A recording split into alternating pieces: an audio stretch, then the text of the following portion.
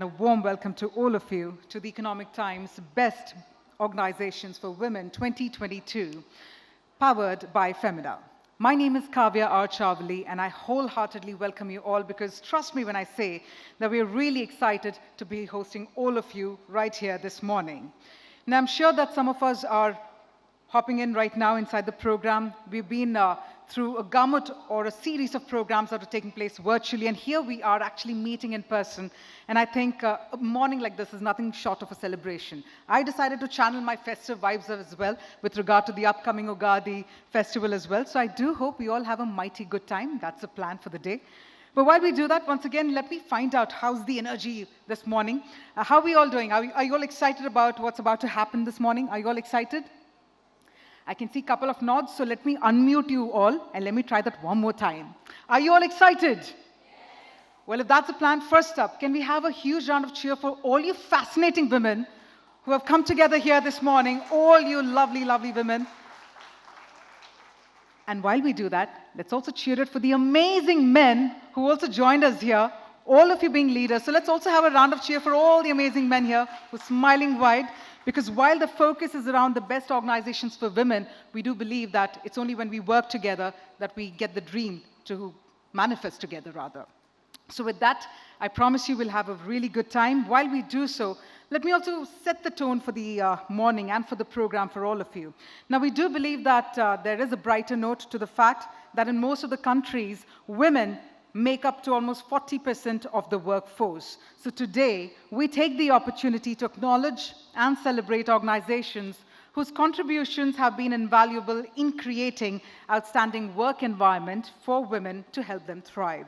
And in our efforts to recognize the best organizations for women, we at ETH, along with our research partner, evaluated over 1,000 companies on various parameters, such as equality, inclusion, diversity, and values, and are celebrating those organizations with most impactful gender diversity initiatives from across industries like BFSI, aerospace and defense, manufacturing, healthcare and pharma, IT, ITES, retail, infrastructure, etc.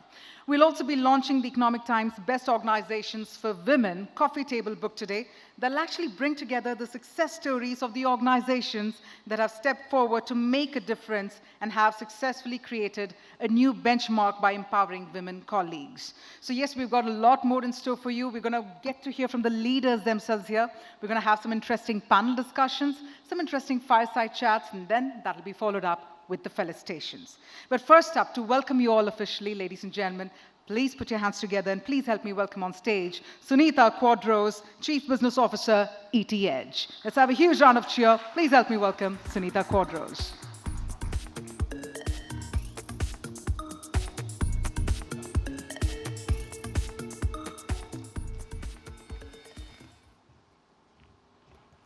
Thank you, Kavya. Hello, ladies and gentlemen.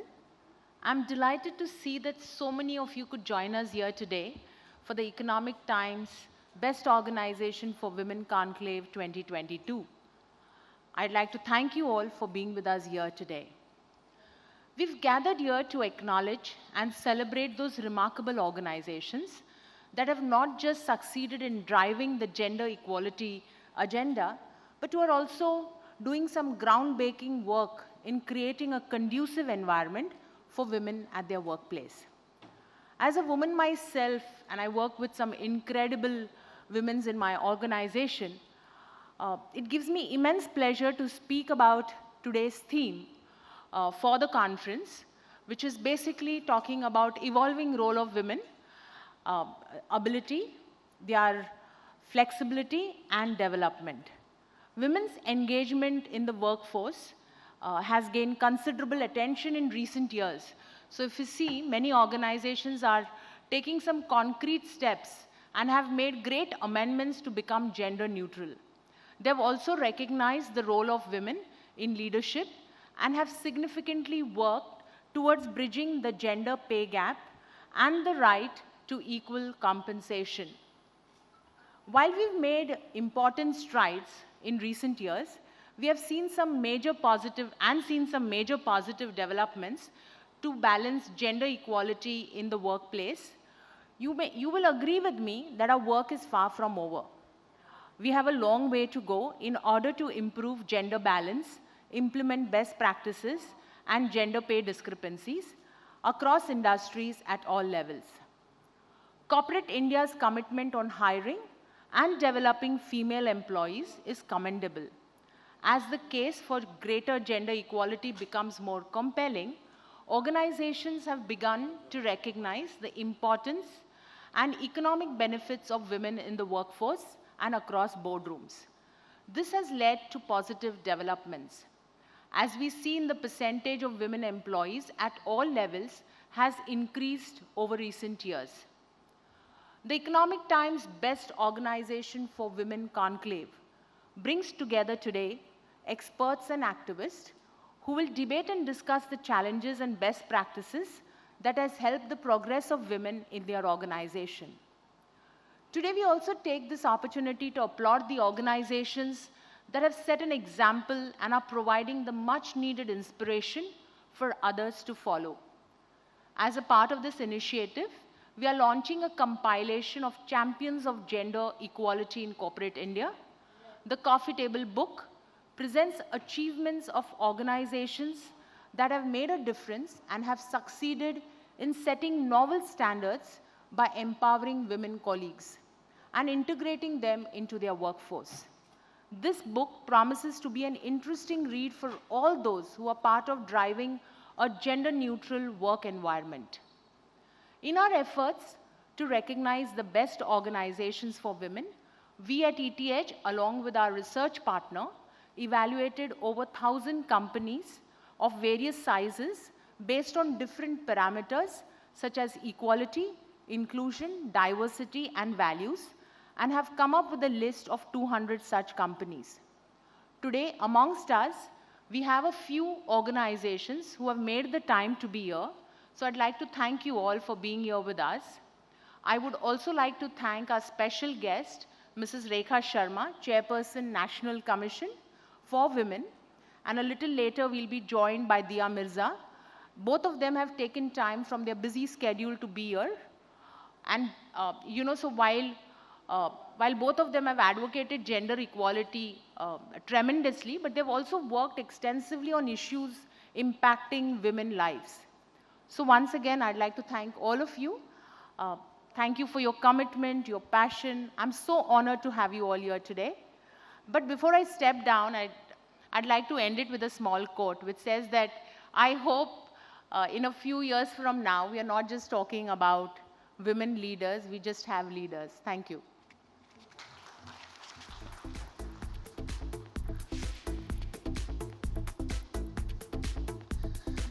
Thank you very much, Sunita. I think one thing that we all can definitely resonate with you is the fact that the only new normal that we are eagerly looking forward to is a day when we stop saying the word women leaders. And we literally say leaders, and that includes everyone, literally everyone. With that, let me also quickly share with you all that we do have the survey forms placed on the tables for all of you. So do take a couple of seconds off to fill in your details and also share your thoughts in the form of the survey. And we also have a very interesting hashtag that's displayed on the stage for all of you. So I would want you all to participate in the conversations using this amazing hashtag that we've created for you. It's a lengthy one, but who cares? It's an impactful one, isn't it? So that's the hashtag ET Best Organizations for Women. Please do participate. Share your thoughts, whether you want to tweet or put that on Instagram. It's totally up to you, but do not forget to use this amazing hashtag we've created for you.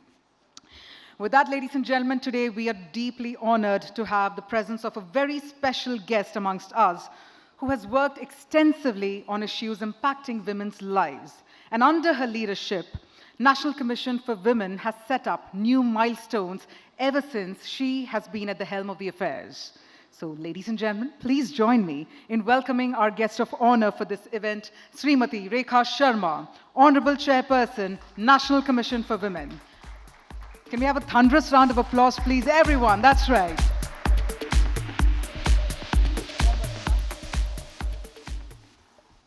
Good morning, ladies and gentlemen, and thank you so much, ET Now, for organizing this wonderful program for the organizations which are not only helping women to come out and work, but giving equal opportunity and equal salaries, and is a perfect example in this today's world for women to come up and do her own thing. Once again, I congratulate you, Economic Times, for organizing this program. And today, when we are talking about women and womanhood and celebrating it, we must start with remembering Indu Jainji, who was Times Group's chairperson, and who was an example and epitome of womanhood, who was ahead of her times.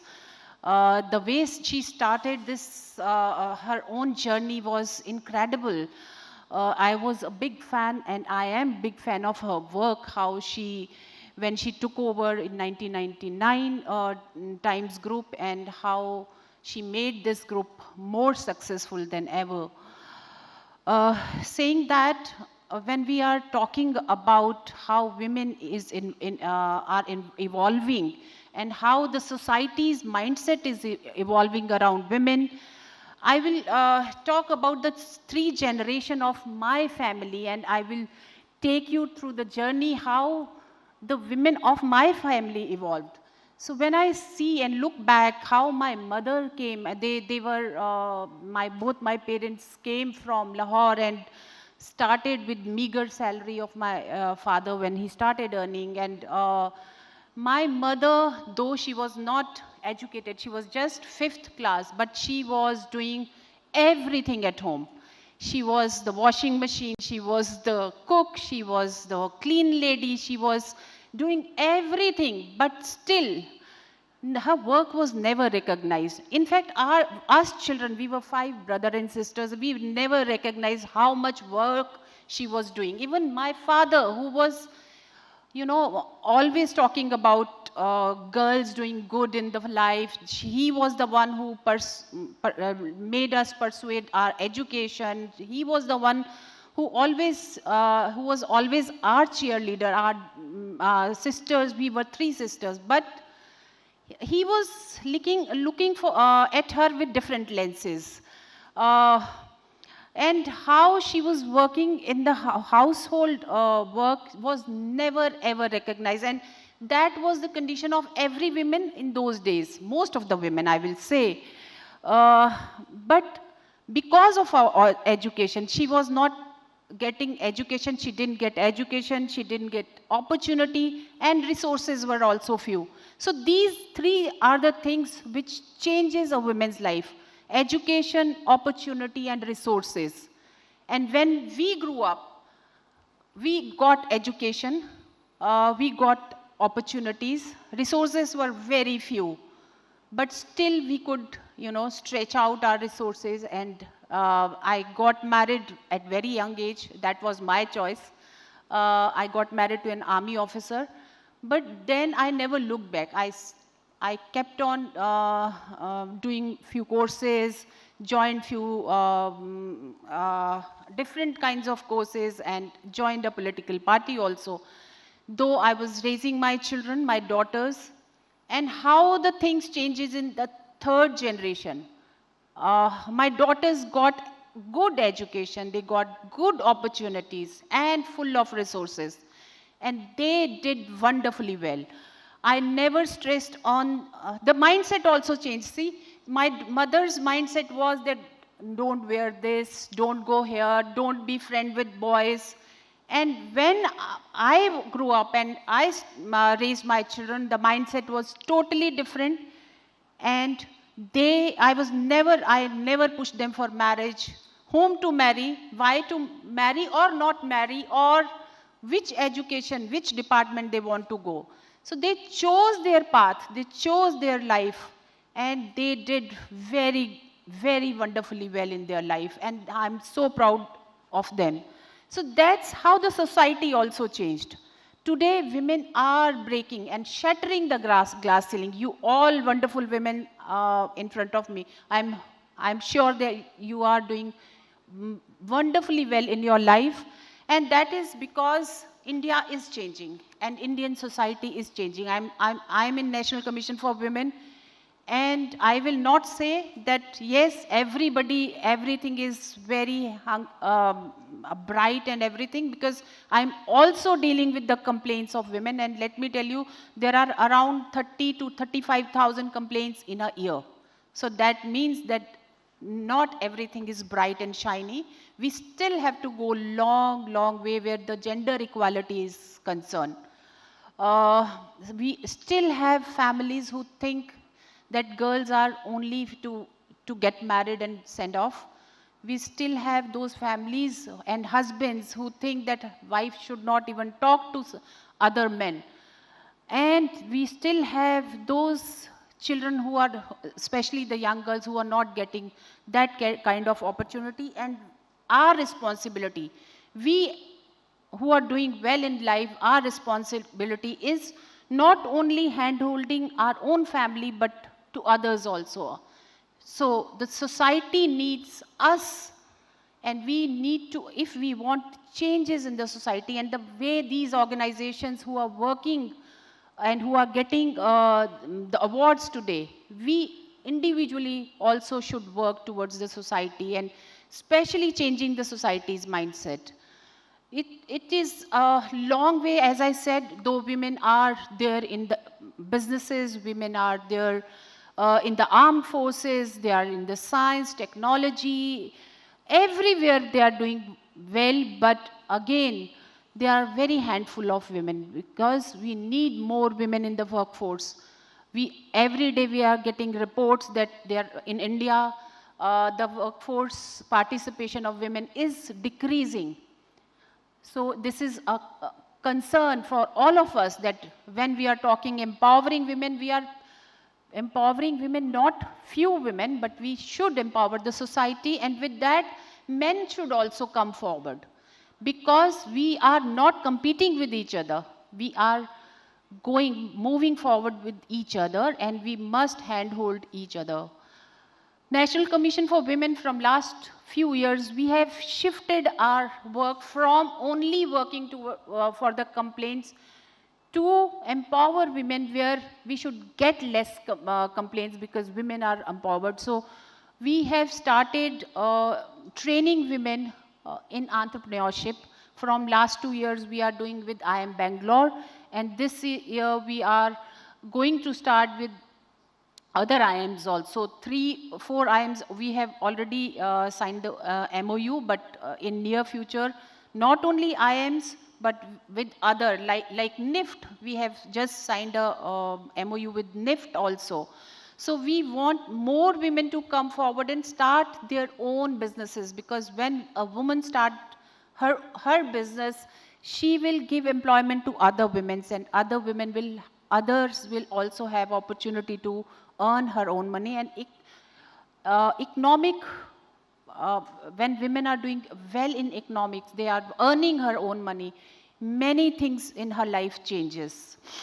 We are also empowering them politically, but because I think more women should come forward and join where these policies are being made.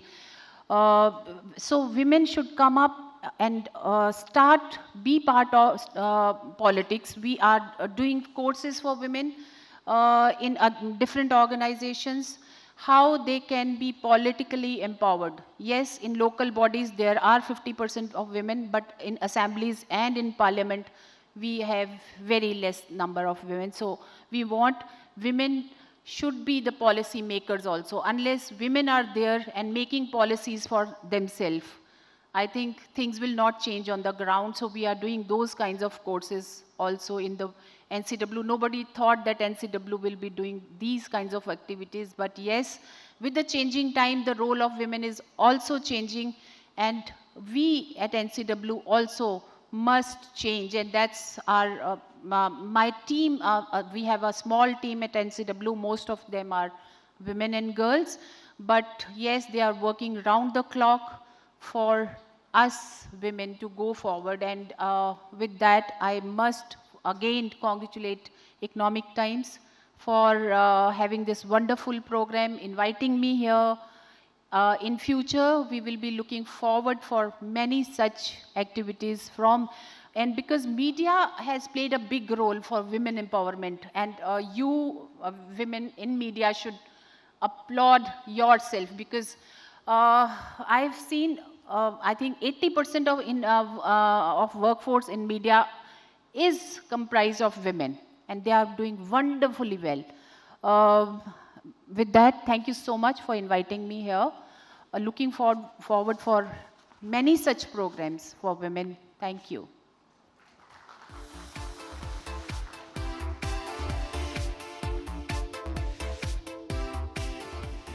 Thank you very much, Rekha ma'am, for sharing some wonderful anecdotes from your life. And also, those three keywords that I managed to take away from what you shared, which is to do with education, opportunity, and resources. Thank you so much for enlightening us with your words. Thank you once again, ma'am. Ladies and gentlemen, I do believe that we're about to also move on to the next segment and have another beautiful guest joining us as well this morning. But before we do that, I was mighty curious to understand that we went through a pandemic. But during the pandemic, and I'm sure we all managed to harness different set of skills. For example, I learned how to make dalgona coffee. As simple as that. But this is what I want to do. I want to understand from all of you, give me one clap if you all also made dalgona coffee. One clap. So very few of you. Superb. That's some honesty. But give me two claps if you felt pandemic was a blessing. Two claps. Okay, we see that smiles increasing, the applause increasing. Give me three claps if you also managed to optimize your LinkedIn profile, your IG profile, your social media profile. Give me three claps. All right. Now give me four claps if you really enjoyed your virtual meetings and webinars. Okay.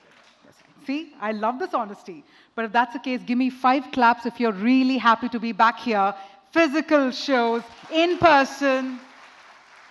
We love that energy, don't we? I think what's happened is we've all managed to utilize the time in some way or the other. We managed to build connections, but here we are actually coming together to foster newer connections. So it's wonderful to see that happening. While we do that, I've also been told that we will be having another beautiful guest joining us. I guess I'm going to get a quick thumbs up. Till that happens, I hope you're also going ahead and tweeting using this wonderful hashtag. And if you've not filled in the survey forms, please do go ahead and fill in the survey forms as well. Because up next, I'm going to be having a conversation around something to do with women's role, especially when it comes to being both in media and off media. So that's going to be another interesting conversation coming your way with another interesting guest here.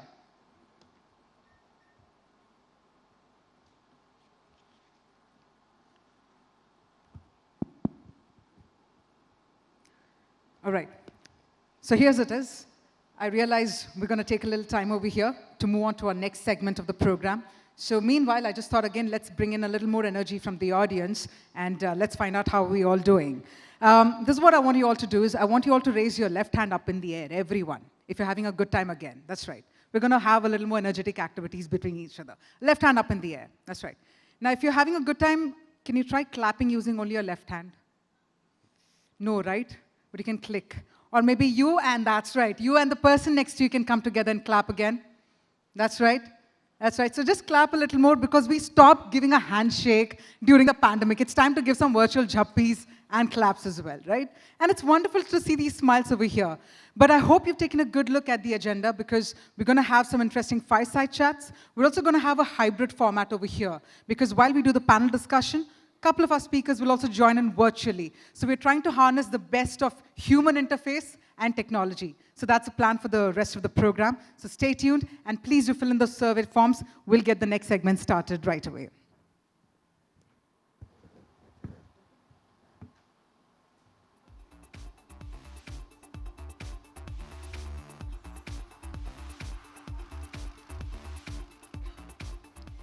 All right, so on that note, let me also set the tone in order to introduce our next guest, because she is someone who has advocated women empowerment. And apart from her very successful film career in the Indian film industry, she's also donned several hats, as she's also the UN Environment Goodwill Ambassador and UN Secretary General's Advocate for Sustainable Development Goals. She's also Artist Ambassador, Save the Children, board member, Sanctuary Nature Foundation, and the Global Ambassador IFAW, International Fund for Animal Welfare. Ladies and gentlemen, I know by now you've already taken a good guess as to who our next guest is, and I'm in fact delighted to have the opportunity to have some very interesting tete-a-tete with her. So we will be having Dia Mirza joining us in a short while, and after that, we'll also be having another very interesting topic, or a take rather, around women mentorship, or the role of mentors, and at the same time, we'll also be having another deep understanding on women accepting workplace challenges. So it looks like we managed to sandwich the entire agenda in terms of the good, the stereotypes that we do face, and again, leave it with the good in terms of what we can take forward with us. So with that, we will be gearing up with this session featuring Dia Mirza, and I think Dimple has given me a thumbs up, which means, see, this is what is going to happen, you know. We've got used to virtual shows, and now in physical setup, we have a lot of coordination happening here. But I see there's a movement there from our photographers, which means, ladies and gentlemen, can we have a huge round of applause? Please help me welcome the wonderful, the beautiful, and the amazing Dia Mirza. Dia, if I may directly request you to come on stage, please.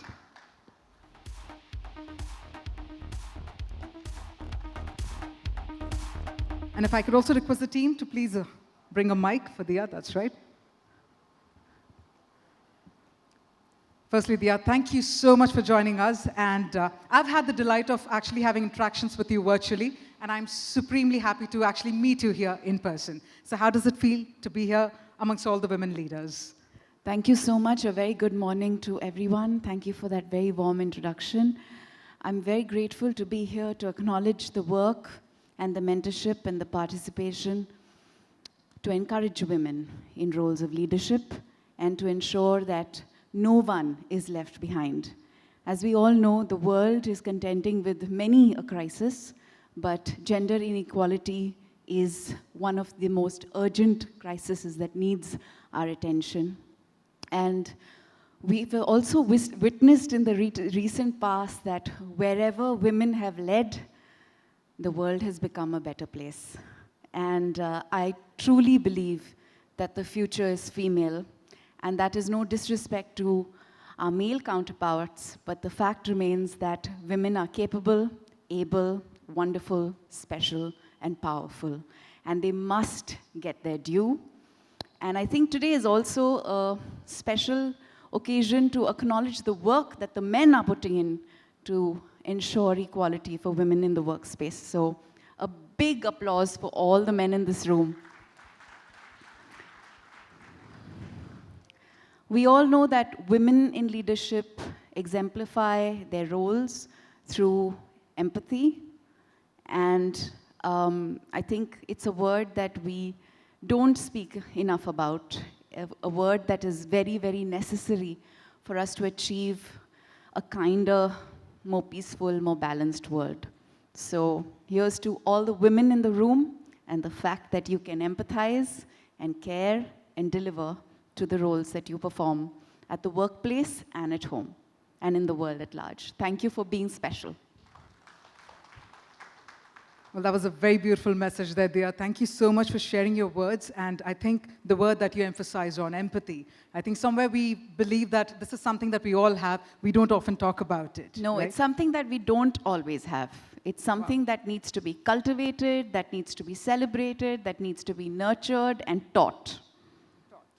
That's well put there. I do have a couple of questions for you, Dia, and I think this is also imperative in times such as these, wherein we are driving important conversations. The first up being, what, according to you, could be the top 3 critical pointers, if somebody wants to go ahead and leave, for that matter, or rather lead an inspiring life and also inspiring the others. So what could be those 3 critical factors, according to you?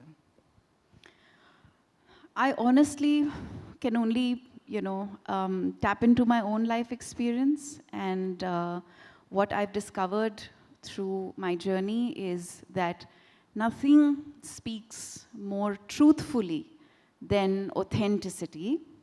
So define your own narrative, speak your own truth, and walk your own path, and you'll lead the way, often even for yourself.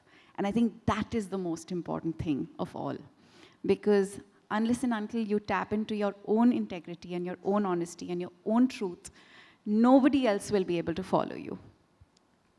think that was a powerful takeaway for me as well.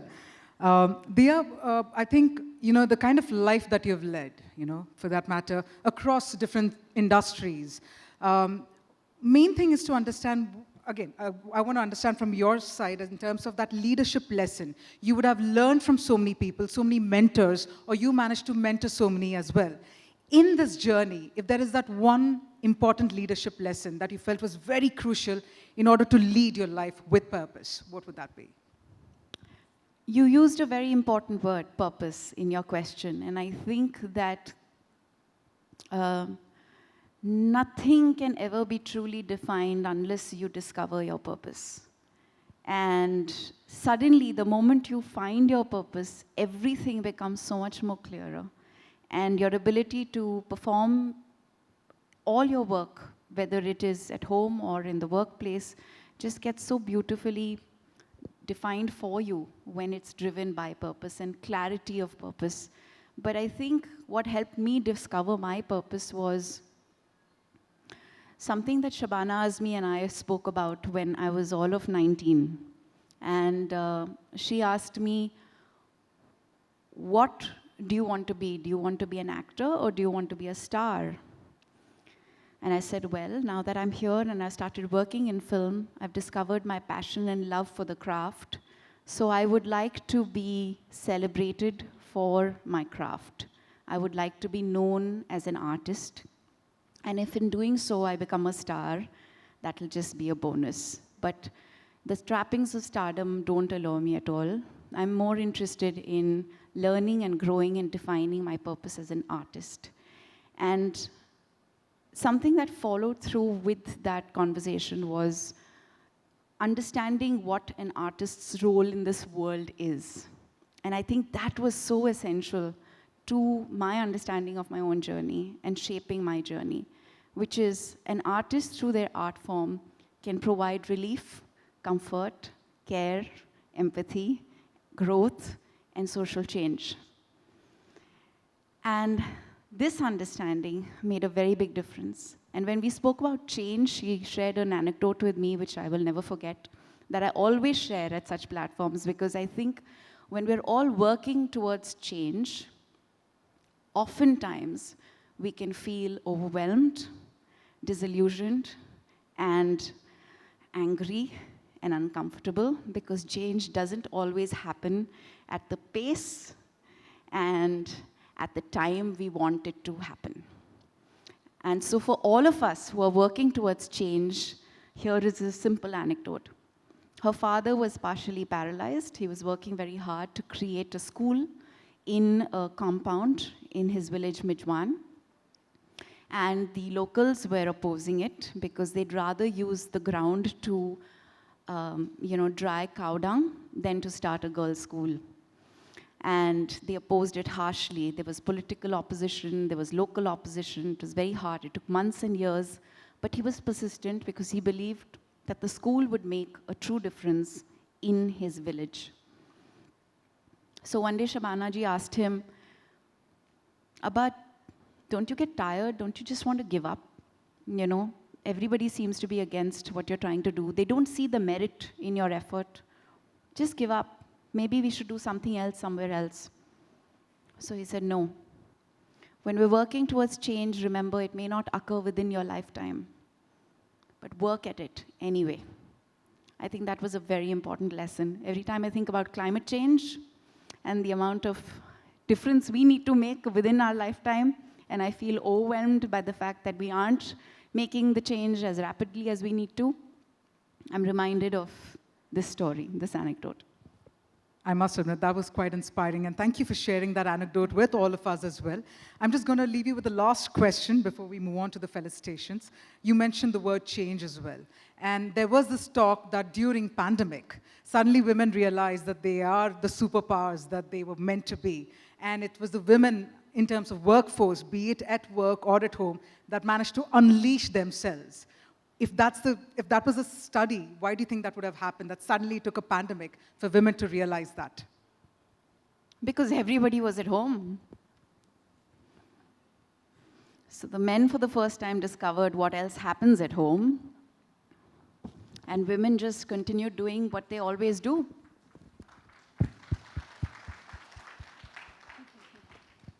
Ladies and gentlemen, once again, can we have a huge round of applause for Dia Mirza? Thank you so much, Dia, for joining us. Thank you for having me. I'm going to be requesting you to please remain on the stage. And if I may also humbly once again invite none other than Rekha Sharma ma'am to please come forward so that we can begin with the round of felicitations. So I'm going to take that mic from you.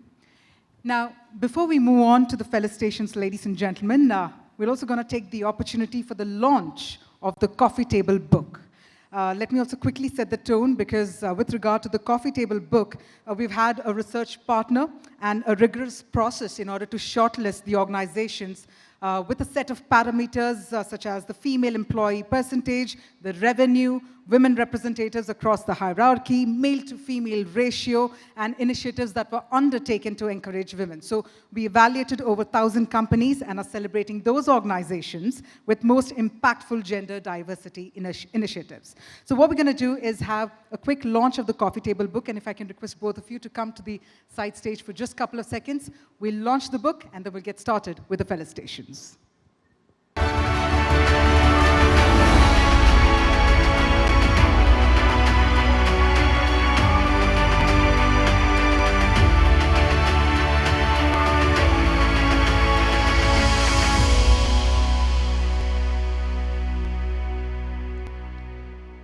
That's right, ladies and gentlemen. Can we have a round of cheer because that's the Coffee Table book that encompasses all the amazing stories of all the fabulous organizations here. So thank you so much. I'm going to request you to please come center stage.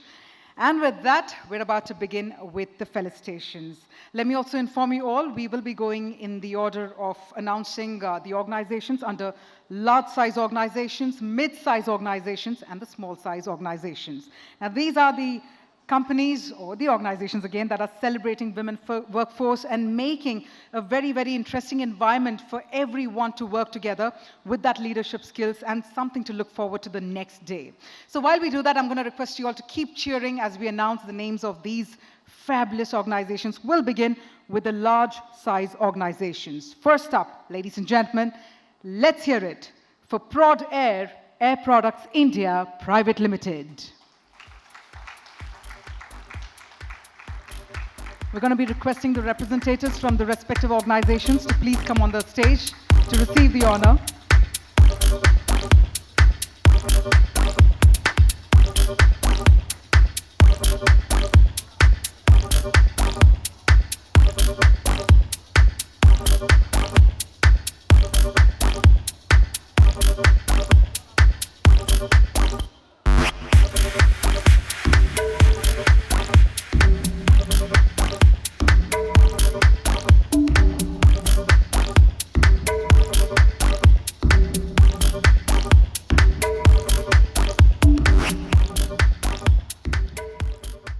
As we will be moving ahead back to back, let me inform all the amazing teams or the representatives who have come here, who have turned up here on behalf of the organizations. I will be taking the name of the organizations. I'm going to request you all to please come up on stage to receive the honor. With that, let's move forward and let's hear it for Annapurna Finance Private Limited.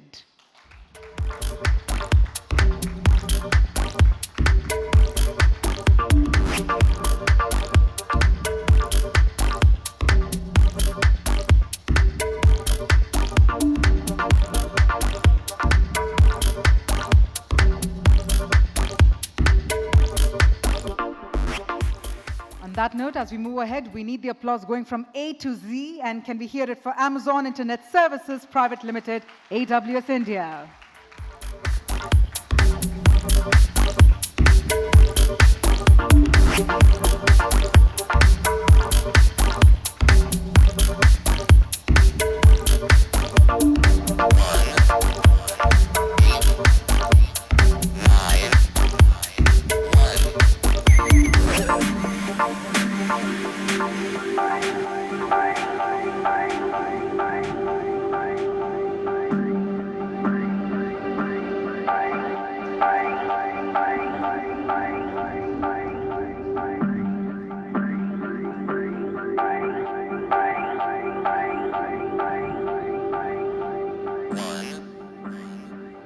We're going to have a stage selfie as well. सब लोग निकालो अभी cameras, everyone. That's lovely indeed.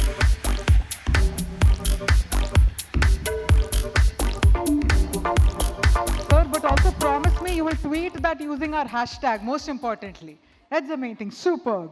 On that wonderful note, let's move ahead and let's hear it, ladies and gentlemen, for Bosch Global Software Technologies.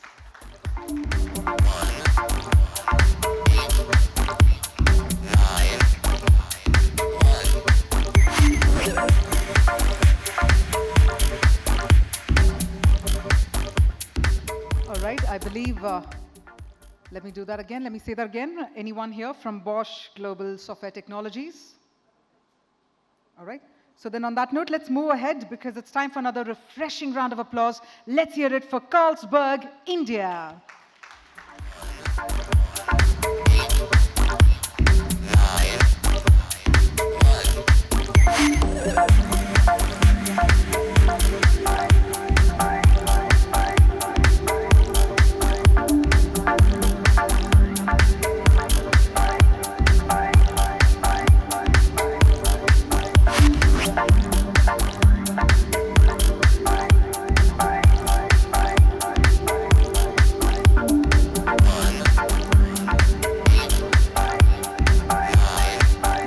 Coming up next, we need to have a smiling round of applause because it's time to hear it for Colgate-Palmolive India Limited.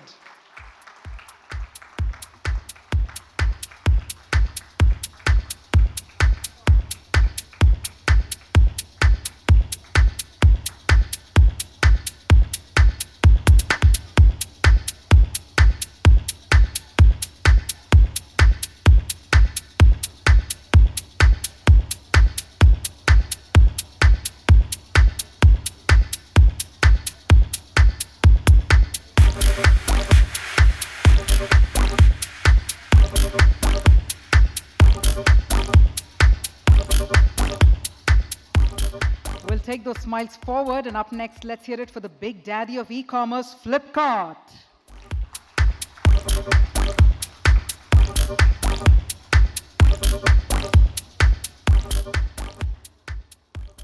All right, so with that, then let's move forward. And ladies and gentlemen, up next, let's hear it for HDFC Ergo General Insurance.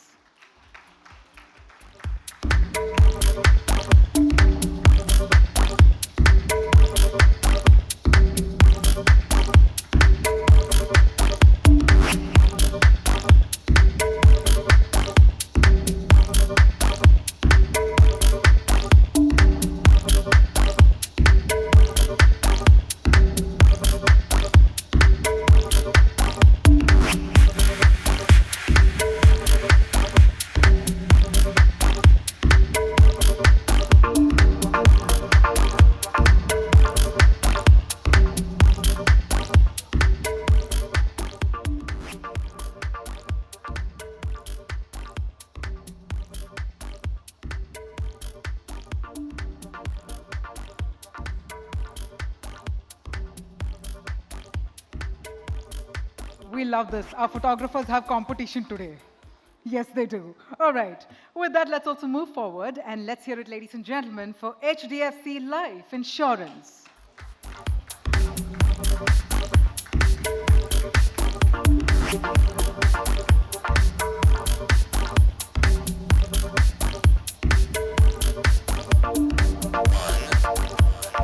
You know, it's actually interesting to see how pandemic के पहले insurance बेचा जा रहा था and pandemic के दौरान insurance खरीदा जा रहा था. You see that shift, that tectonic shift that happened, which means another round of applause.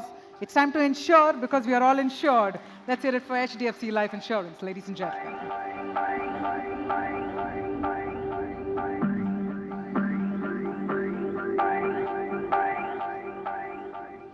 And with that, let's also move forward to felicitating the next organization, Hindustan Petroleum Corporation Limited.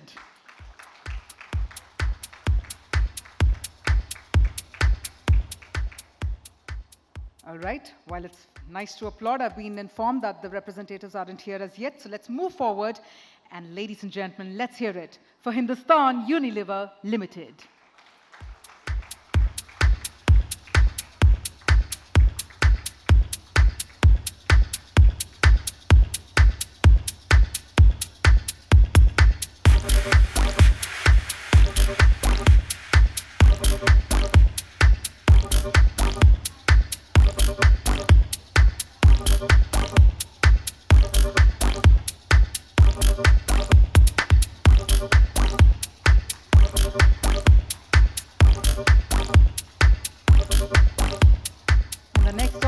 organization that is also promoting gender parity and promoting women workforce, but at the same time, innovation. Let's hear it for IBM India Private Limited.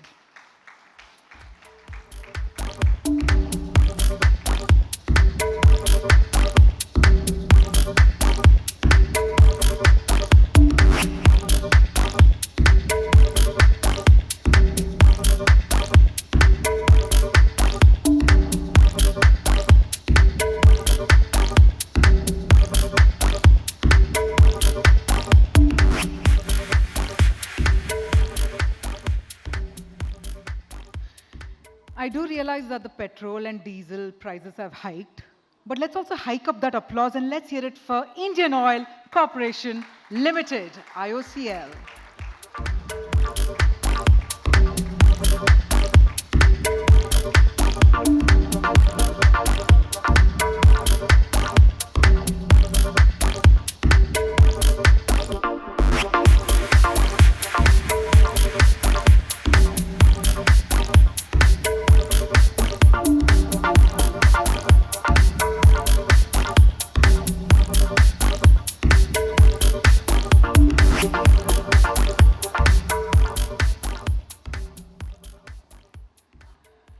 Photographer Sab, I want you to capture this moment as well for our records.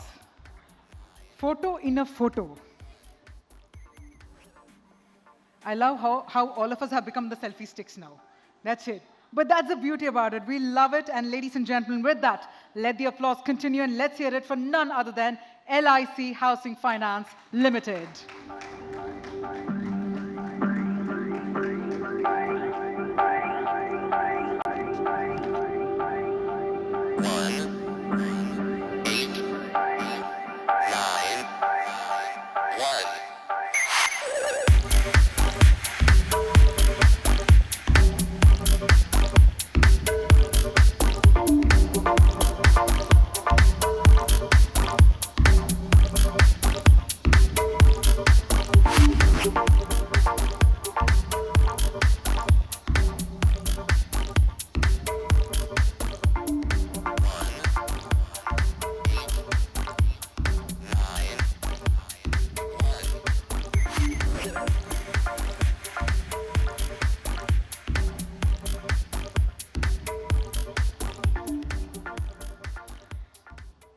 Well, looks like we all managed to go digital as well. So, ladies and gentlemen, let's hear it next for Western Digital Corporation.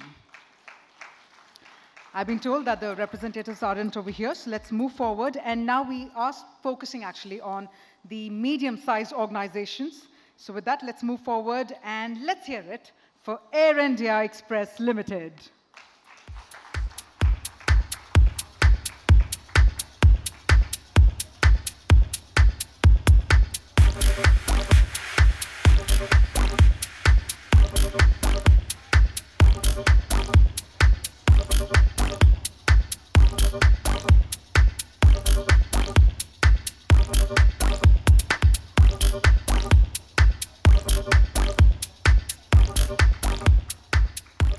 Congratulations. And moving on, there's a saying that where there's a will, there's a way. So right now, let's hear it for Amway India Enterprises Private Limited. A huge round of applause, ladies and gentlemen, for Amway.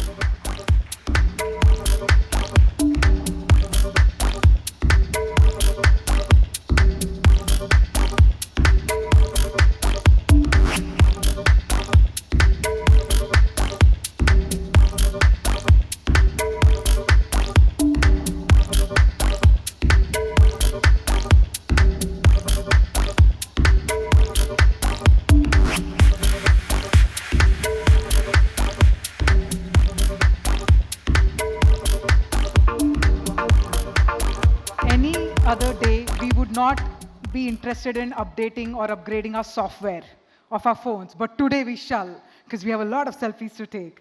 We love that energy. So with that, ladies and gentlemen, it's time to also felicitate the next organization. Let's hear it for Avery Dennison India Private Limited.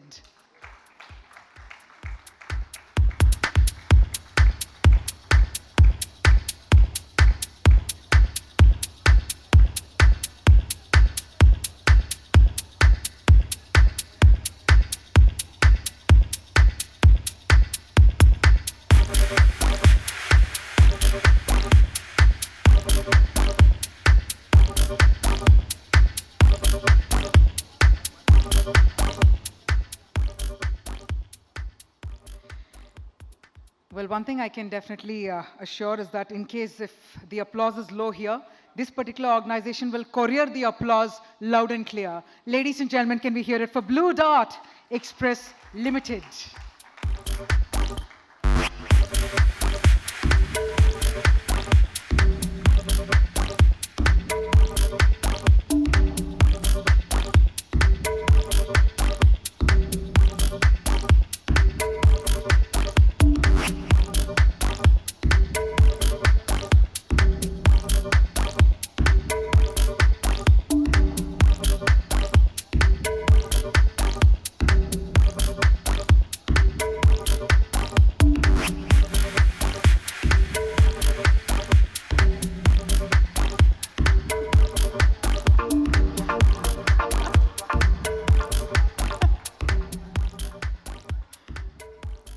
That's a very special moment.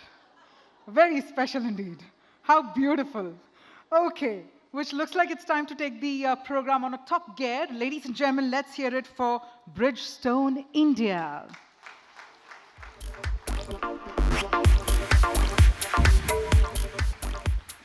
अच्छा मैंने तो speed बढ़ा दी but the representative is not here. That means we'll put a break again.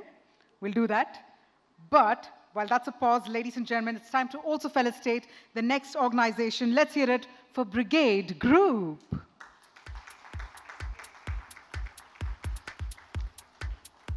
All right, then on that note, let's move forward and let's hear it for Capgemini Technology Services India.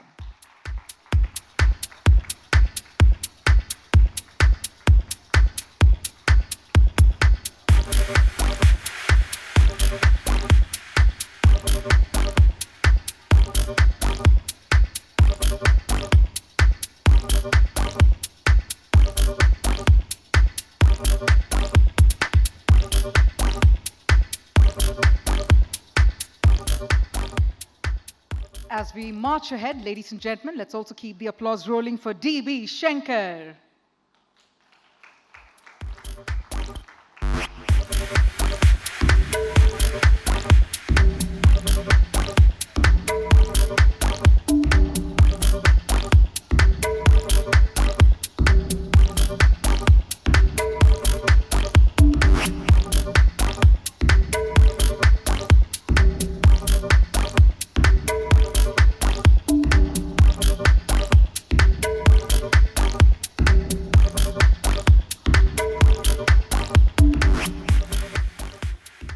And with that, it's also time to felicitate the next organization, Future Generali India Insurance. Can we have a huge round of applause for the entire team at Future Generali India Insurance?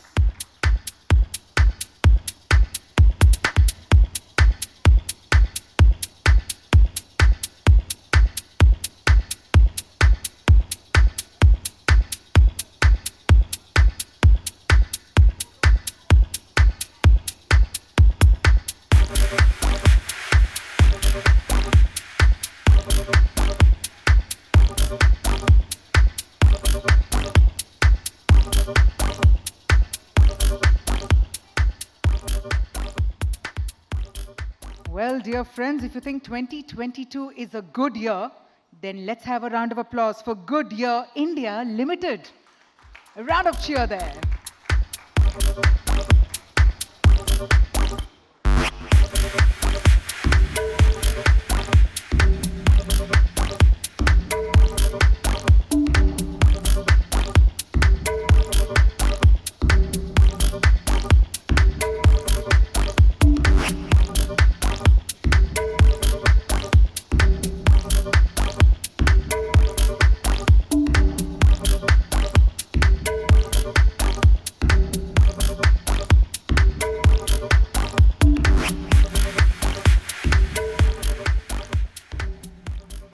What to do, millennials.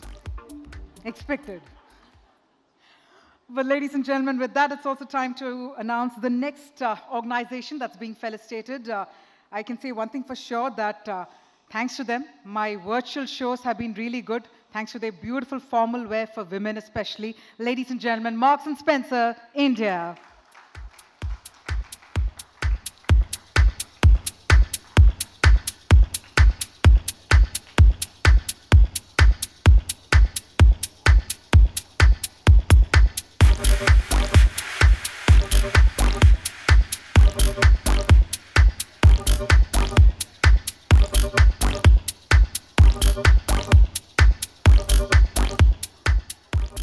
And now I want you all to guarantee me a beautiful round of applause whether you got the IPO or not. I'm talking about NICA, ladies and gentlemen. Can we have a huge round of cheer for NICA, the next organization that's being felicitated here this morning? Very nice. Just like I didn't get my allotment, their representative has also not turned up here. I am going to literally have a word now. But on that note, let's also move forward, jokes apart. It's also time to felicitate the next brand, ladies and gentlemen. Let's hear it for Solvay Specialities India Private Limited. A huge round of cheer.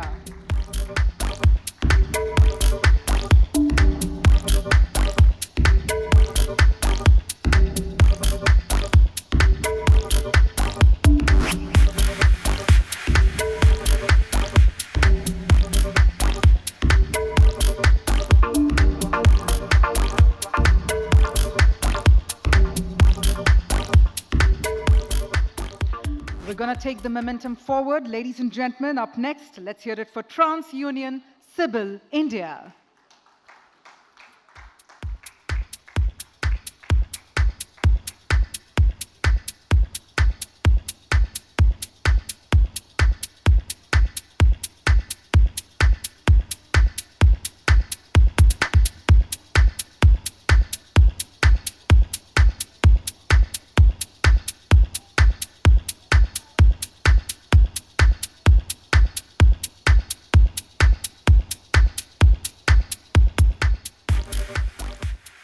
As we march ahead, ladies and gentlemen, let's also hear it for Pearl Global Industries Limited. Pearl Global Industries Limited. All right, then on that note, we managed to have a little bit of a dim in that applause. Let now your applause fly high, because it's time to hear it for Vistara Tata Airlines. Vistara Tata Sia Airlines, ladies and gentlemen. I will shamelessly plug in the fact that I'm a huge fan of their flight food. I mean, every time I get a chance to fly Vistara, I'm like, oh, what's being served next? But if you're all fans of Vistara, can we have another round of applause? Come on, let's bring that on.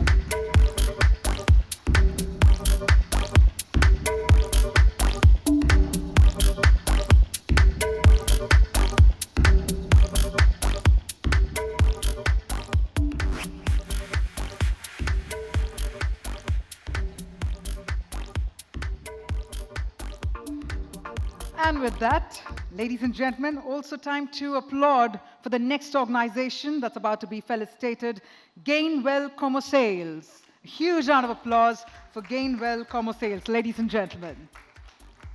Now, I'll tell you what, she's been applauding for all the organizations that were being felicitated so far. It's time for you to do so as well. Bring on those smiles, bring that applause, ladies and gentlemen.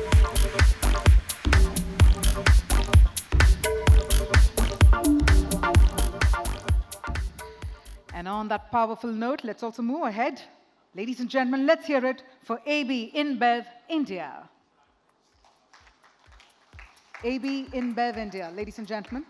All right, time to also move ahead, and let's have a round of applause for the next organization, CNH Industrial.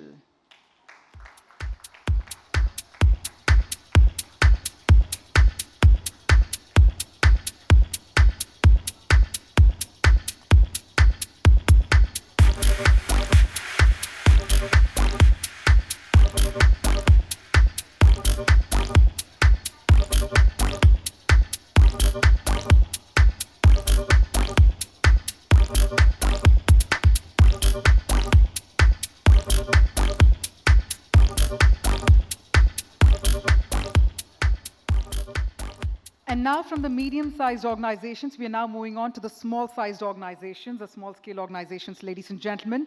While the term says small scale, let the applause be big. That should be the promise, okay? Ladies and gentlemen, let's hear it for Edwards Life Sciences India Private Limited.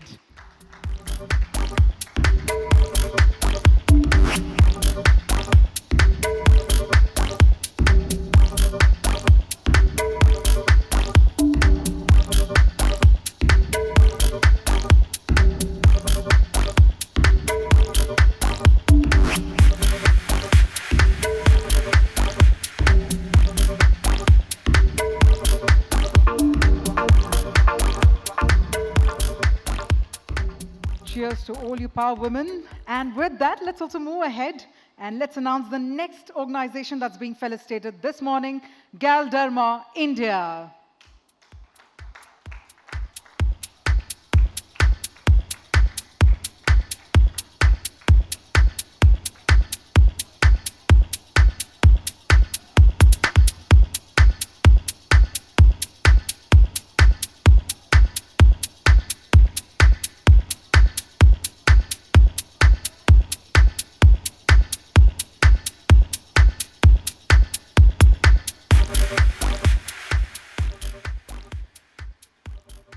Well, we do realize that during the pandemic, all the focus went towards technology in order to have these conversations. So let's also hear it for GAVS Technologies.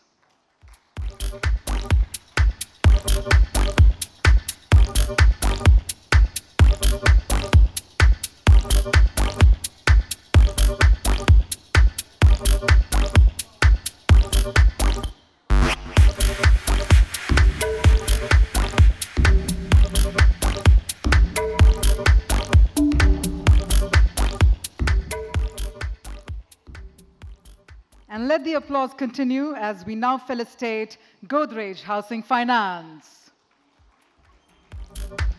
Yeah, we're talking about a legendary brand called Godrej. Let's have a legendary round of applause, everyone. Come on.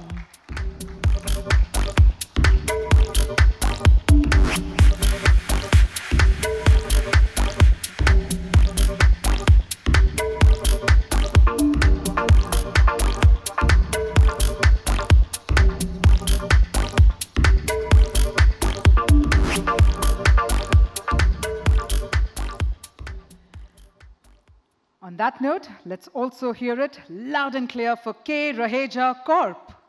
A huge round of applause, ladies and gentlemen, for K. Raheja Corp.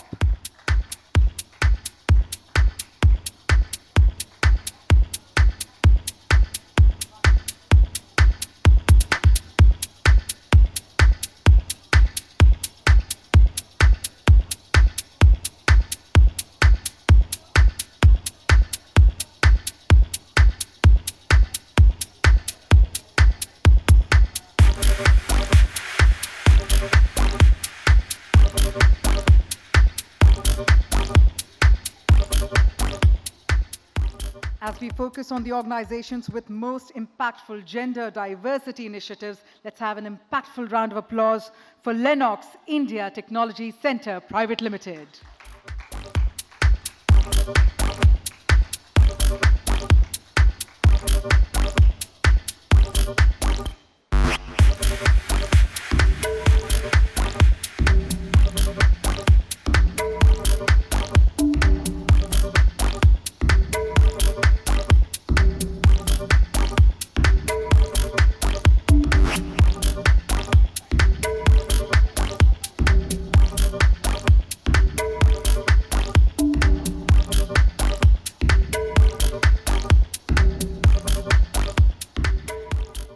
And with that, let's also move forward to announcing the next organization that's being felicitated here this morning. Let's hear it for ZF India Private Limited. Can we have a round of applause, ladies and gentlemen, for ZF India Private Limited?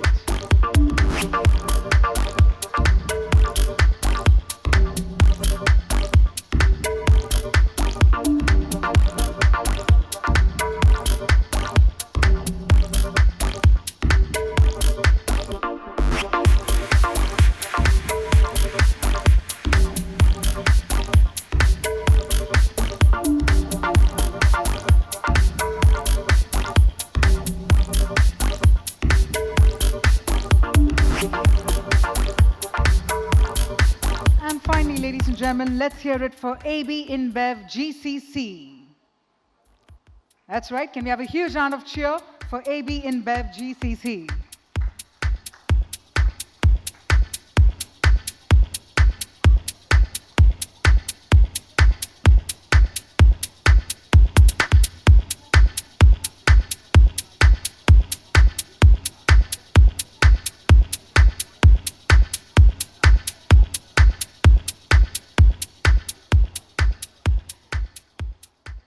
Congratulations. And I've also been informed that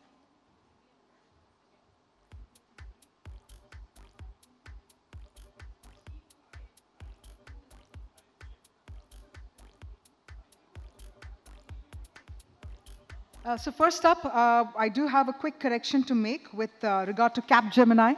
While we announced it under the medium-sized organization, it comes under the large-sized organization, so Capgemini. And with that, I've also been informed that we have somebody here from IBM as well. And ma'am, would you like to? Okay, all right. Are we planning to bring our cameras again, our phones? Yes. So we're going to just have you again on the stage, ma'am. I'm going to be requesting Rekha ma'am and Diya. So we're just going to request you to please do the honors one more time for IBM. IBM India Private Limited, ladies and gentlemen.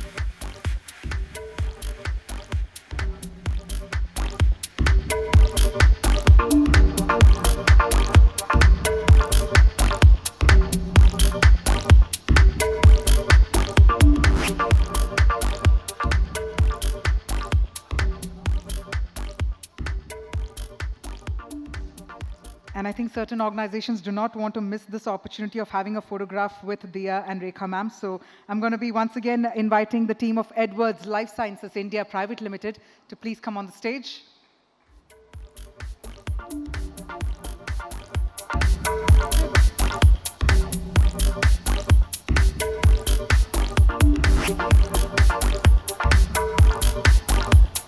Acha, okay.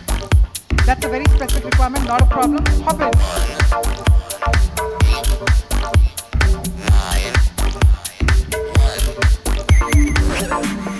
I realize we are not in a mood to wait till the event pictures come. We will create that moment. That seems to be the tempo over here, so let's do that for sure.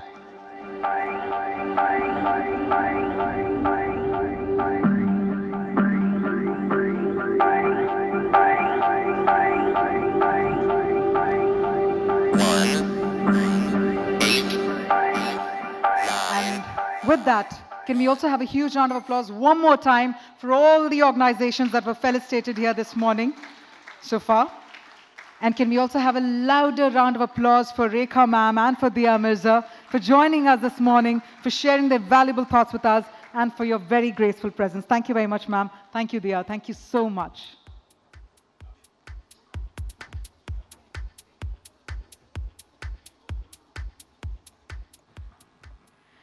It's been a very inspiring and a very insightful morning already with the round of felicitations. And on that note, what we're going to do is set the stage for a very important panel discussion coming your way.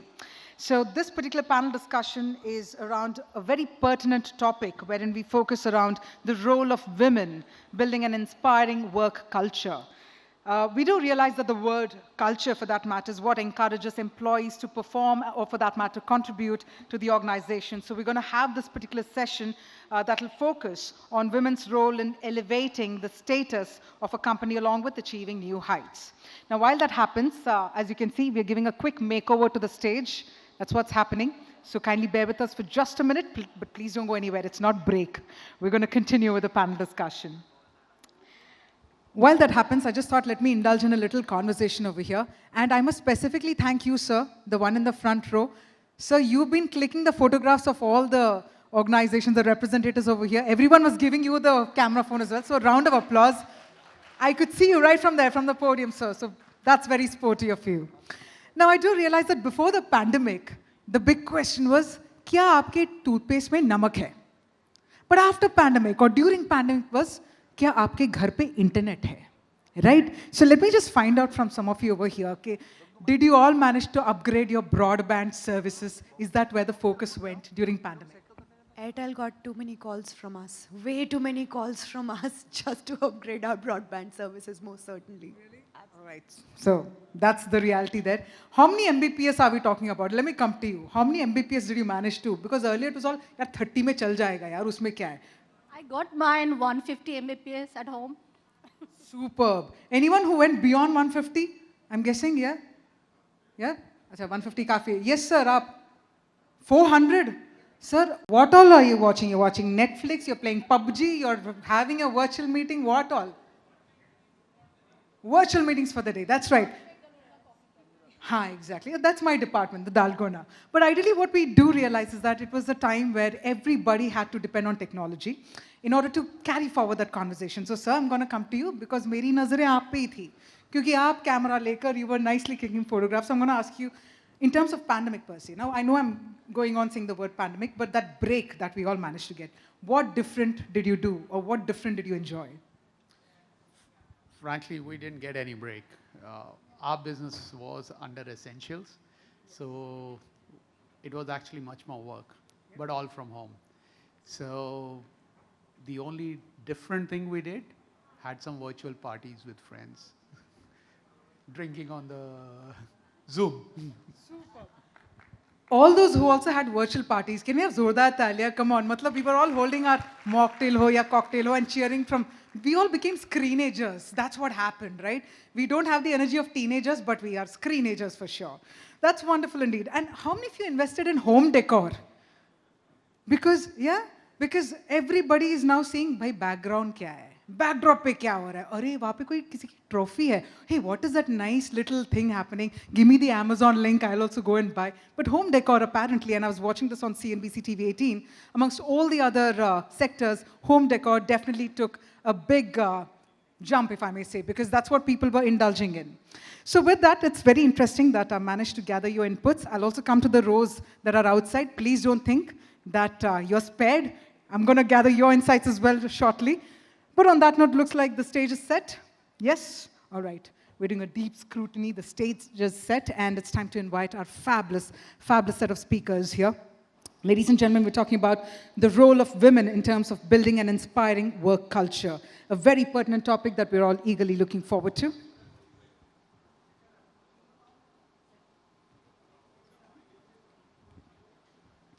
So I'm going to quickly go ahead and invite our set of speakers, amazing leaders that they are.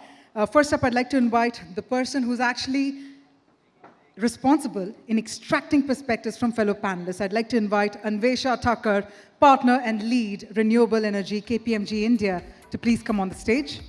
Anvesha, if I may please have your presence, I'm going to request you to please take your seat on the corner over here so that you can have a good view on all your panelists. And ladies and gentlemen, where is the energy to welcome our speakers? Come on. I know you're all deeply waiting for all the knowledge to come, but let's welcome them with a round of cheer. Warm welcome to you, Anvesha.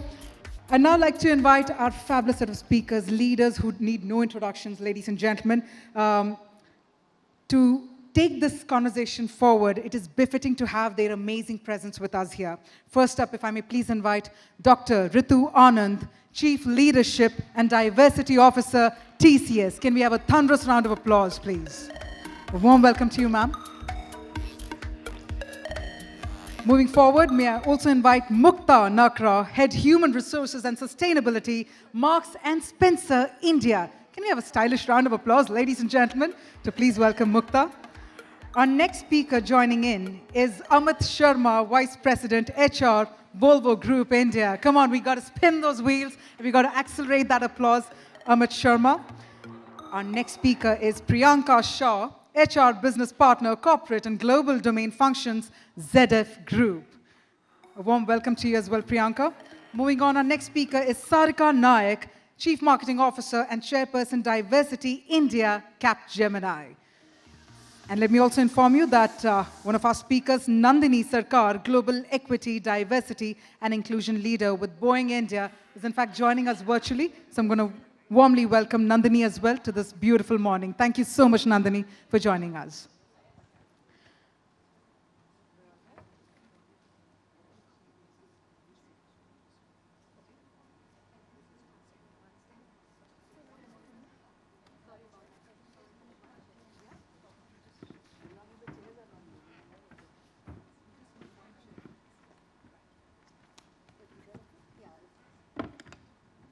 And with that, Anvesha, over to you then.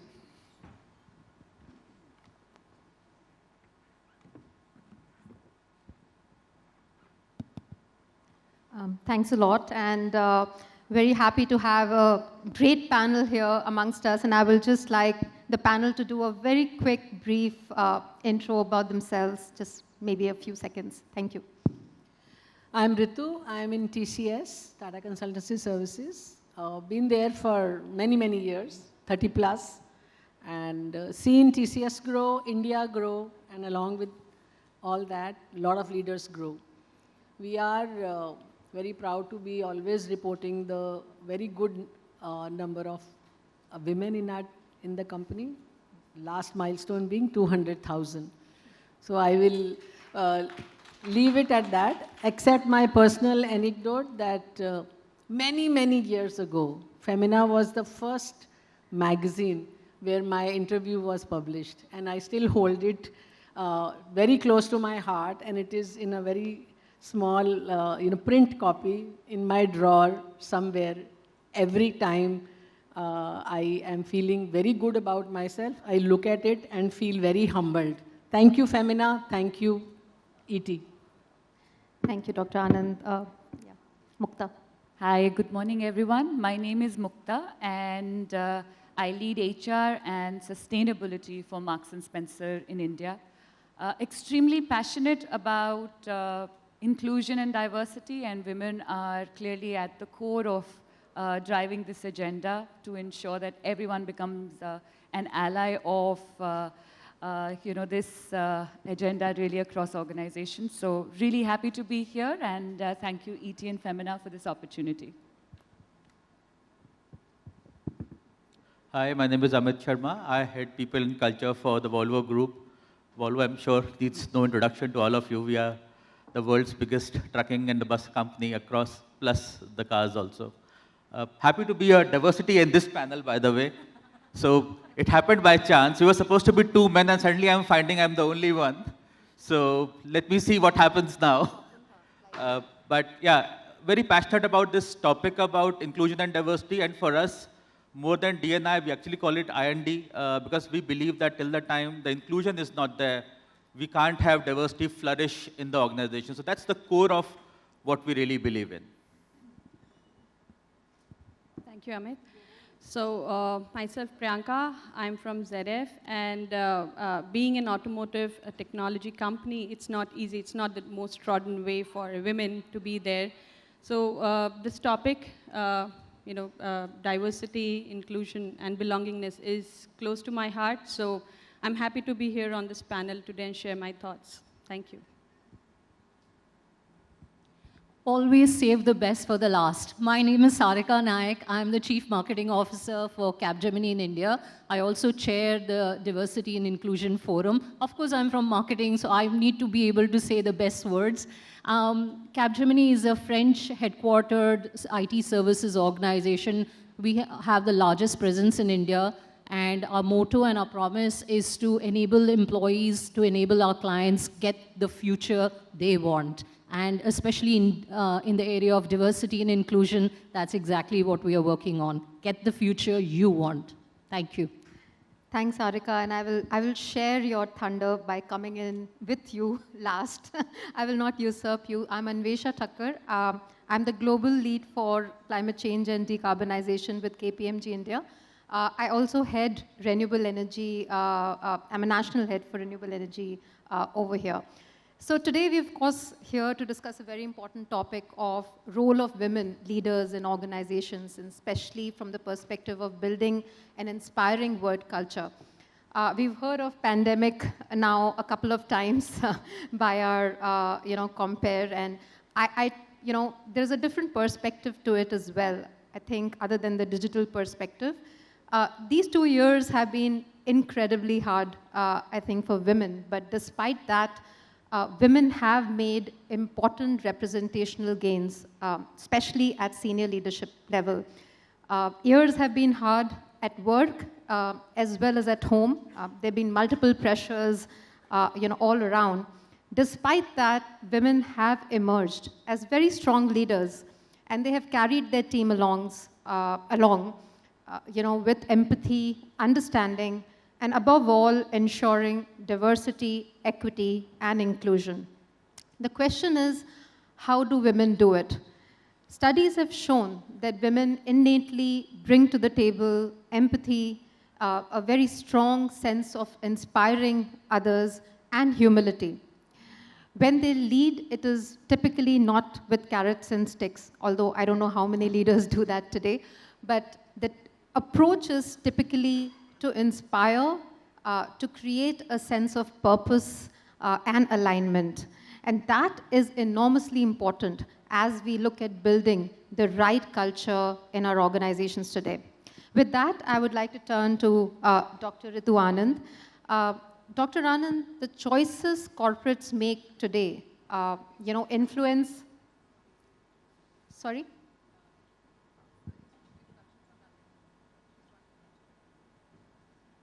Oh, I'm so sorry. I'm totally sorry. We have Nandini Sarkar joining on video, and Nandini, my apologies. I completely missed the fact that you were on video. Please come in and apologize. Please come in and introduce yourself.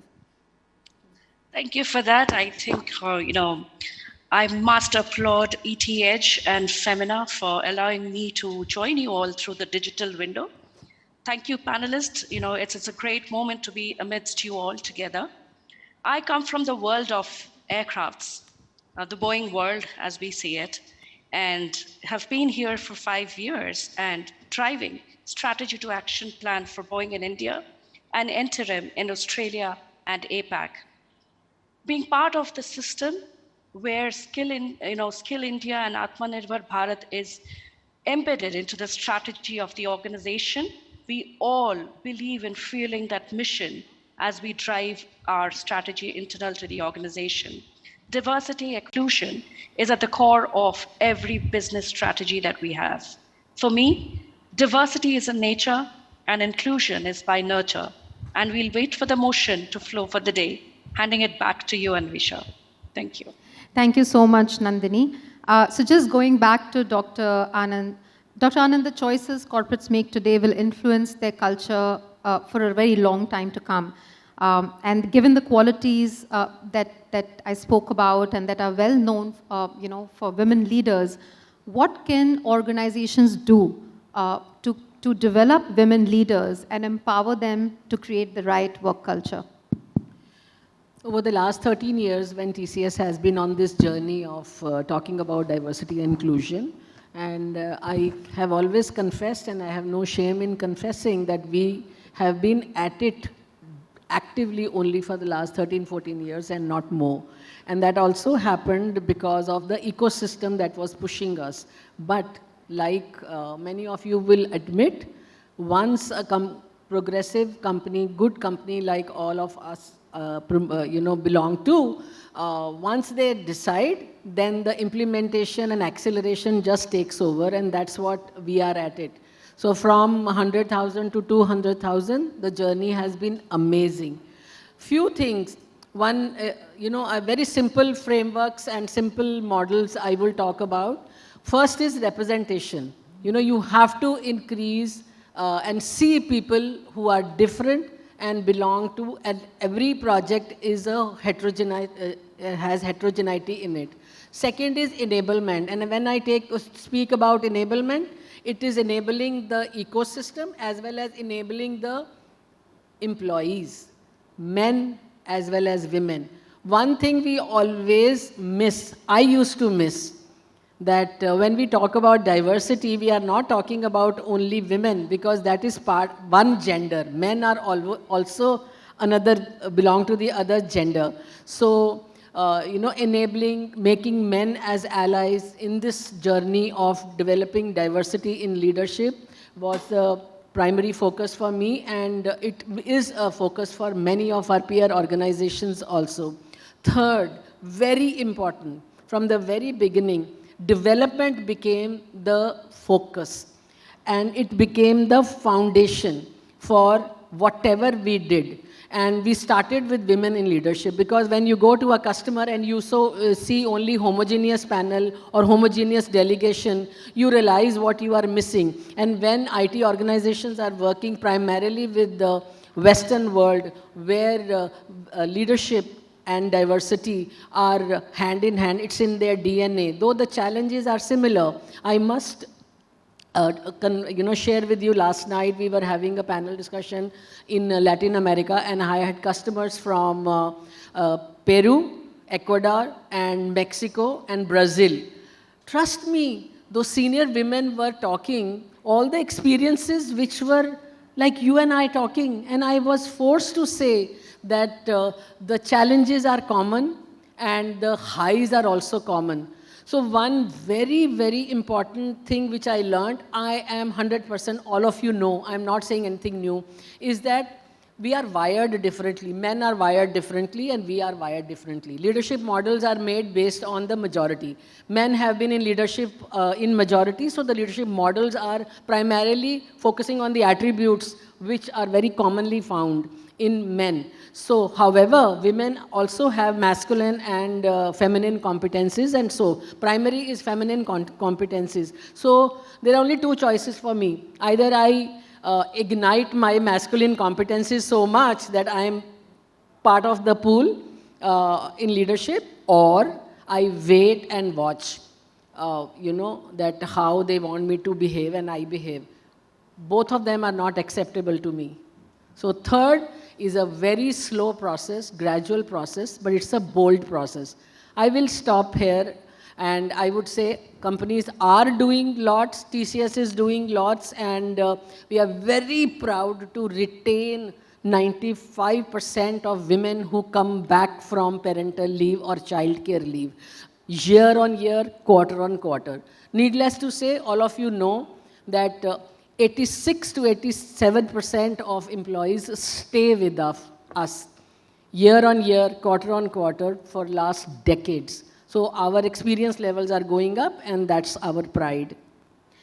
Great and succinct points, Dr. Anand, and something that I personally relate with, because in my 23 years of career, the only reason that I managed to stay on course is because I had organizations that provided me the flexibility, both the times that I had children, to work from home, to have flexible schedules for almost 2 to 3 years, and I would not have stayed on otherwise. So, you would have otherwise also. TCS did not have work from home policy.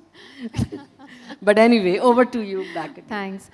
Sarika, I would like you to come in over here. So hybrid culture is clearly, a way of life, and what we can do physically is no longer a limitation. So to create the right hybrid culture, how do you think leaders need to really come in over there? And is there any particular aspect that women leaders can be successful on in creating the right hybrid culture? Great. And Dr. Anand, during the time when I had my kids also, there was no work from home. So I can relate to it. The problems remain the same. I just think that things have changed. And with that, the change, especially in the last couple of years, which has been, accelerated because of the pandemic, it throws up both opportunities and challenges. And they're the same both for men and women. But in my view, I think women are at an advantage in this hybrid mode. And I'll tell you why. First and foremost, if we just look at this panel and we see, we have somebody who is joining us virtually today so that she can share her experiences, something which was completely not acceptable a couple of years ago. So you can get into the experiences of diverse set of people without really having to have all of them in one place.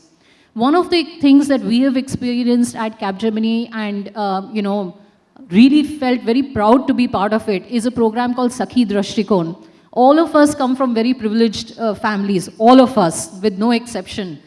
We get to choose what we eat, we get to choose what we wear, we often get to choose where we work. But women who are in tier 2 and 3 cities do not get a chance even to work, even after they have got the necessary degrees. So our program called Sakhi Drashtikon reached out just to these women in tier 2 and 3 cities.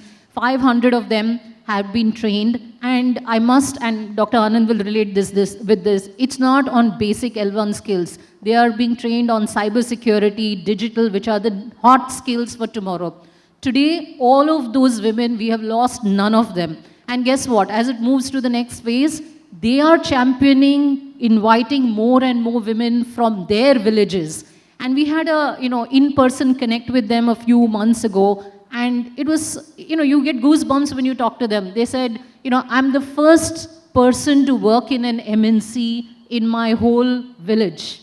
There was somebody who said, this is my salary slip and this is what I did for my family when I got this slip. And guess what? They would never have allowed me to work go to a city to work because we still have cultural challenges in India. So, summing that up, I do believe that hybrid work creates a lot of opportunities for women. We heard in the morning Madam Rekha talk about that it's the best time for women. It truly is. You can have the best of both worlds. What it means for leaders, I think we need to have empathy. Diya Mirza also called that out. We need to recognize that there will be gaps of isolation. There could be challenges of connecting, the in-person connect. So really, we'll have to bring these together as organizations to make sure that we give people the future they want. Thanks, Harika. Extremely pertinent points, and I think that makes a good segue to you, Nandini. I would like to you to come in and talk about what are the qualities that women bring to the table that help them become exceptional leaders. So, thank you for that question. All too often, women are told and taught that to be successful, they need to emulate men and take on masculine qualities. Now, how many of us in this room today agree to that? Are we nodding a yes, or are we swaying in a no? It's for us to assess. Now, when it comes to accomplishing goals or building a solid workplace relationship, the feminine touch and skills like empathy, intuition, and optimism work towards the benefit of the company, counting on the amazing qualities that women bring to the table that help to solidify our role in the business world and make the world more progressive and innovative are like they bring diversity to the ecosystem, diversity of thoughts being primary. They bring great organization and planning acumen. They inspire and lead by empathy. All are natural enablers, help attract young talent pool and are multi-dimensional, enhance learning and collaboration along with teaming, are good balancers, establishing routine and continuity, bringing stability in the environment. I'm sure you've heard of the famous icons of the World War II home front. It's called the Rosie the Riveter, a name proudly adopted by millions of women who, driven by patriotic spirit, took up jobs in shipyards, armament factories, and aircraft companies to help build the arsenal of democracy. Now, as the war escalated, Boeing employment faced a crisis as an increasing number of male employees were summoned to military service. Now, to keep the legendary B-17 flying, Fortress bombers rolling out of the doors on schedule, Boeing turned with great hope to a promising pool of female talent. Now, women welcomed this challenge and the chance to contribute to the war effort, but there was some unease about leaving behind more traditional roles to enter the workspace. At every point of unease, best reasonable accommodations were made so that they could bring themselves to work. Rosie the Riveter's far-reaching and lasting legacy brought something which is much needed in the workplace called humanity. This is something that is just as true as in 2022 as it was back in 1944. So in Boeing, we are guided by our beliefs. We believe in co-creating a psychological safe space using the seeking, speaking, and listening skills, the 3 magical habits as we call it. We believe in empathy and remain critically intentional about care. We believe in building relationships as a capital, leveraging our change catalysts in the environment, like the business resource groups, the inclusion ambassadors, and we ensure they remain a critical feedback loop into the organization. We believe in flipping the script. In our Inclusion and Me series, we have ably introduced uncomfortable table topics for discussion. We use drama as a powerful tool to challenge systemic inequities, and we believe that these enable connectedness and a sense of belonging. We believe leading through sustainable impact in the ecosystem that we operate in, through our supplier diversity programs, and Boeing global engagements, we impact our supplier base and promote girl students in STEM, amidst many more.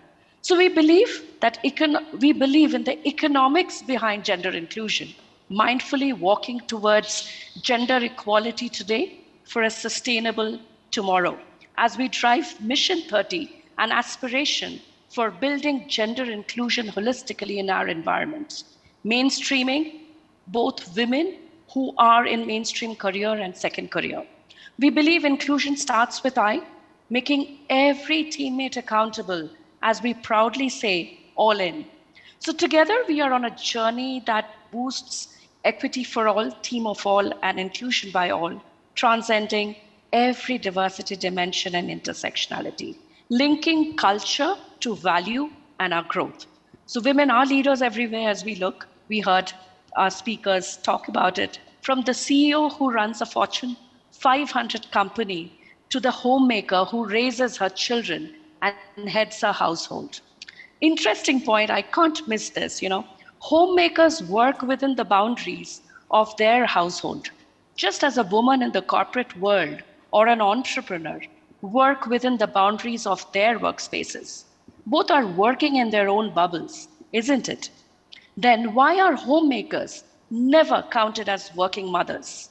It's all about the lens we apply. Let's choose to challenge and break the bias. Our country was built by strong women, and we will continue to break down walls and defy stereotypes. All we need is to be an ally in this journey of culture shift together. I take a pause here and roll it back to you, Anvisha. Thanks, Nandini. And yes, I do agree. Let's break the barriers and the walls together. Great examples on how Boeing is very holistically looking at, this agenda. Just changing gears a bit and taking it to different perspectives from different industries. I'd like to, like Mukta, to come in here, giving this perspective from Marks and Spencer's. So something that we all as women very closely relate to. So we've often heard that women's perspectives are customers' perspectives, especially in a retail company, where we believe that the target audience is significantly women-dominated, and we could be wrong. Do you think it's true in your organization, and how do you ensure that this is represented? Thank you, Anvisha. And yes, we are the customers, right? Product organizations or customer-facing organizations have to take cognizance to that. So for us at M&S, it's really the culture. It's who we are and how we do things, and inclusion is kind of integrated in everything. 40% of us are women in the organization. A third of the leadership team is diverse, and about 50% of our senior management is diverse. And as I said, that's just who we are. And for us, it is about creating allies within the organization to bring to life the customer experience that is all-encompassing, that's inclusive. Whether we deliver it through our quality products or the service that you receive, both online as well as across our stores, it has to make the customer feel good at the end of the day. So innovation from a product standpoint will actually be embedded when we're listening to our customers and our colleagues. And the fact that M&S takes a lot of pride in creating products that have a huge sizing variation from a size 6 to a size 20 in women is not something you'll find in very many brands, right? The fact that we were one of the first international brand to bring a post-surgery range to India for women that have gone through mastectomy. These are all examples of products that have been curated for our women customers, and that to us is inclusion, right? It's about ensuring that our customers feel good every single day. And then how do we ensure that the customer that's walking through the door in our stores is also made to feel equally comfortable across the shopping experience that they get? And it is our colleagues that bring that to life. The sensitivity that we need to demonstrate when we're having those conversations with our customers, to understand really what's on their mind, to be able to make them comfortable. There is still so much more to be done in terms of making people feel comfortable and confident about their bodies, about color, about ethnicity. The conversation, I think, while is led a lot by allies in this space, women are at the core for just the things that we've spoken about in the last half an hour, about key skills and key aspects that women bring to the table, the empathy, the thought process, the listening. And that, I think, comes across through this experience. And for us, we also ensure that we serve the communities we live in. So when you come across a Marks & Spencer store and you see a clothes exchange program, we work with our partners to ensure we're able to bring livelihood to women in, in areas, in villages, etc., and help them kind of use those products that you bring to our store and give them an opportunity to create a livelihood out of it. So for us, women is an integral part of who we are, who we serve as customers, and who we want to uplift in our communities that we serve and the world that we live in.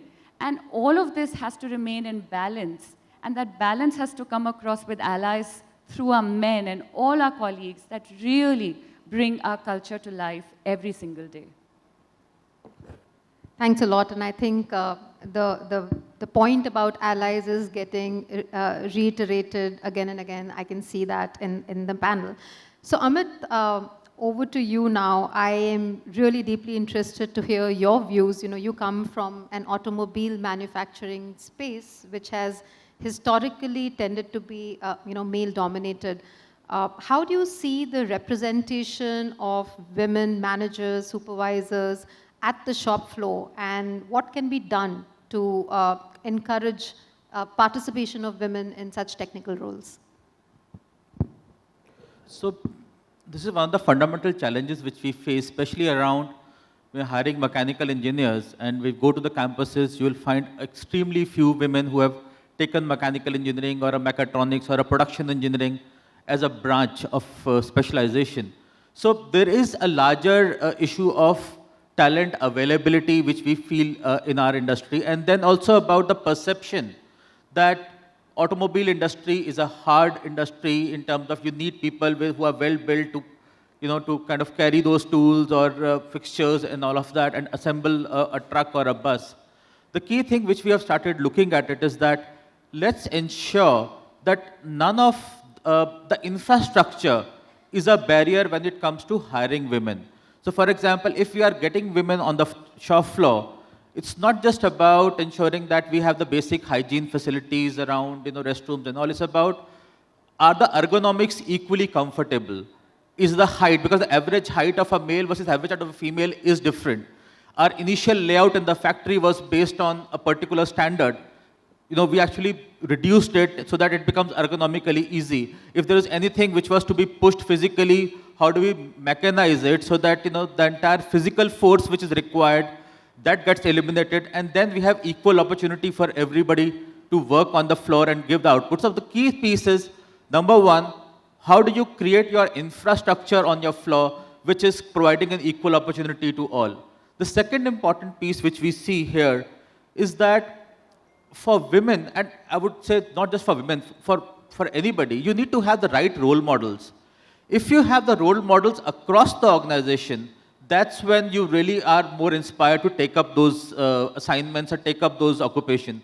If we only find women at the senior level and we don't have it at the mid, at the junior, people will say probably this place is only, you get women hired from the external side and that's a token representation. If you only have at a junior level, then people will say, okay, there's a glass ceiling in the organization. People can't grow beyond that. So we need to very consciously ensure that we have the right representation all across the value chain, all across the hierarchy.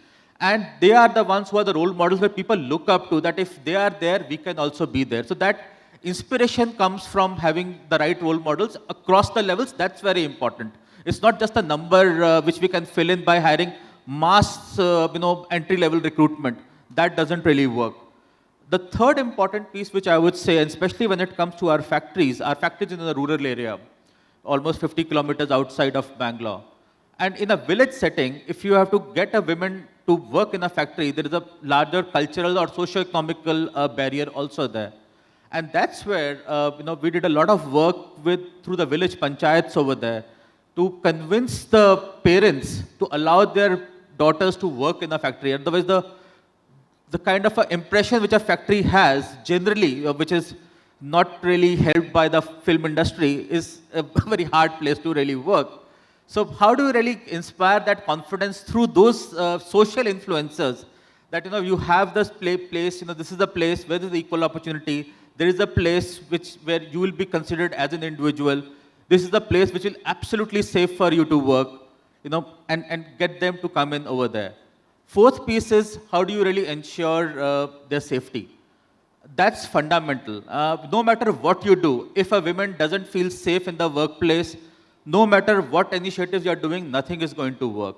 And for that, as an organization, one needs to have a zero tolerance policy. No ifs, buts, stars apply, oh, maybe he did it in this zone or that zone. Nothing of that works. You need to be absolutely clear that when it comes to women's safety, there is absolutely zero tolerance in the organization. And irrespective of who does it, across what levels, in what condition. That's very important piece which is there. And the last piece which I would say is, making them feel included in the organization. Like we had a program where we get women who have taken a career break and they come back. Now about that, so when somebody's been out of the work, let's say for 5 years, 6 years, and the person is in office, are you really making her feel equally valued, or you are really making her feel that, maybe what you learned is obsolete and it's not really valid here? Are we really having ears to her thought processes? Are we having ears to in terms of her perspective? That's very important, and that has to grow, across the organization.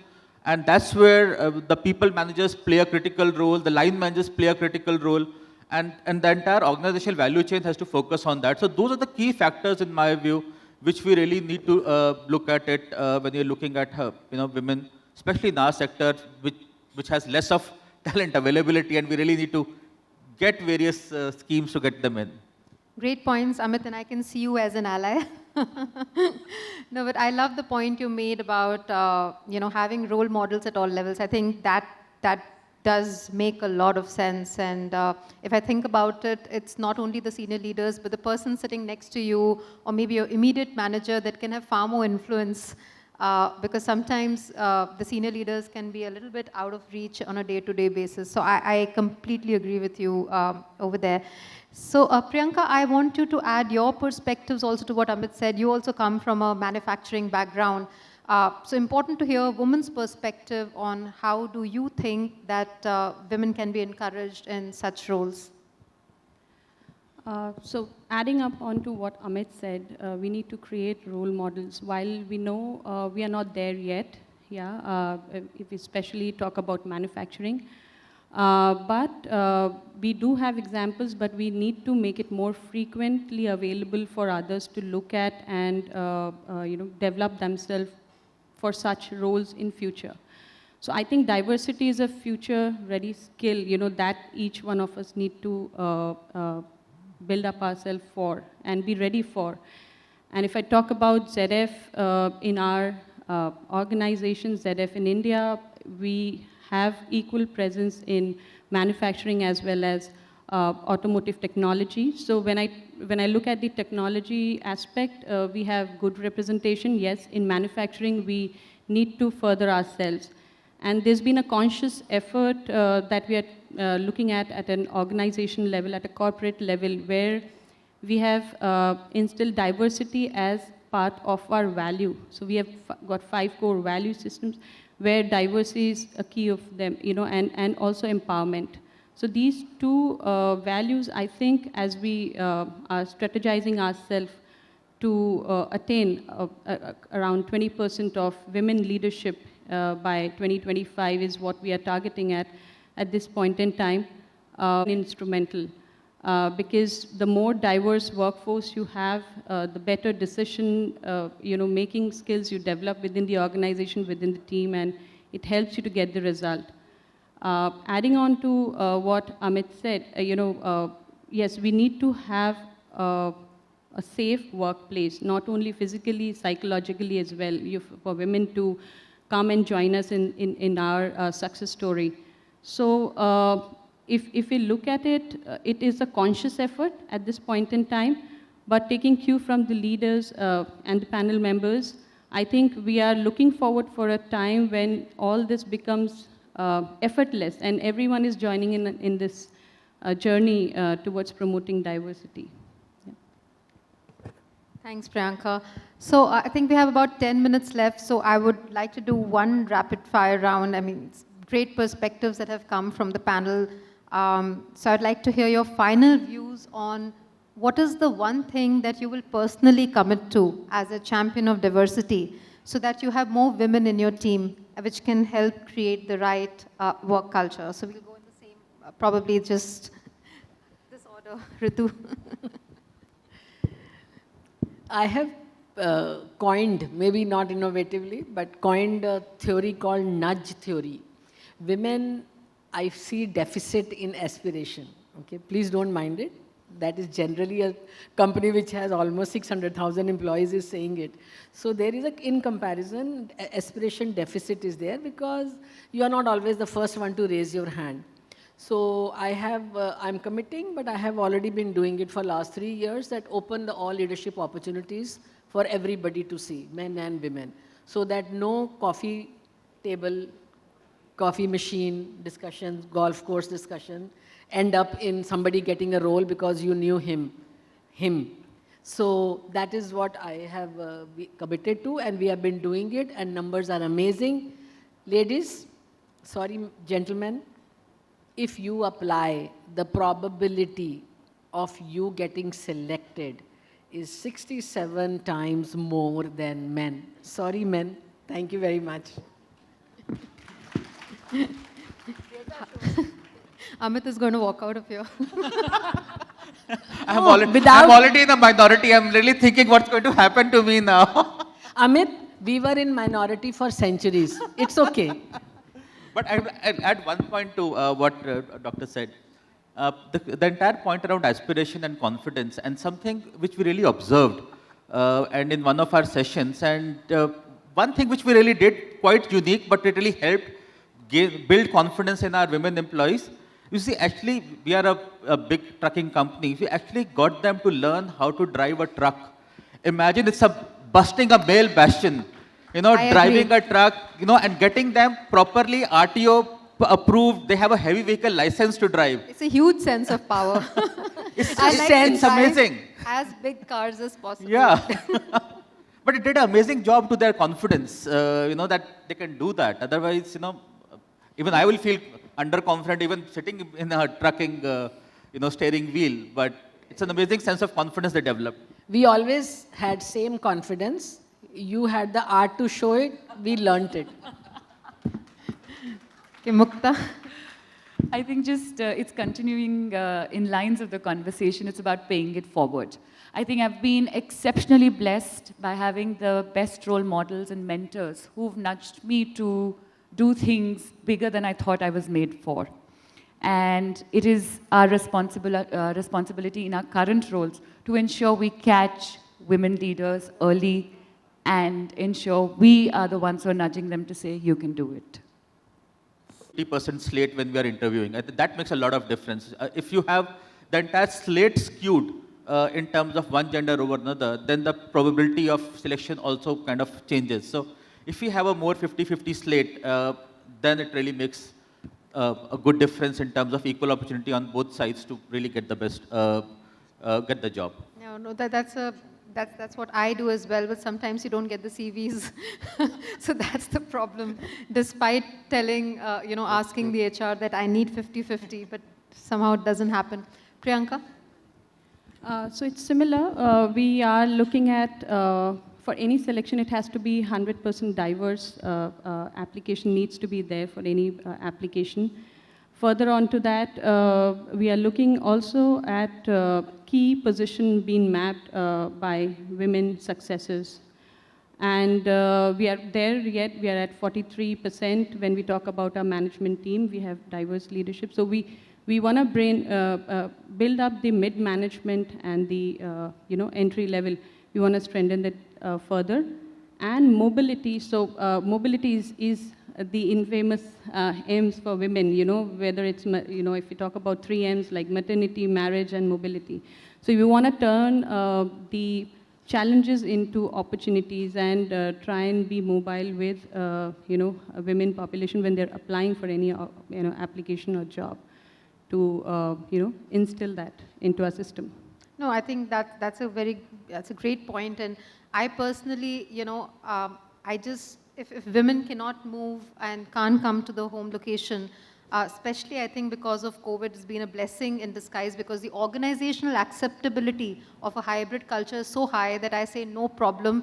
You stay in Trichy and work from there. I'm totally okay, but I'm not okay losing you. So, and if I may add there, Anvesha, the hybrid working culture. I heard Ritu saying that it's not there yet, but in ZF we have the hybrid working culture to build in that care and empathy for our male allyship to contribute at home and maybe their counterpart somewhere else, contributing towards other organizations or corporate world. Pandemic changed everything. Pandemic changed everything. And by the way, before men feel bad, I have extended that for a male colleague as well who's just become a father. I said, no problem, stay in your hometown, which is 200 kilometers from any nearest airport. I said, 6 months, no questions asked. After that, you decide whichever location you want to go in. Even if you don't, fine, just stay there. I'll give you international assignments. Before Sarika has the last word, all policies are gender agnostic. Thank you for saying that, Ritu. And one interesting point to add to what you said, Anvesha. Most of our organizations now have flexible work policies. And when we did an analysis in our organization to see how many men versus women, from the total count had availed of it, we found that the ratio was almost equal. So it's a misnomer to think that, flexible work, flexible hours are only asked by women. So, and I'm sure you're seeing the same in your organizations. Okay, so one thing, Anvesha, next time you call me, I'm going to sit there so that in the rapid fire, I can get the best point out. But jokes apart, I think the question was what we will do as individuals in our team. Agree with all what was said, and just to add something which was not called out, one of the things that I would like to do is to hear the softest voice in my team. Often, and especially in marketing, the louder voices get heard, the more creative voices get heard. I'd like to be more conscious and make sure that every person has a chance and an opportunity. Nothing to do with men or women. I think it's important to be inclusive. Thanks a lot. Nandini? I think I get the best benefit of going last, where most of the commitments have been spoken of. Yes, in the Boeing world, we are also driving each and every aspect that came out from the esteemed panelists here, ensuring that the voices unheard are amplified. We continue to seek, speak, and listen, promoting a speak up culture with zero tolerance to any kind of workplace harassment, including sexual harassment, all policies being gender neutral. And we consciously see what is the percentage of uptake in terms of gender ratio. And when we talk about policies being gender agnostic, even for childcare benefits, we've ensured it's gender agnostic. Having said that, as a champion of diversity, I commit to continue interrupting bias in all the spaces that I occupy, influence women to take charge, and facilitate the right environment to enable more women in the workforce participation. So that is what my commitment is. Great, and spoken with passion. Thank you, Nandini. So just about a minute left, and I'll very quickly round up. I think there's been a wealth of learnings and guidance that has come from this panel. And if I were to summarize it in probably 6 heads, that's the consultant in me that looks at bullet points. One, of course, is, how do we create a culture or, the thought process in the organization? How does it change to make diversity as a future-ready skill, as Priyanka pointed out? Second, how do we follow through with the right policy? How do we ensure that there are heterogeneous perspectives that come into every project and that enables diverse perspectives to come in? There was a point made on infrastructure, which I thought was very valid, because sometimes you don't understand that there is a physical limitation also to including women or diversity and having diversity in the workforce, especially at the shop floor level. So how do you enable a proper infrastructure to create that necessary inclusion? We've talked about role models and the need to have role models across all levels and not necessarily at a senior leadership level, and equally the role of allies, where Amit has promised to remain a very strong ally to women. We've talked about safety, which of course is completely non-negotiable, and that needs to be looked at by all corporates and all organizations. And last, the ability to listen. I think listen to the people around us, because unless we listen and we understand, we would not be able to create the right culture which can enable our women to grow and in turn act as phenomenal leaders. So with that, I thank the panel for their wonderful perspectives, and I'm 1 minute over time, and apologies for that. Thank you. Thank you, Anvesha. Very well done. Thank you. Thank you so much, Anvesha. And can we have a huge round of applause for that fantastic session? I'm also going to request all our speakers to please come together for a quick Kodak moment, a quick group photograph as well. Especially when we have so many amazing speakers coming together, it's not easy to finish a session on time. So special round of applause for our fabulous session moderator, Anvesha, as well. Beautiful, beautiful indeed. I think it turned out to be nothing short of a masterclass, gathering so many insights, so much of wisdom. Thank you once again. Thank you very much.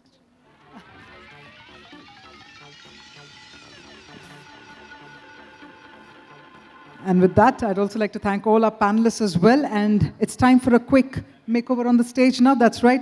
We're going to again do the needful, because it's time to set the stage for our next segment of the program. And this is where we're actually focusing on the role of women mentors and in terms of encouraging female leadership. Now, while we focus on that, I just thought I'll give you certain tidbits that I gathered from a very interesting article. Now, did you know that Oprah Winfrey, for that matter, was actually mentored by noted author and poet, late Maya Angelou?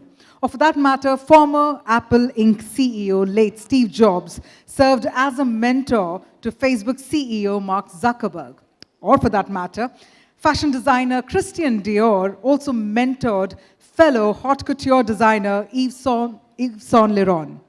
Or for that matter, American business magnate, that is Warren Buffett, actually mentored Microsoft's Bill Gates. So when we take a look at all these names, what we do realize is, in order to create that kind of leadership, or to create those kind of roles, as what even Amit had mentioned earlier in the panel discussion, we need to have those right kind of role models. And to have the right kind of role models, these leaders need to step up and start mentoring all those who are part of the organization. So it's only befitting that we have 2 amazing speakers joining us, of course, digitally, to share their thoughts on encouraging female leadership.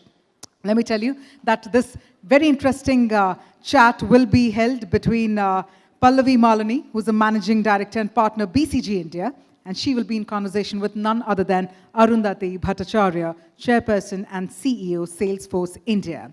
As I had informed you all, we will be witnessing this particular conversation that's going to be taking place digitally, which is why we have cleared the stage so that we can have an uninterrupted view of their words, their experiences, and their thoughts around women mentors. So before we deep dive into this session, I wanted to check as well with all of you. Do you all have mentors? Do you have coaches or mentors? Yes? I see a couple of nods there. I see a lot of hand raises there. And do you see that how it's impacted your career or shaped your career, right? Yes. Well, sometimes I do feel that maybe sooner or later, or maybe right now, you're all also stepping up and serving as mentors to your next set of prodigies. So I think that culture of mentorship is what we are really eagerly looking forward to. So with that, let's deep dive into the session featuring Arundhati Bhattacharya, Chairperson and CEO, Salesforce India, and Pallavi Malani, Managing Director and Partner, BCG India. Thank you for the introduction. And thank you, Arundhati, for joining us today for the Economic Times Best Organizations for Women 2022. You know, a few years ago, BCG conducted a research with about 1,500 employees across 25 large organizations in India on what works to bridge the gender divide. One of the things which stood out from that research was the role of dedicated mentors for senior women and how that goes a long way in progressing the corporate careers for women. However, this was also one of the least implemented initiatives by most organizations. In that light, we wanted to focus today's discussion on the role of women mentors and encouraging female leadership. So with that, let me first start just by a bit of your background and where you've come from. You have come from an industry, the BFSI space, which have seen disproportionately large number of women hold leadership positions. Possibly government services may be the only other sector which comes close to that. What do you think were the conditions within BFSI that enabled so many women leaders to rise to the top? Was this unique to the time and sector when you were going through this transition? What can other industries learn from this experience? Well, I think it was a little unique to the time that we were going through. Because if I remember what made me go into the bank, I had no aspirations of getting into a bank, frankly speaking. It happened a little bit by accident. And the reason for that is by the time I was 21, my father was retiring. I wanted a career, not a job. And therefore, you know, if you look around and you are a person from a small town that isn't connected to anybody and, you know, needs to get it only on their own merit, there were two ways of getting into a career. One was the Indian Administrative Service and one was the banks, because they had these all India examinations and you could participate in them. And if you could crack the exams, you could actually get a job. When I tried or rather looked up the Indian Administrative Service examinations, I found to my horror that you needed knowledge of any subject up to the postgraduate level. But that subject had to be something other than English. And I was studying English, okay? Or rather that subject had to be something other than a language. And I was studying a language. And therefore, you know, I obviously understood that if I had to take the IAS exam, I'd have to sit at home for a year or two and actually, you know, study for it and then appear for the exam. And I didn't have that time. So the only other thing that was left to me was the banking exam. And the banking exam was quite general in its nature, in the sense that they had a paper on English, which was not a problem. They had a paper on logic, which again, you know, I felt that I could crack. And they had a paper on general knowledge. And that was the reason why I appeared for the banking exam. I got through. And I think there were many other women of, you know, in the same position who also did the same. Women from tier 2, tier 3, tier 4 cities who didn't have that kind of connection in the world of industry and commerce, because in those days, the opportunities were not as many as they are today. There were very few opportunities. The private sector side of industry itself was very small, and therefore the opportunities were also very limited. And that is the reason that, you know, a lot of us actually got into banks at that point of time. Of course, there was one other reason for this. That was, you know, the bank nationalization had been taken up in 1969. And at that point, you know, it was the government's mandate to very quickly expand the nationalized banks. And this expansion obviously needed manpower. And therefore, you know, the number of such exams that were being held, the number of people that were being taken in, all of that had increased. And therefore, you know, it provided another way for which, you know, another way by which, you know, we could get into this sector. I think the third reason for this was that banking at that point of time, very few people really knew what banking meant. Most people thought it meant sitting in a branch and counting cash. At least that's the idea my mother used to have. And in fact, she asked me when I was taking this job that, would you like to sit in a place and count cash for the rest of your life? Because she believed that's what I was going to do for the rest of my life when I went into a bank. and therefore was considered safe for women actually. So that angle was also there. If you remember in those days, most women were either teachers, again, kind of a, I would say, enclosed kind of a workspace, or, one other area was also accepted, very well, widely accepted, that is you become a doctor. Again, it was sort of thought that a doctor served in a hospital. So therefore an enclosed space. In respect of the bank also, the idea that most parents had was that this was also something that you said that you did sitting inside a branch. And therefore, to some extent, quite secure. They had no idea about the amount of travel we'd be doing. They had no idea about what all we would be doing in a bank. And therefore, I think, there was not too many of family objections either.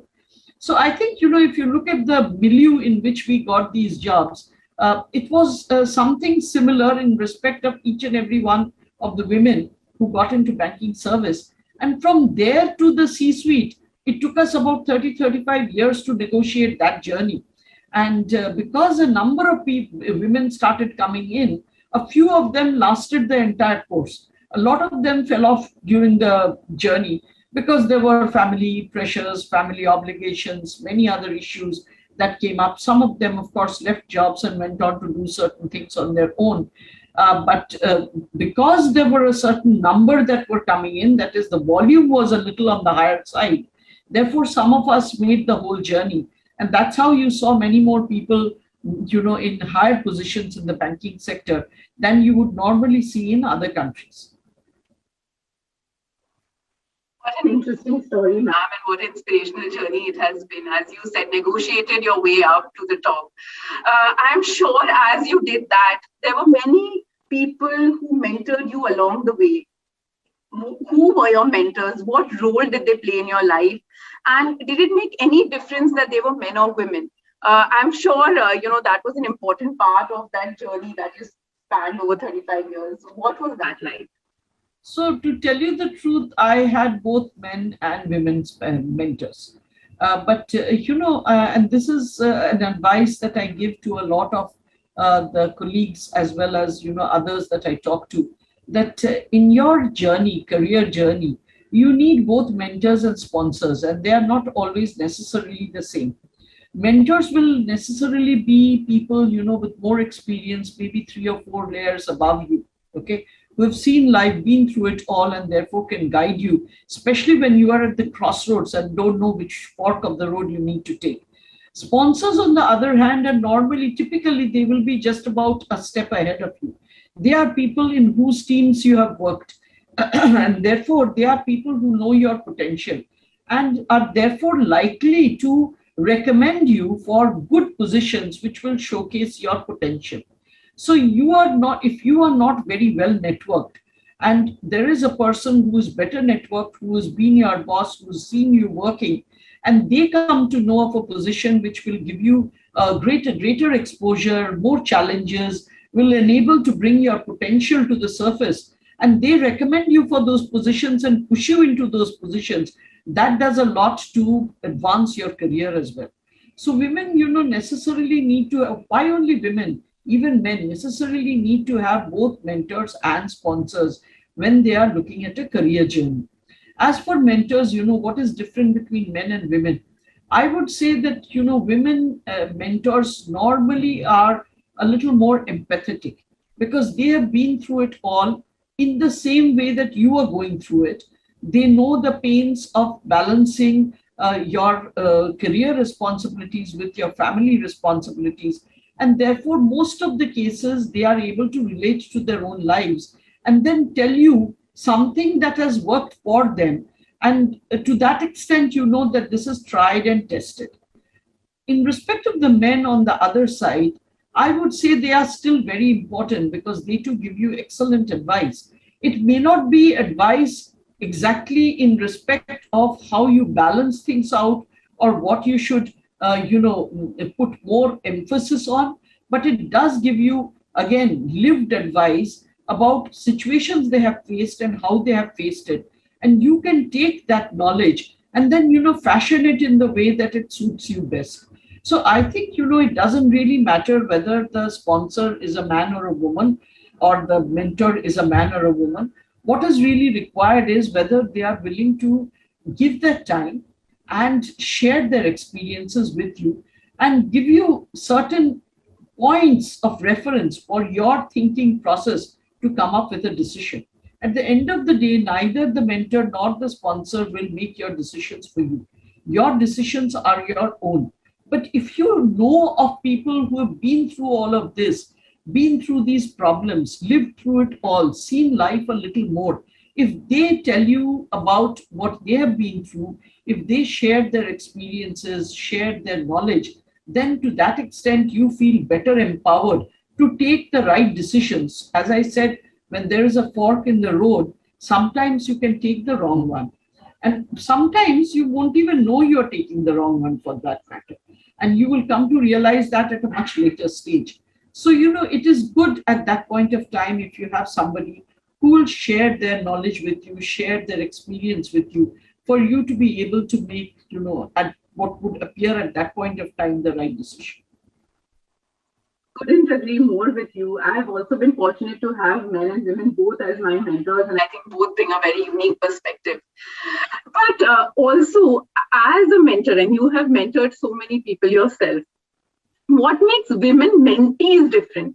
And as a mentor, you must have mentored men and women. So the strategies that you deploy when you're mentoring a woman, is that very different in terms of the encouragement, the support, the guidance that one needs to give to women mentees? So, I find that at least where women mentees are concerned, many a times they come with a lot of self-doubt. And they appear almost to be blocking their own way, which is not what I find where men are concerned. In fact, men, it's sometimes the other way around. They seem to be rushing in where even angels will fear to tread. So, to that extent, yes, there is a difference. Women appear to be a little more cautious. And therefore, they need to be encouraged to go ahead and take those risks, to, have that confidence and be comfortable in their own skin, have the ability to decide that, yes, this is a risk, but it's a risk that's well worth taking. Men, on the other hand, I find sometimes they know it's a risk and they just want confirmation that, is it okay? Should I just go and jump ahead in any case? Most of the times it is okay to jump ahead. Absolutely. Because, unless you take a risk, you'll never know. And there is always a chance of failure for everybody. It doesn't matter, whether you're a man or a woman, because so much depends not only on yourself, but also on the ecosystem. People who took up jobs during the pandemic were taking a big risk. I took a big risk because I had no idea, frankly speaking, if I had known that this pandemic would keep us apart for 2 years, I don't know what I would have done at that point of time, whether I would have ventured out. At that point of time, my understanding was this would all end in 3 months. Okay. And therefore, I said, this is fine, let me go ahead and do it. Had I known it's going to be for 2 years and I would not meet anybody and everything would be virtual and I would need to become a little bit of an expert in setting up systems and stuff like that, I don't know whether I'd have ventured. Sometimes it's better not to know what lies ahead. Sometimes it's better not to imagine the risks that you see in front of you. A lot of women, actually end up imagining a lot of risks which are not there. And again, I keep saying this, that think of yourself like a car on a highway in the middle of the night, and you can see only as far as the headlights are lighting up the road. And after that, you feel there is nothing over there, that there is an abyss and your car will fall off a cliff. Actually speaking, that doesn't happen. As you proceed, the headlights keep lighting the road ahead. So trust in the fact that you are on a road, trust in the fact that, you are on a pathway. And therefore, just forge ahead. As you forge ahead, the way will open up in front of you. There are many other such instances where I have thought that, this is the end of the road and probably I should just give up. And then some solution has appeared from nowhere. And, I have been still able to go ahead. But the difference was that if I had given up too early, then I wouldn't have found those, avenues. So never ever try to, preempt those thoughts and say that, well, this is about the best I can do. This is not the best you can do. You have to call upon your hidden reserves to come up and do, to come up and keep trying. Because if you keep trying, then at some point of time, things will ease out for you. So we need to be able to stay that course. Staying that course is very important. So I think, you know, where men and women are concerned, yes, they come across in a different manner. They are not all the same. Having said that, I won't say that at the end of it all, you know, at the crux of it all, it is both seeking better guidance from somebody who they believe has lived it all, or lived at least what they are going through. So to that extent, you know, if you can help support them in any manner whatsoever by imparting a little bit of your knowledge and your experience, then actually speaking, it's a very, very rewarding exercise. It is something that's very rewarding.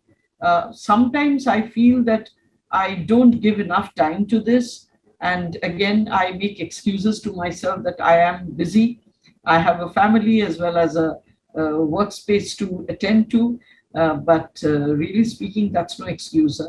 You still need to give a little more time to people who would be able to benefit from it. And if they do benefit from it, it can be as rewarding for the mentor as the mentee. Absolutely. Thank you so much for those encouraging words. And also, you know, you touched upon the last few years, how things have been changing, and you know, how that has tested all of us. So in that light, you know, one more question.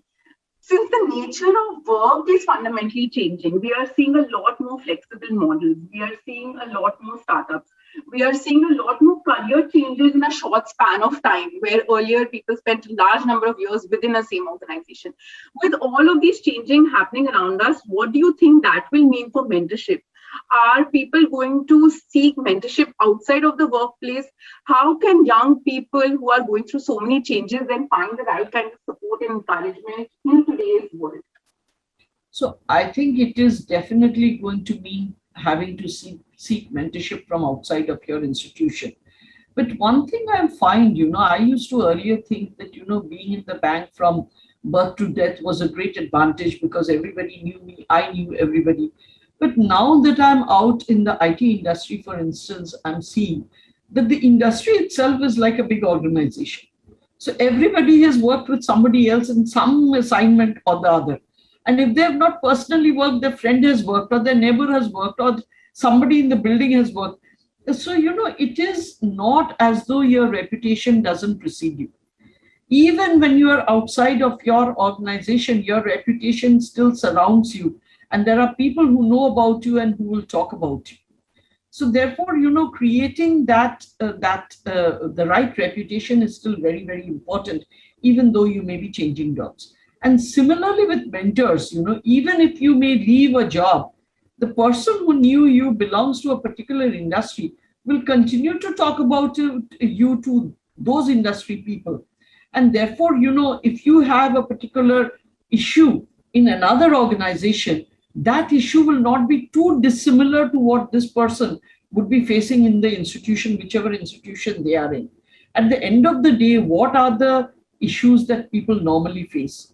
They normally face issues of, you know, whether they should do either A or B, whether they should opt for satisfaction or advancement, whether they should opt for, you know, stepping back and allowing somebody else to step forward because they have certain other responsibilities, or whether they should just keep forging ahead.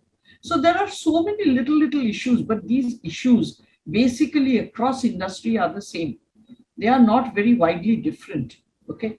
Now, if that is the case, whether this person is within your organization or outside your organization, the basic guidance will remain the same. Having said that, certain organizations give certain benefits, which certain other organizations don't. So that could make a difference in the decision you take. And again, believe me, feeling that your mentor or your sponsor is going to make decisions for you is a wrong thing. Don't ever allow that to happen. At the end of the day, you have to be responsible for the decision you are taking. If you're trying to avoid responsibility by going to somebody else and asking, that's the worst reason for, you know, asking for mentorship. That doesn't work, because nobody else in your life is going to make your decisions other than you yourself. And whatever decisions you make, good, bad, ugly, you have to live with it. You have to live with the consequences. So make the decision knowing that I will have to live by these consequences. and I will accept whatever happens in the light of what I am seeing now. This is what I believe is the best. Hindsight is always 2020. It will always tell you, boss, you made the wrong call altogether. But there's no point, there's no point about thinking about it. At this point, your vision is not 2020. Whatever is your vision, given the circumstances, given the advice that you have got, given the, the ecosystem at that point of time, you take a decision. And then you're responsible for it. You can't palm it on to somebody else. Okay.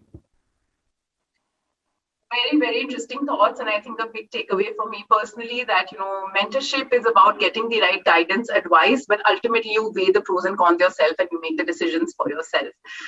Arundhati, thank you so much for joining us. Thank you for inspiring us with your words. I have personally always looked up to you and admired you. You've been one of those leaders who has encouraged me to come a long way. And I'm sure your words today will encourage many other women who've been listening to this, to forge their careers, encouraging all women to seek out mentors, to look for mentors who can support you, guide you through your journey. So thank you so much for taking out the time for your kind words today. Thank you. That's been my pleasure entirely. As I said, I take too little time to do these things. So what little I can do through this medium is always welcome for me. Thank you so much. Thank you.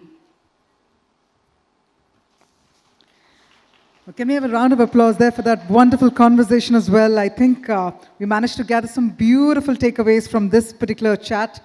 And I'm sure some of us are also reminded of the times when we started off in our organizations and were being mentored by either colleagues or, for that matter, our bosses. And then, of course, taking it through a journey of accomplishing so much more over the last few years. With that, we're now coming to the final leg of the program, ladies and gentlemen. And I know it's that time of the day that your thoughts are on food, but it's also time to gather some food for thought in the form of a very interactive session coming your way from our next speaker. Now, she's someone who has authored 12 books. That's right. 12 books, including a novel, and her book, License to Live, was nominated for Vodafone Crossword Book. In 2019, in fact, her novel, which was I Will Go With You, the title, I Will Go With You, was adapted into a web series, The Final Call, starring Arjun Rampal. She, of course, has a lot of accomplishments to her credit, and I don't want to take away the time from her. Instead, I'd like for her to come and share her thoughts with you all and make this super interactive, because here we're focusing on women accepting workplace challenges. So it's time to bring out your nuggets of stories, your insights, your words as well, and let's keep this going in a form of a very interactive manner, for which, first up, with a huge round of applause, please help me welcome one of the most renowned author and motivational speaker, Priya Kumar. Can we have a huge round of cheer, ladies and gentlemen, for the wonderful Priya Kumar. It's a delight to have you join us here. Thank you so much.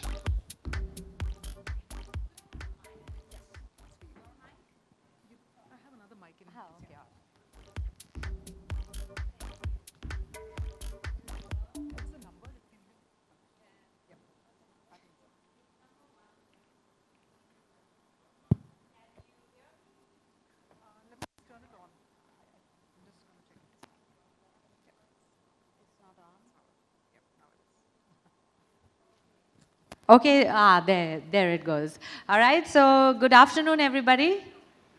Oh my God, you all look very upset. Is everything okay?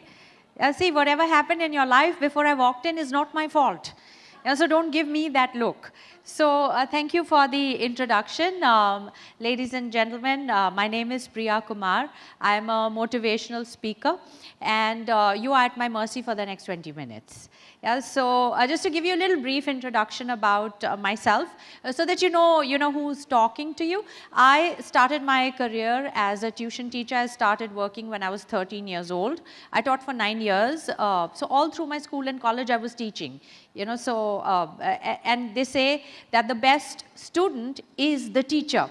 So I was obviously an A student all my academic journey. I got into motivational speaking professionally when I was 22 years old. It's been 26 years.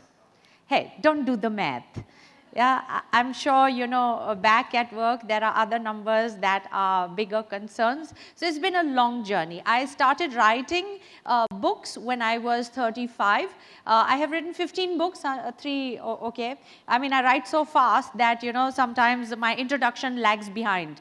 So I have written 15 inspirational books. I write fiction, non-fiction, and biographies. I love writing biographies because, you know, while it's nice to come up with the theory and it's nice to write stories, it's also great to back it up with some real stuff, you know, that while it sounds great, this is how it can happen. Oh, you need the light on me? Okay. Is this better? Now I can't see you all that well, you know, so the light's on me, but then that's the price that you pay. You know, they say you get blinded by the spotlight. It's true. So anyways, that was a little introduction about myself. I have now about 18 minutes. So let me tell you, I have never done a job. So literally, my perspective is very non-corporate, okay? While I have been working with corporates all my life, I have worked with over 2,000 multinational companies, but I've never been in it. So I've always had an outside perspective. And I feel an outside perspective is a better one. You know, it's no matter how experienced you are, how good you are, sometimes when you're in the storm, you can't really see. If you have seen Mission Impossible, even Tom Cruise needs the person in the control room to guide him, take a left, take a right, and so on. So that's my job, literally, you know, and has been for the past 26 years. So I thought I'd put a very different take to the entire theme going on, you know, the best organizations for women. You know, ऐसा बोलते हैं that मुकल्लम जहान नहीं मिलता.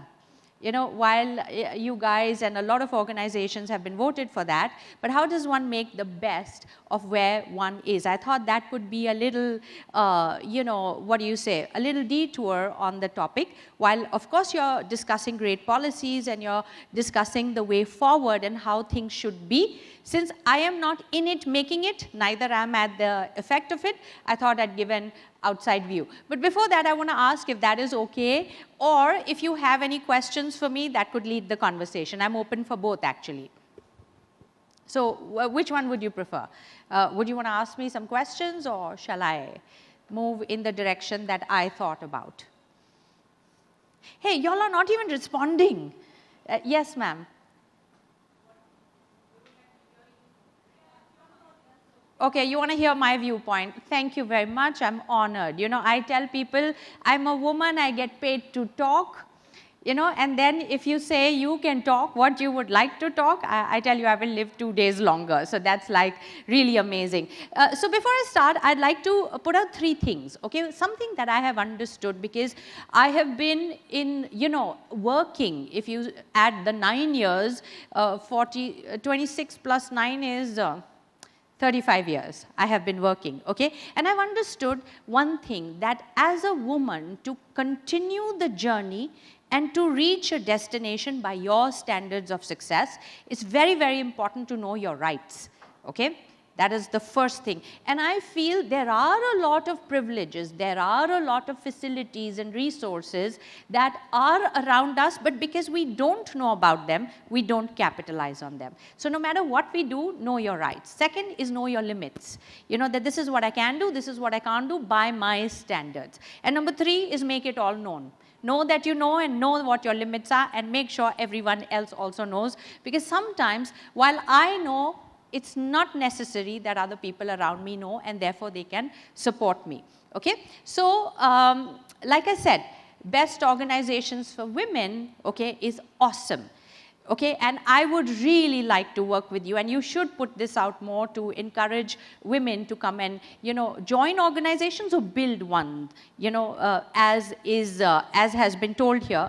But my take, I'll tell you, even if a person is given the best facility, and I write biographies of, you know, business owners and so on, and if you look at the 2nd generation, if you look at the 3rd generation, they're literally entitled. They got everything set for them. They have all the resources, all the facilities, all the encouragement, everything, and yet they don't make it. So having the best around you is not enough. Doing the best with what you have, I think, takes a primary step.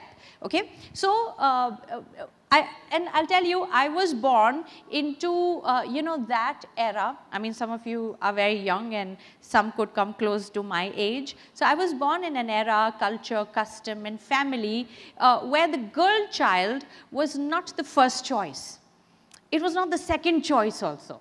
You know, so then you run out of it actually after that. So growing up, I was always sidelined to all the brothers and to all the cousins, and everything came to them first. And I'm the kind of person, if you sideline me, I don't want to come back to that line.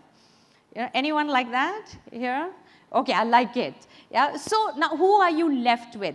And then there was my grandfather, and somewhere I think I vibed with him because he was also sidelined. I mean, in hindsight, when I look at it, but a very wise man. I tell you,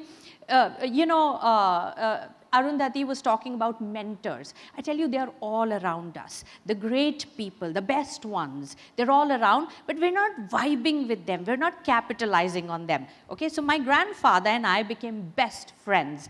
And his job was to put me on a job so that I wouldn't be, you know, hurt by being sidelined. So, for example, if I would ask him a question, why is the moon round? He'd say, I don't know, why don't you go find out and tell me?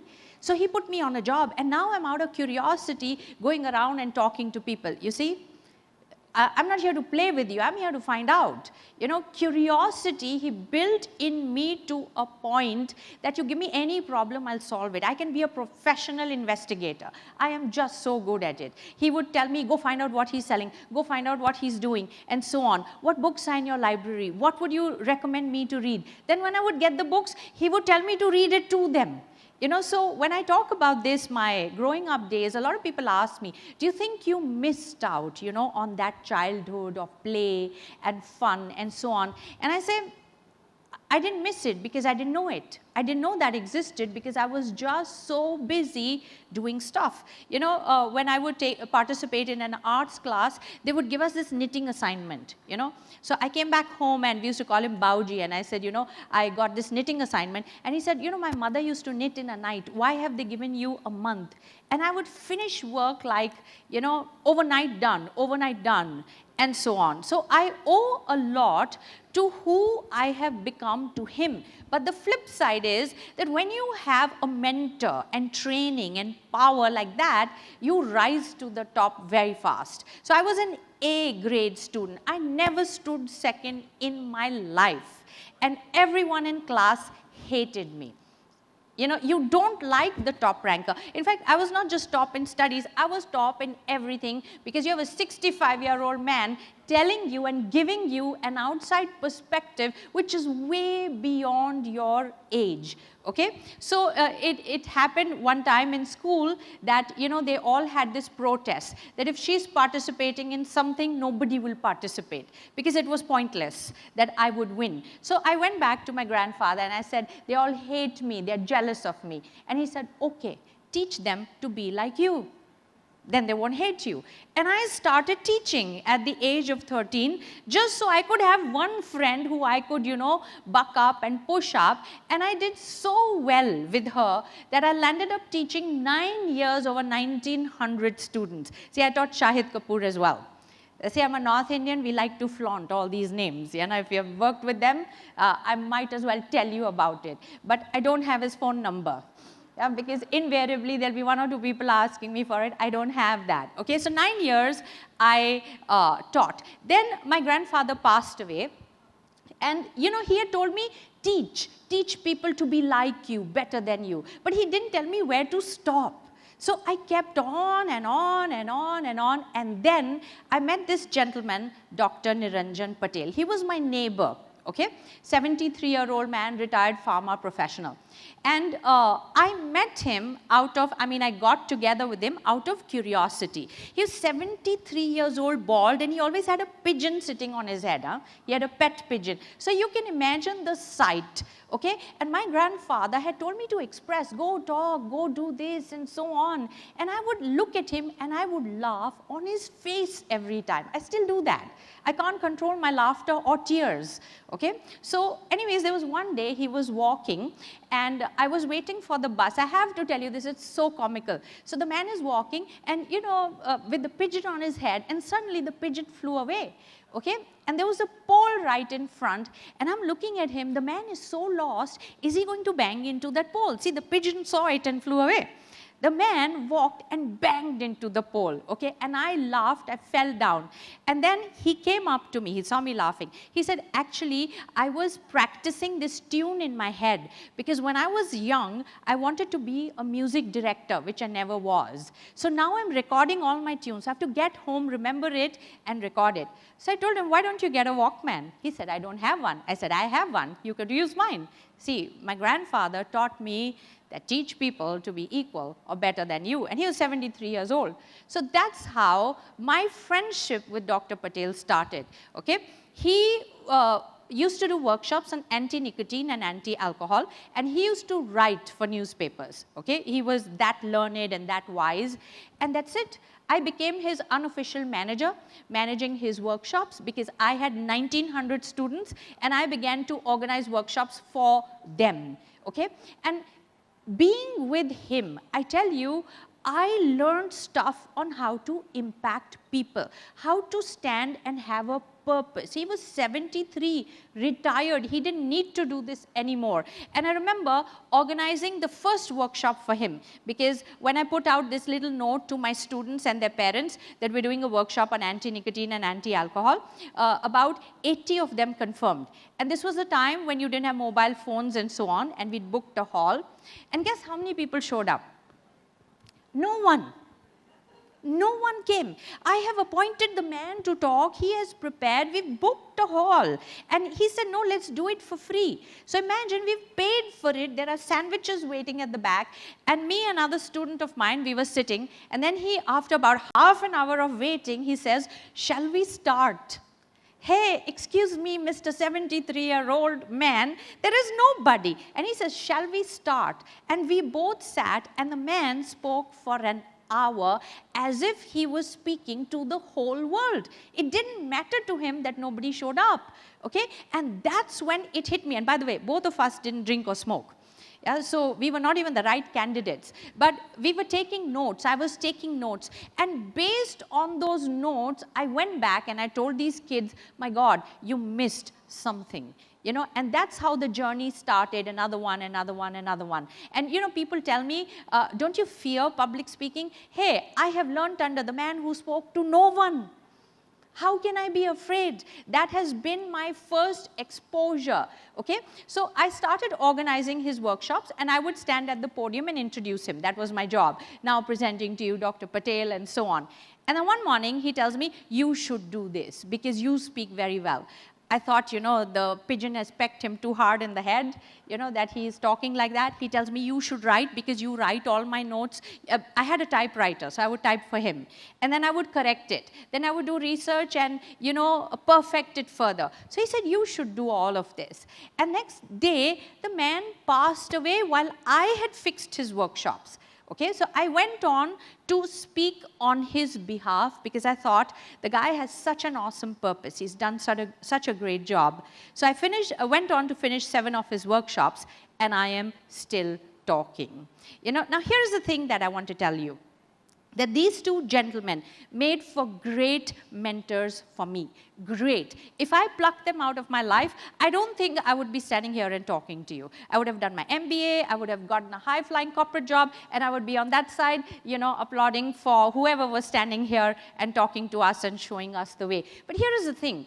We had 11 brothers and sisters, cousins, living in the same area, in the same locality. But I was the only one who hung out with my grandfather. So it's not that mentors have to announce themselves, or people who are resourceful or great people who have to say, hey, can you come to me, right? They're there, right? But I have to vibe with them. I have to go with them. I have to go to them. He was available for anybody who wanted to talk, but nobody did. So he had a great impact in my life. And similarly, Dr. Patel, I mean, he had his children, he had his grandchildren, and yet I was the one who was partnering with him. So I think while great people are available, it is also my responsibility to approach them and to work with them. So to tell you, my grandfather, the backstory of the kind of human being that he was. So I'm going to take you back, when the partition had happened, my grandparents were moving from Pakistan to India. Okay, so they had to cross, the train had to cross this river. And suddenly, the people came into the compartment, and they would just pick all the Indians and Hindus and they were throwing them into the river. That's what they were doing. Okay, so my grandmother relates this, and this story I found out much later after my grandfather passed away. Okay, that he was taken, picked up, and he was thrown off the train. Okay, and nobody survived that. It was a dry river, so it was a nasty fall. But what my grandfather did was he caught the rail, and when the train hit the ground, he dragged with it, and he left his hand, and for about a year he never came home. He was taken in by a Pakistani family, he healed and whatever happened, and then after a year he was finding his way back to India, and he came home. And this is the narration, okay, which his relatives and other people told me, that when he came back, okay, can you imagine, you've written a person off, you've done whatever rituals you have done because he's dead, and now he shows up. And his cousin said, nobody was happy to see him. It's like, my grandmother had moved on, everyone had moved on, and now comes a man who has to fit in a life that was going perfectly well without him. Okay? And that's when he decided, I will serve people. And he became a priest, and he started to, do what he does, a loner. That, okay, this is not the best environment for me anymore, but I will do the best that I can in it. And then I found him, and our partnership started. And his idea was, for the rest of my life, whatever has happened, I'm going to end it on a crescendo. That was his outlook. Here, I help people, I work with people. You come in my vicinity, it's on my terms that you will go back well. And Dr. Patel, I found out later that when I had met him at the age of 73, the doctor had given him a year to live. He had a heart condition. Okay? So he understood very quickly that, look, I got a year, let me just go out and serve. What do I know best? Let me put that out. He made the effort. He wanted to put the songs in. He wanted to put the writing in. He wanted to put the workshops in. And to end it at a crescendo. And you know what? Both the mentors that shaped me as the person that I am were living on this crescendo when I met them, and that is my life. That I live exactly in that zone. Give the best, be the best, do the best, no matter what the circumstance is. Because I tell you, even the best organizations in the world have a bad day, right? And while the facilities are there, am I equipped to capitalize on it and, charge with it? So I thought, okay, 1 minute's overtime. All right, so I thought that while you're hearing from people from the industry and who are giving good direction, who are giving good tips and good, I would say,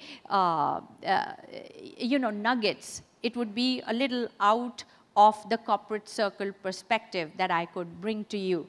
So I must say, even though food is out there and, the smell is strong, evoking in us the route already mentally, how to get there, y'all are still listening, even though it's 2 minutes overtime. I'm humbled. Yeah, so thank you very much for your attention, and thank you for having me here. Thank you.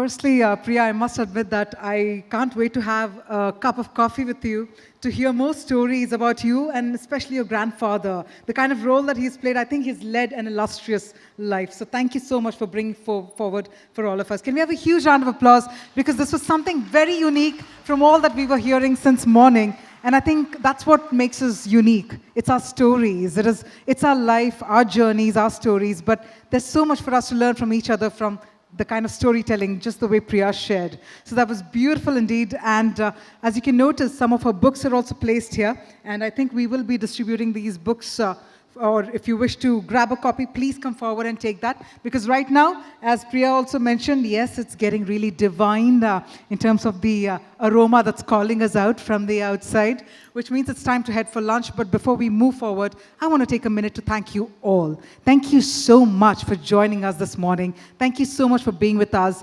for applauding your fellow colleagues, for that matter, the other brands, other organizations, and most importantly, for setting the tone for the future generation. A program like this, a moment like this, when we put it up on YouTube, for example, or when we put it up on our respective Instagram, it's the other gen that is actually taking a look and saying, wow, there's so much happening on this space. It's time to applaud the men, the women, the workforce, all of you amazing people. So one last time, can we have a round of cheer for all you fabulous, fabulous people?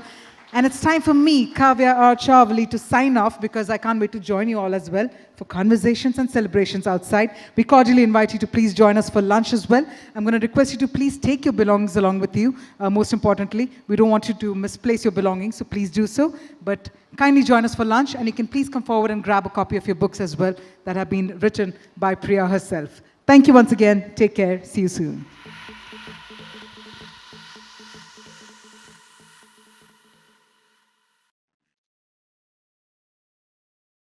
Economic Times Best Organizations for Women 2022, powered by Femina. My name is Kavya R. Chavali, and I am mighty delighted to be in the presence of all you amazing people over here as we come together to celebrate these amazing organizations that are creating a beautiful space with regard to gender diversity initiatives and more. Now, I know this is that time of the day where we all manage to grab some good lunch. And it's also that time of the day when we will be indulging in conversations. But before we do that, I thought, let me get some energy from the audience. So first up, I just wanted to ask you all, I mean, we're catching up in person after so long. Are you all happy? Yes? Superb. I know we just had lunch, but despite that still, are you hungry? No, not really, because I thought some speakers will come, share their insights, and I thought we will be hungry for more knowledge, more insights as well. Yes? So one more time, are you all hungry? We are eternally hungry, that's right. But the final question is, ladies and gentlemen, if you're happy then, if you're happy and you know, clap your hands. Louder, yaar. If you're happy and you know, clap your hands. If you're happy and you know, and you really want to show, if you're happy and you know, clap your hands. And now let's have a huge round of applause for all of you one last time, one louder time, if I may put it. Because as we're talking about celebrating these amazing organizations, celebrating all of you for that matter, it can't happen without a dose of fun. And that's what we also ensure at our workplace. We love to work, but we also love to have fun. So let's keep that tempo and that momentum on for the rest of the program. Now, I'm sure all of you have taken a very good look at the agenda, and while we are all awaiting the felicitations and cheering for these awesome companies and organizations, we'll also be taking a minute or two to indulge in some very interesting sessions over here in the form of a panel discussion, in the form of a fireside chat. Before we do that, you can see that there's this lovely looking hashtag that we've created for all of you. That's right up on the stage. So I'm going to ask you all to also join the conversations using the hashtag. Please do so because it'll be wonderful to share our stories, share our learnings with the rest of the world as well. So please do use the hashtag ET Best Organizations for Women. We also have the survey forms that have been placed on the table. I'm going to request you all to please take a couple of minutes out and put in your details, share your thoughts with regard to the survey questions there. So please do so, please don't forget. But on that note, it's that time of the afternoon wherein we'll come together and find out more details with regard to work-life balance, adapting to the flexible working arrangements. I think we managed to get a taste of work from home. during the pandemic, and now we are all trying to find out how we can do this balance of both ways of working. So let me quickly bring on board our amazing speakers. First up, the one who is spearheading the session for all of us is Suparna Biswas, partner, McKinsey. Can we have a huge round of cheer, because she's going to be extracting some really good insights from her fellow panelists. Yes. So thank you, Suparna, for joining us. And joining Suparna on stage, I'd now like to invite our amazing speakers here. First up, Vishakha RM, Managing Director and CEO, India First Life Insurance. A huge round of applause to welcome Vishakha on the stage as well, ladies and gentlemen. And may I also please humbly invite on stage S. Sunil Kumar, President, Henkel India. So let me please invite Mr. Sunil, and can we have a round of cheer as well for all our speakers? Let's get to deep dive into this amazing fireside chat. I'm going to quickly hand over the proceedings to Suparna. Over to you. Hi, is this audible? Yeah. Thanks a lot. Thank you for getting all of us together in this wonderful session. And thank you, the audience, for bearing with us in a post-lunch session. So I think the onus on keeping you engaged is on Sunil and Vishakha here, as I was telling them. So Sunil and Vishakha, without much ado, given it's a short session, I think I'd love for you to start the conversation by commenting a bit on how organizations can actually support, mentor, and promote women. It is, I think, now an established fact that having more women in the organization is not just helpful for the organization, but can actually add a few percentage points to the GDP by just getting a larger workforce in place. So would love to hear from you, what are the specific things that organizations can do to promote women? Thank you, Sunil. Thanks, Suparna, for the question. I think from an organization perspective, I believe that bringing in gender diversity has got to be right on top of the agenda, and not mix up gender diversity with other forms of diversity. I keep drawing attention to this at every panel that I speak, because when we have moved to D&I, people are beginning to treat gender as one of the parameters of diversity. And I'm like, a room full of diverse men is not diversity. So women, or gender as a factor, needs to span across all the diversity, because religion, community, preferences, all of these are gender agnostic and gender neutral. So that's one point that I say, that in an organization we make sure that it is a matrix with gender being an overpowering diversity factor, and then all the other diversity factors that come in there. I also believe in looking at things from an equitable manner and not an equal manner, and do not assume that what works for a man should work for a woman, or vice versa. And just as we talk about customizing the way we treat customers, we talk about segment of one, we talk about hyper-personalization. I believe we should be having that same approach towards all our employees also, and move it towards segment of one and hyper-personalization to be able to adapt the work and the working hours to the individual needs of the employee without, forgetting the overall objective of the organization, of course. Thank you very much, first and foremost, Suparna, and also Vishakha. And great audience here, meeting face to face, I think is really lovely at the end of the day after a long time. So just to add some of the thoughts from a Henkel perspective, first and foremost, many people may know, Henkel, but it is important for me to reinforce 2 or 3 things. For us, we kind of completely believe in this diversity as inclusion as part of our DNA. And why do I say that? And let me bring our purpose here. It's all about, we call pioneers at heart for the good of generations. And why, again, good of generations? Henkel is 146 years, mind my words here, 146 years young organization. And for us, I think, this has been a topic which we have been living for a very, very long time. As early as even early 1900s, we talked about flexible working and how, we should be looking into these areas, which complements the D&I part of the whole agenda.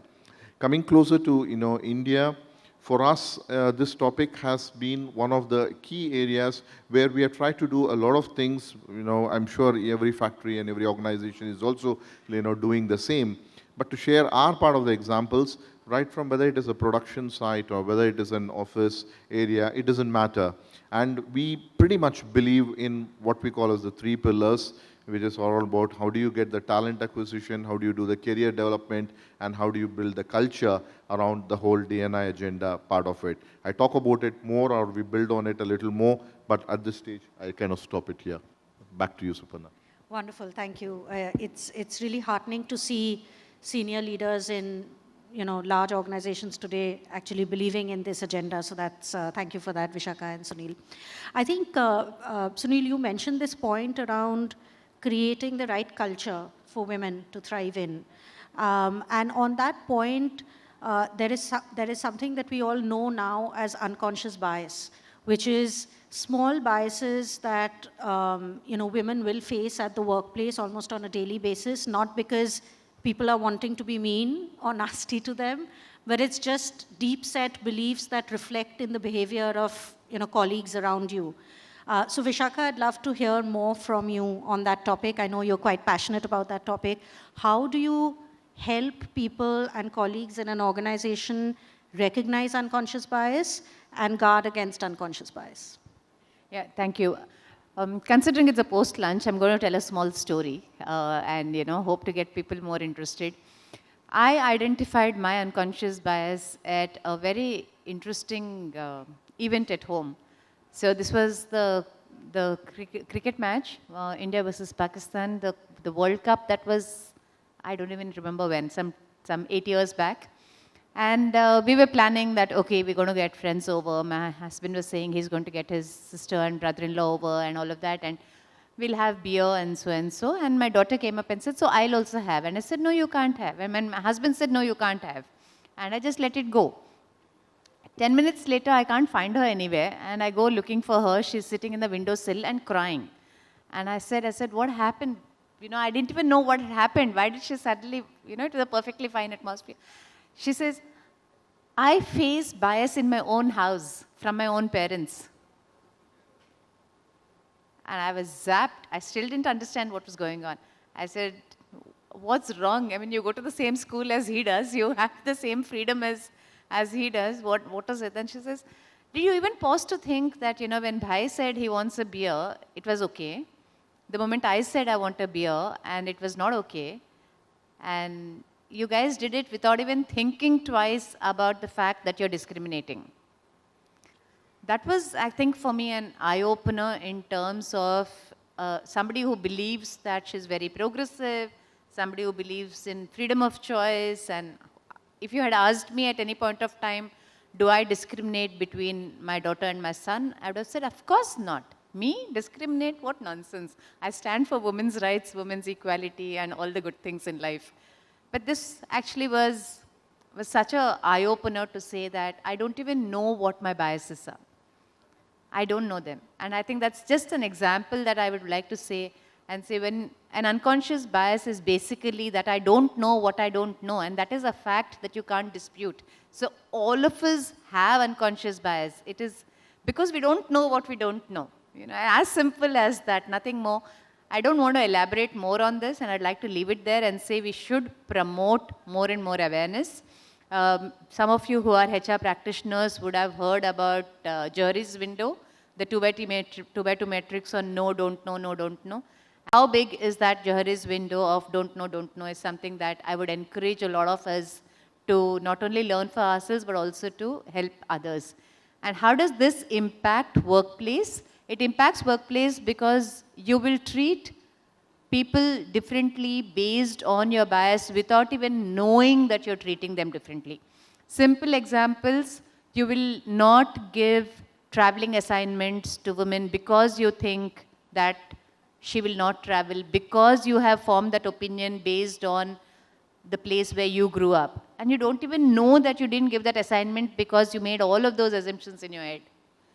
And that's just one tiny example. If you ask them and question them and say, why not? Oh, I thought you wouldn't travel. Yeah, but how did you think I won't travel? Women don't travel, do they? How do you leave your home and children and travel? I said, that's really not for you to decide. It's for me to decide. And then that guy doesn't even know what hit him because he was trying to be nice. He was really trying to watch out for the woman. And that's what I mean by unconscious bias, how it can harm in many different ways. And I will stop at that. I can go on, you know that, so I'll shut up. Thank you. No, Vishaka, that's very helpful. In fact, about 3 or 4 years back in McKinsey, we did a whole bunch of conversations with young women colleagues to understand what were some of the blockers at work. And this came out to be many instances of unconscious bias that many of our young women would face, including things like we walk into a meeting and the client thinks we are very young, right? Or, you know, in a team room, somebody looks at the woman in the room and says, hey, can you just go and take the notes for us, right? So we actually documented all of the unconscious biases that at least many of our young women talked about. And we've now created training materials on this, on how do you identify what are these unconscious biases, how do you guard against them. We actually now have these training sessions and videos included in all of our training content as people come into the firm and go through the firm. So that's just one example of how institutionally we are trying to address some of this. But Sunil, would be lovely to hear from you on it. No, thank you, thank you. So taking the leaf from both of them and continuing with the storytelling, I mean, which I guess is the right thing to do very much post-lunch. Yeah, yet another maybe, story to share from our side would be is again linking to this topic of unconscious bias. So this was almost, I think, in a year back or so. So we do what we call as India town halls at Henkel, which happens every 2 months, where we kind of tell what's the big picture, what's happening globally, what's happening regionally, what's happening at the country level, what are the major initiatives, financials, etc. And what I had introduced was something like, why don't we celebrate and showcase certain success stories? Now, going to this topic of unconscious bias, so I was talking about multiple success stories, and one of them really was striking and was very good to talk about was we had women, and we coined it as 8 women, 1 mission, okay? And they were working in one of our plants, and they were doing absolutely, strong operations, production, related roles. And they have not been doing this for the last, 1 year or 6 months or whatever. They've been actually doing it for 20 years, right? Now, even our own people, we had to sort of showcase this and not tell that, it is a great celebration, that we are doing something like this in the organization. Because the general feeling is people feel that if it's going to be women, okay, maybe you are in certain, roles. But when it comes into manufacturing and operations, these kind of things are changing or changed quite a bit now. But if you think about it, like, maybe 20 years or 25 years back, and there was 2 or 3 of them within that who were 27 years, they have been doing a production role. So we did a video out of them, and we also asked them, how's the whole, experience, and how did the family support and things like that. They even took us to their family and did a, video about how they're overall supporting. So the point I was just trying to highlight is, we sometimes, unconsciously, think that if it is this is being done by somebody, but if it is going to be, somebody else, they can't do it. So when we show these examples in real life, there was such a wow, not only in India. I even literally shared this across at the global level, and everybody felt so nice about it, saying that these are the things that we should celebrate more and more. And this unconscious bias, what we don't know is what we don't know, right? And we try to get better. People don't do this many times intentionally, but you don't realize it. I agree with Suparna saying that, the youngest person, we just quickly turn and say that, can you take the minutes? It's a very, very simple thing it looks like, but somewhere we take it for granted that, okay, this person can take the minutes for the meeting. But, to be asked saying that, are you okay? Or can somebody else take it? But we are not to be really conscious about these things. And the last sentence before I, again hand it over to Suparna. And I think that's where, as leaders, we should play a very, change leadership role. because even if somebody is doing it inadvertently, then we don't need to point it there, but later on kind of, say that, hey, maybe this could have been, done differently. So a very big part that as leaders, that we can play a role. And when I say leaders, I don't say it only from the rank and, kind of role, but everybody is a leader, and, they can point out to others, and then we can get better over a period of time. Yeah, back to you, Suparna. Thank you, Sunil. That was both fascinating stories, so thank you for that. I think maybe what would be interesting to talk about, Vishaka, at some point you mentioned you would love to see work policies being more customized or flexible to accommodate. This is not about performance management. We all know performance management is completely equitable, completely based on merit. But as women work literally on a day-to-day basis, are there work policies that can be more customized and flexible for them? And what could 3 or 4 of such examples be? Since I have the mic, I think even performance appraisals, one needs to be very careful of, because there is a qualitative factor of almost 40% in most of our performance appraisals. And that qualitative factor of 40% is subjective.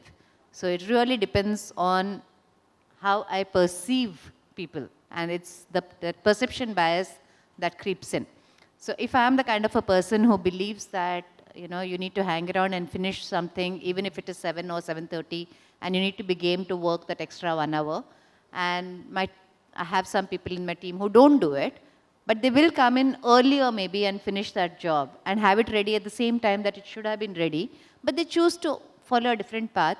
There can be a huge bias because that person's work culture or work style is completely against yours. And for you to adapt to that is also something that can form a negative opinion when you're giving a performance assessment. And why I bring this up also is because in relation to women, we have quite a large gathering of women, and I'm sure all of you would agree that we work on timetables, right? Literally every minute in the day is planned and accounted for, without which we wouldn't be able to really accomplish a home, office, children, and the wholesome life that we actually enjoy today. It's possible only because most working women will be very, very well planned. Now, if I have such a big plan, and I'm talking about even my younger days when I used to use a chartered bus to go home and I didn't have a chauffeur-driven car, but, if you're looking at those times and you have a time cutoff of 6 o'clock to leave, okay? I'm talking about the 90s when we didn't have technology that much and we couldn't have customization. Today, with technology, with pandemic proving that we can actually work from anywhere, I believe that policies can become that much more flexible. So some of the policies, for instance, we have is a 40-hour week. And you choose your 40 hours and you choose your time, whether you want to come in at 7 in the morning or work till 11 in the night, as long as you do a core number of hours every day and 40 hours in the week. You can actually choose when you want to work. And we also define core timings because those are the timings you must be available for meetings. Otherwise you can do individual work at midnight if that's your preference. So that's one example of flexible working hours. The other one which we implemented is you're riding on this entire gig platform. You saw that a lot of people didn't want to hire women who would have just got married or who potentially will have babies because then the targets stay. I was told something as simple as this by one of my sales head. He says, Vishaka, I have a 10-member team. If 2 of them go on leave, I need to deliver on 100% of my targets with 80% of sales force. So which is when I said, that makes sense. So we started actually reducing targets for people who hired women and if women went on leave because we wanted to encourage them to hire more women. So we had adjustable targets in sales. In the non-sales, we started having gig replacement workers. So we said, okay, if someone is going on leave, you go ahead and hire people on gig jobs for those 3 months or those 6 months. So you don't complain about the person not being available, because in gig you actually get more senior, more experienced people to replace the current employee, right? So these were some of the initiatives that we have taken. There are lots more in terms of maternity benefits and all of that, which are standard But these I thought were slightly different, and I just thought I'll bring that to your notice. No, thank you, Vishaka. It's great to see actual policies reflecting many of the conversations we have on stage. Sunil, this one will be for you, which is that the last 1.5 years we've been working from home in a COVID environment. The way we work and balance our day has changed significantly, right? Including for many working women, homeschooling of kids and cooking and so on and so forth. Now, we are all getting back to, life as normal. How, as a senior leader, do you see any change in the way you would allow folks in the organization to come back to work? Like, do you expect people to come back full-time, or will there be flexibility around certain days on, certain days off? Has the work policy or balance changed in any way in the last 1.5 years? Thank you, Suparna. So in first is, COVID has kind of taught everybody, I would say, about a different way of working. So we all went through this where I guess people were, men and women were maybe wearing a, jacket and maybe, informally maybe a shorts and, taking Zoom calls, and that's one part of it. But also, that's the lighter side. But more important is, what it told is, there was a time when, people had this in office. I don't say this in Henkel or anybody out here, but in general, saying that the number of hours that you're spending in office was somewhere translating to also saying that, how efficient you were. Maybe again an unconscious bias, okay, right. But now that changed the whole thing, saying that, no, you can work remote, you can work, with the technology in a great way. So, coming back to this question and linking it, what we are doing at Henkel is what we are calling it as smart working. Okay, and what we mean by smart working is that it's all about empowerment, and you can be keeping it flexible. So just to give a bit of a dimension to it, we are saying that, okay, you can come for, let's say, 3 days a week. But if people want to come 5 days a week, that's absolutely, we are more than welcome, right? But why we say that is, there are two parts to it. There is also a big benefit. Almost everybody came back telling that, when I was having my, the crisis management team meetings or the XCOM, that people want to come back to office also, and they want to spend time because they feel that it's a very collaborative way of working that they were also missing, okay? So 3 days per week is what we have done, and we have told that, okay, you keep it flexible, which also empowers you, and you decide, how you want to sort of, ensure the work is going to be getting completed. And we have a good track record of 2 years, not for Henkel, but everybody, saying that, the work was done, or maybe even it was done even better, say, in some places, because everybody stretched maybe much beyond 8 hours, all of us. So, we have the proof of the pudding here. So we are doing that one actually, Suparna. So 3 days of work, smart working is what we are calling, and we are saying that you are absolutely empowered, and you deliver the results which you are doing already, but we give you the flexibility at the end of the day as well. That's wonderful. I know we are kind of almost out of time, but last 30-second thoughts from you, Vishaka, and then Sunil from you. On anything on? Okay, anything is a large topic. So I'll just repeat what I said before that. I think one is hashtag unconscious bias. The other one certainly would be about diversity. Please do not forget that gender is a complete superset, and don't make it one of the parameters of diversity. Maybe from my side, I would say that diversity, along with inclusion, I think, makes a huge difference because only diversity and inclusion independently really does not go very well. The best of it is you get when you have a very inclusive attitude and culture and as a person as well. Thank you. Thank you so much. It's been an absolute pleasure, Sunil and Vishaka. Thank you for joining us today. And thank you to the audience for being extremely patient. I'm just going to hand over to the organizers. Thank you very much, Suparna. Thank you very much to all of our panelists, all of our speakers. If I may please request you to come together for a group photograph. We'll just have you on the stage for a couple more seconds for a quick group photograph. And can we have a louder round of applause to thank Suparna, who's moderated the session so beautifully. We'd like to thank Vishaka and Mr. Sunil as well. I think wonderful observations and some wonderful learnings as well that we managed to gather from this very important and a very pertinent session. Thank you once again for joining us. Thank you, sir. And with that, it's time for a quick makeover on the stage as well, because we're going to set the tone for our next panel discussion. The big question, what lies ahead? We're talking about actually identifying challenges of women workforce. Now, while we do that, I'm going to request the team as well to come ahead and start with the arrangements. Now, I do realize for the last 2 years especially, even before that, when we were craving for a me time, we managed to get a we time. We managed to adapt, adopt, pivot, whatnot. But what we've noticed is that the working conditions have changed drastically for women employees especially, across all the sectors as well as the verticals. So we'll have this particular session focusing on the kind of efforts that have been made by the organizations for the growth as well as the work-life improvement of working women. And this particular session will also be spearheaded by Sujata Shivshankar, who's the Associate Partner, COE Leader, Culture, Inclusion and Diversity, People Experience and Talent with KPMG in India. So it'll be very interesting to deep dive into the session that will be beautifully spearheaded by Sujata.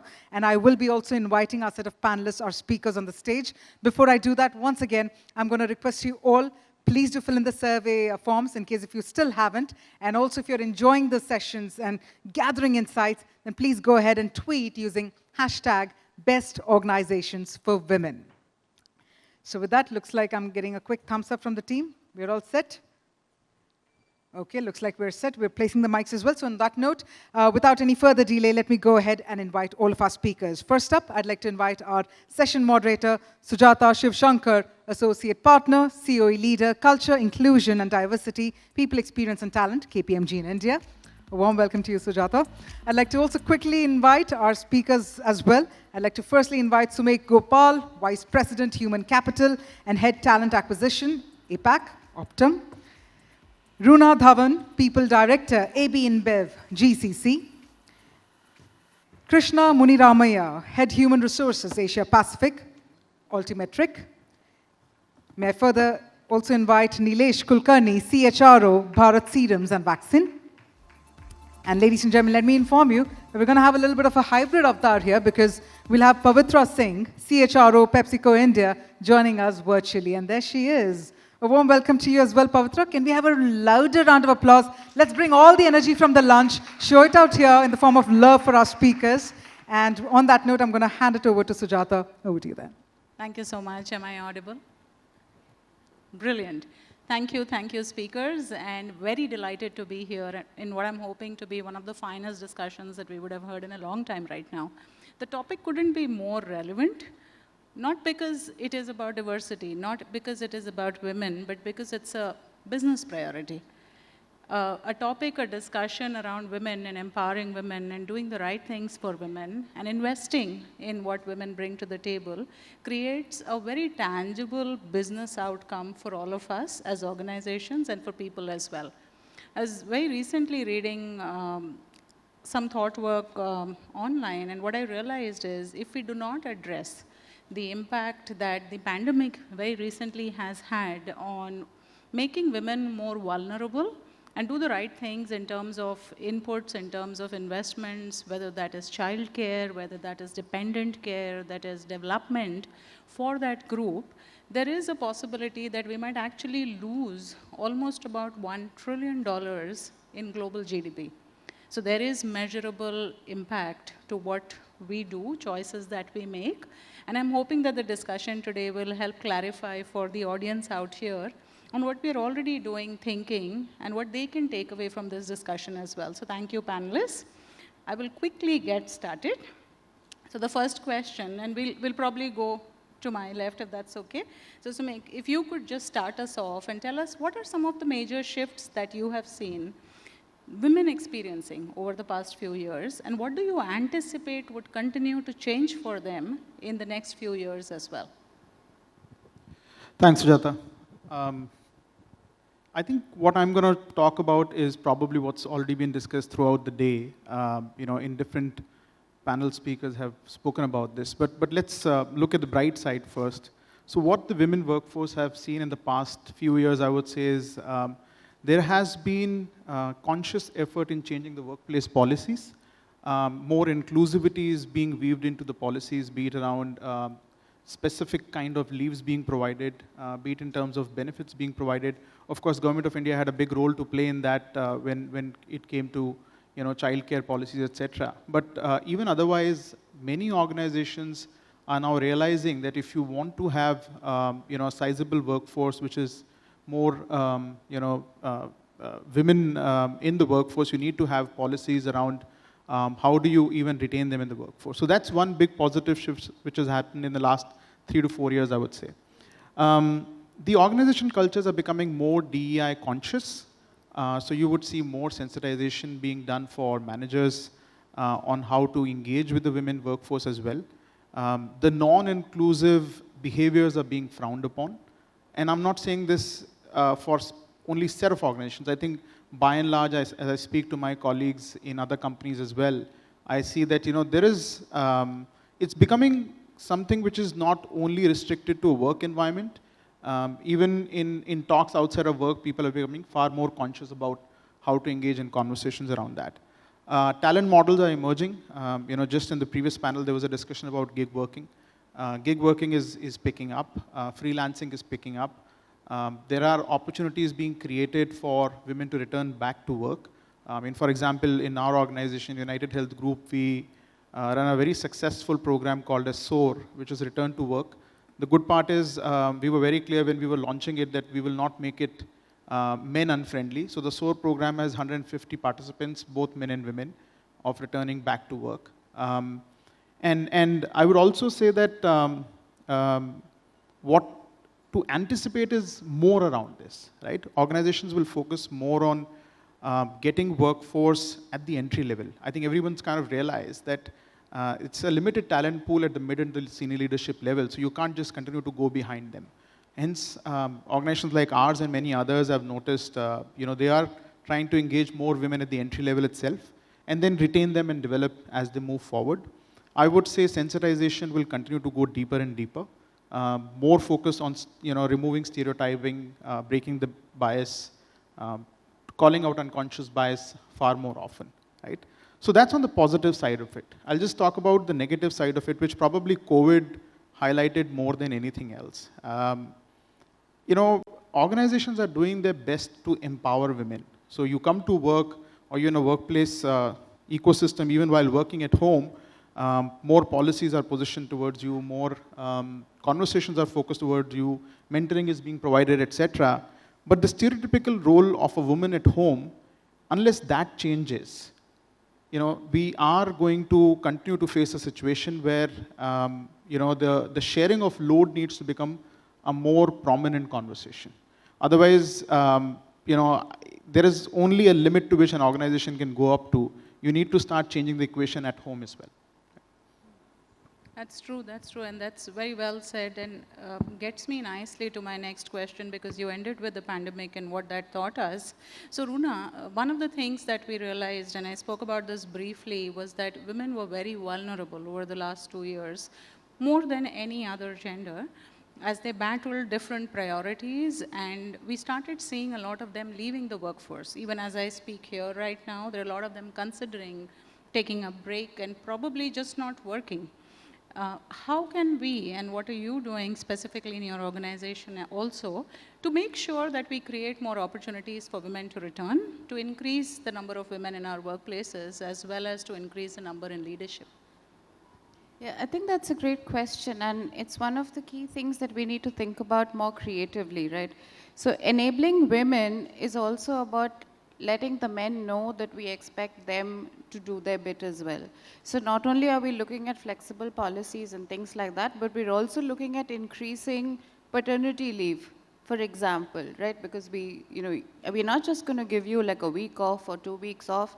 Take 4 weeks. That's what we've changed it to, because we understand that we expect you will have obligations at home that you can exercise or you're going to be part of.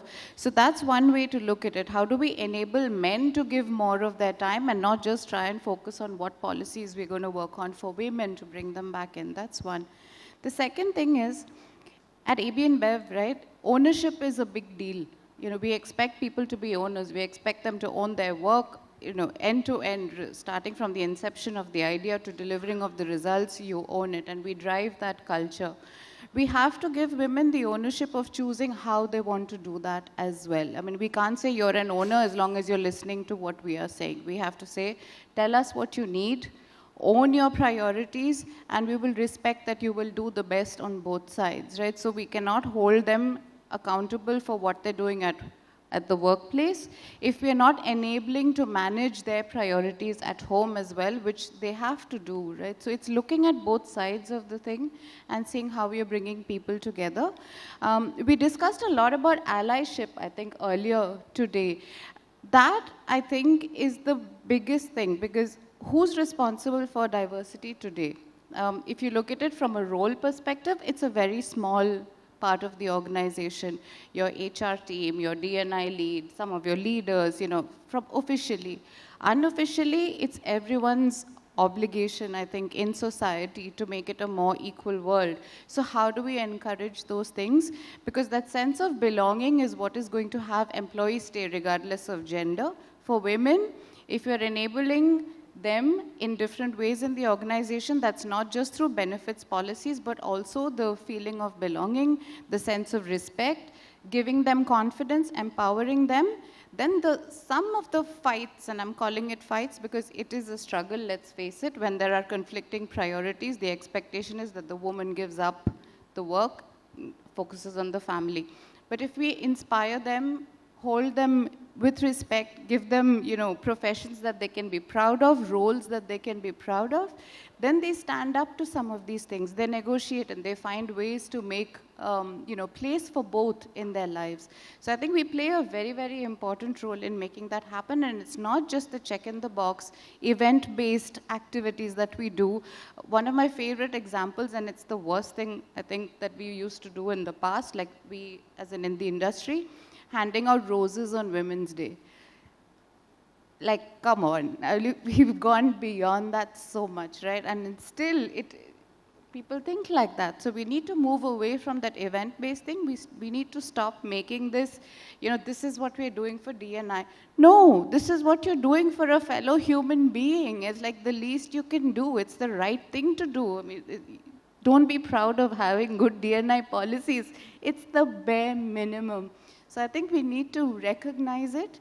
And the last thing, as the industry, right, we're all here, we all have a very diverse workforce, of course, and we are trying to improve the ratios, all of those things.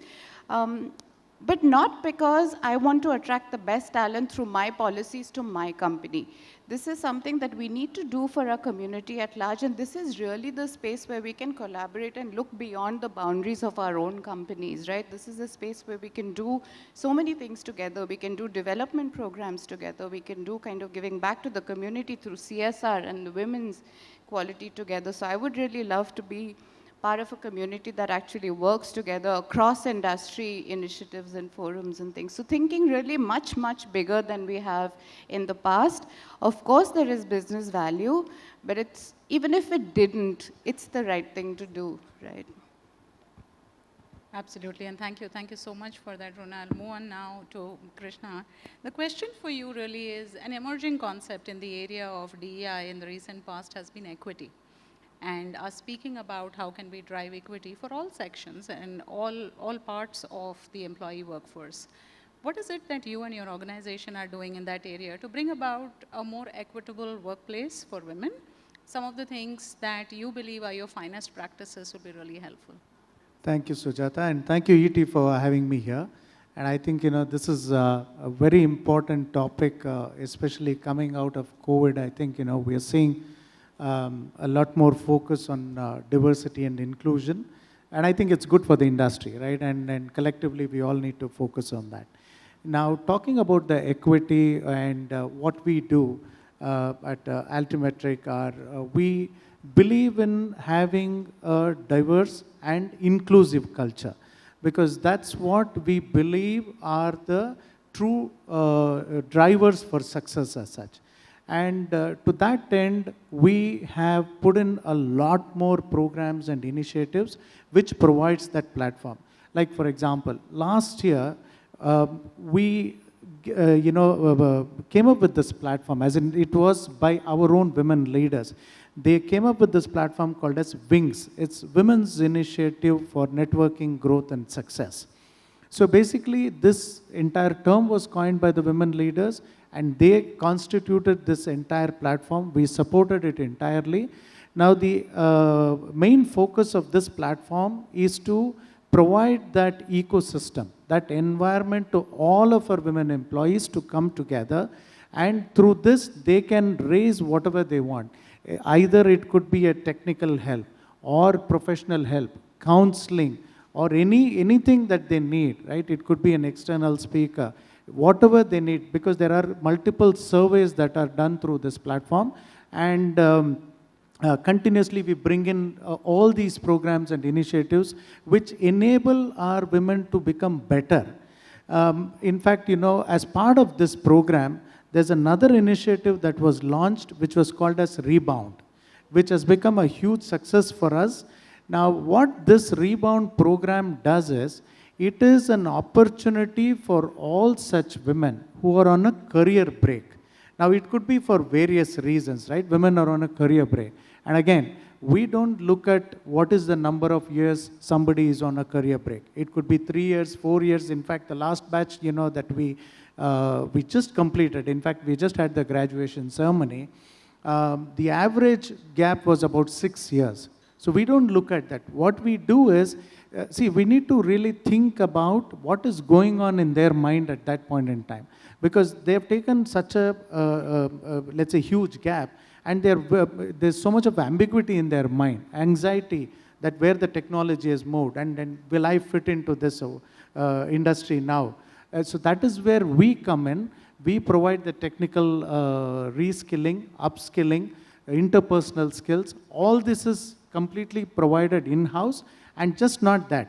Right after that, they're absorbed into the organization. So like that, we have had 3 successful batches, and in fact, we plan to do many more this year.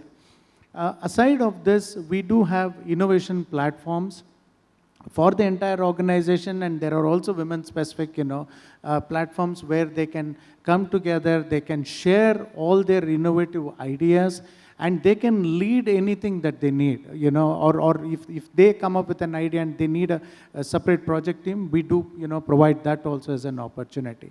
And just now on this International Women's Day, we announced another program called Mentorship, because that's something that we think, is really going to help, and something that our women employees have been asking for. So through this now, they get to choose anybody, mentor. It could be inside, within the organization, outside, and we will enable that so that they become better leaders. And we have a specific program that we are building on, which is for the Emerging Leader Program for women specifically. So this way, there are all these initiatives where we are providing equal opportunities and equal platform so that they can excel and do better. Because we believe that that is what will really take us to the next level. I love the acronym WINGS. That was really neat. Oh, that I need to really, appreciate and thank our women leaders. I mean, I know I've sat through those discussions. There were so many terms that they were coming up with, and finally, they froze on this. And there's a beautiful logo they have put together as well. It's come out so very well. And today, all of our women employees are so happy about this, They all feel very proud about that, and there's a pride factor that, they carry when they see that WINGS actually. And if you go onto our platform or website, you'll see so much happening under that umbrella.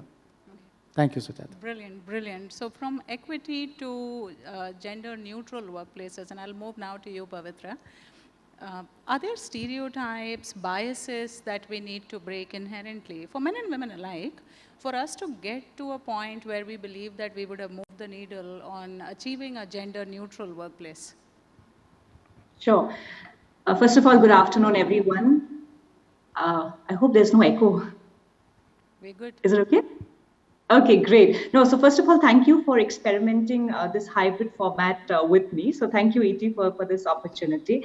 Yeah, on stereotyping, I think, look, I've seen the stereotypes, and we've all experienced it in the societies that we live, right? It is so deep rooted. We see that in our families, we see that, in schools, and what we see at the workplace is a manifestation, okay, of the upbringing and the experiences that we've had in the society. So it is definitely very deep rooted. And I can tell you, in fact, let me give you an example.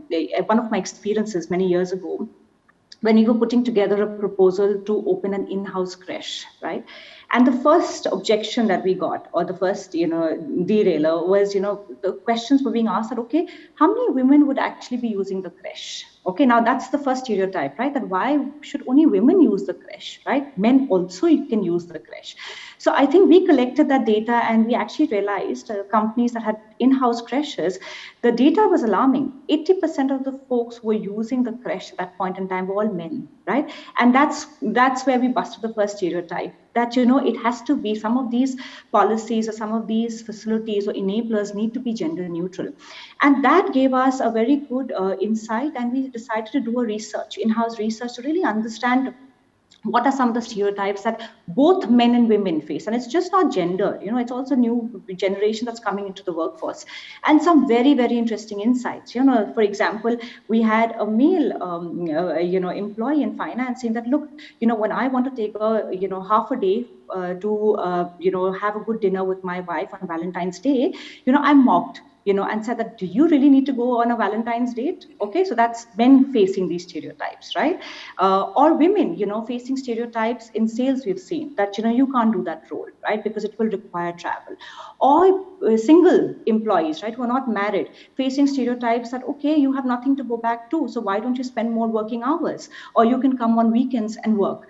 So we realized that there were stereotypes and deep-rooted stereotypes that were actually happening across, different generations, different sex, and therefore we need to bust that. So the first step was really to kind of create awareness. Okay, and I think a lot of panelists have spoken about really showing a mirror and creating the right kind of awareness. And what we did was we looked at it in a very different way, and we said, let's make it let's use a very non-threatening format. So we used street play, or Nukkad Natak, right, to kind of bring alive some of these biases that you face on a day-to-day basis. And all of us are educated, but we don't realize that there are these unconscious bias bags that we're carrying with us. And unknowingly or knowingly, we are manifesting it. So it was very important to bring it, to the forefront, and we used Nukkad Natak. And we did that across the country. We took it to our plants, we took it to our factories, our sales, including a headquarter.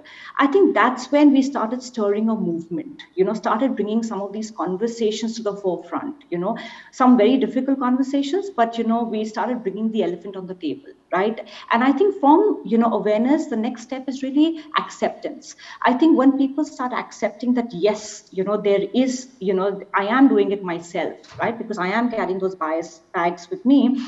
I think when that acceptance happens, that's when change can happen. So I think it was very important for us to move from awareness to really making sure that people across layers are accepting that, yes, there is a problem and I need to change, right?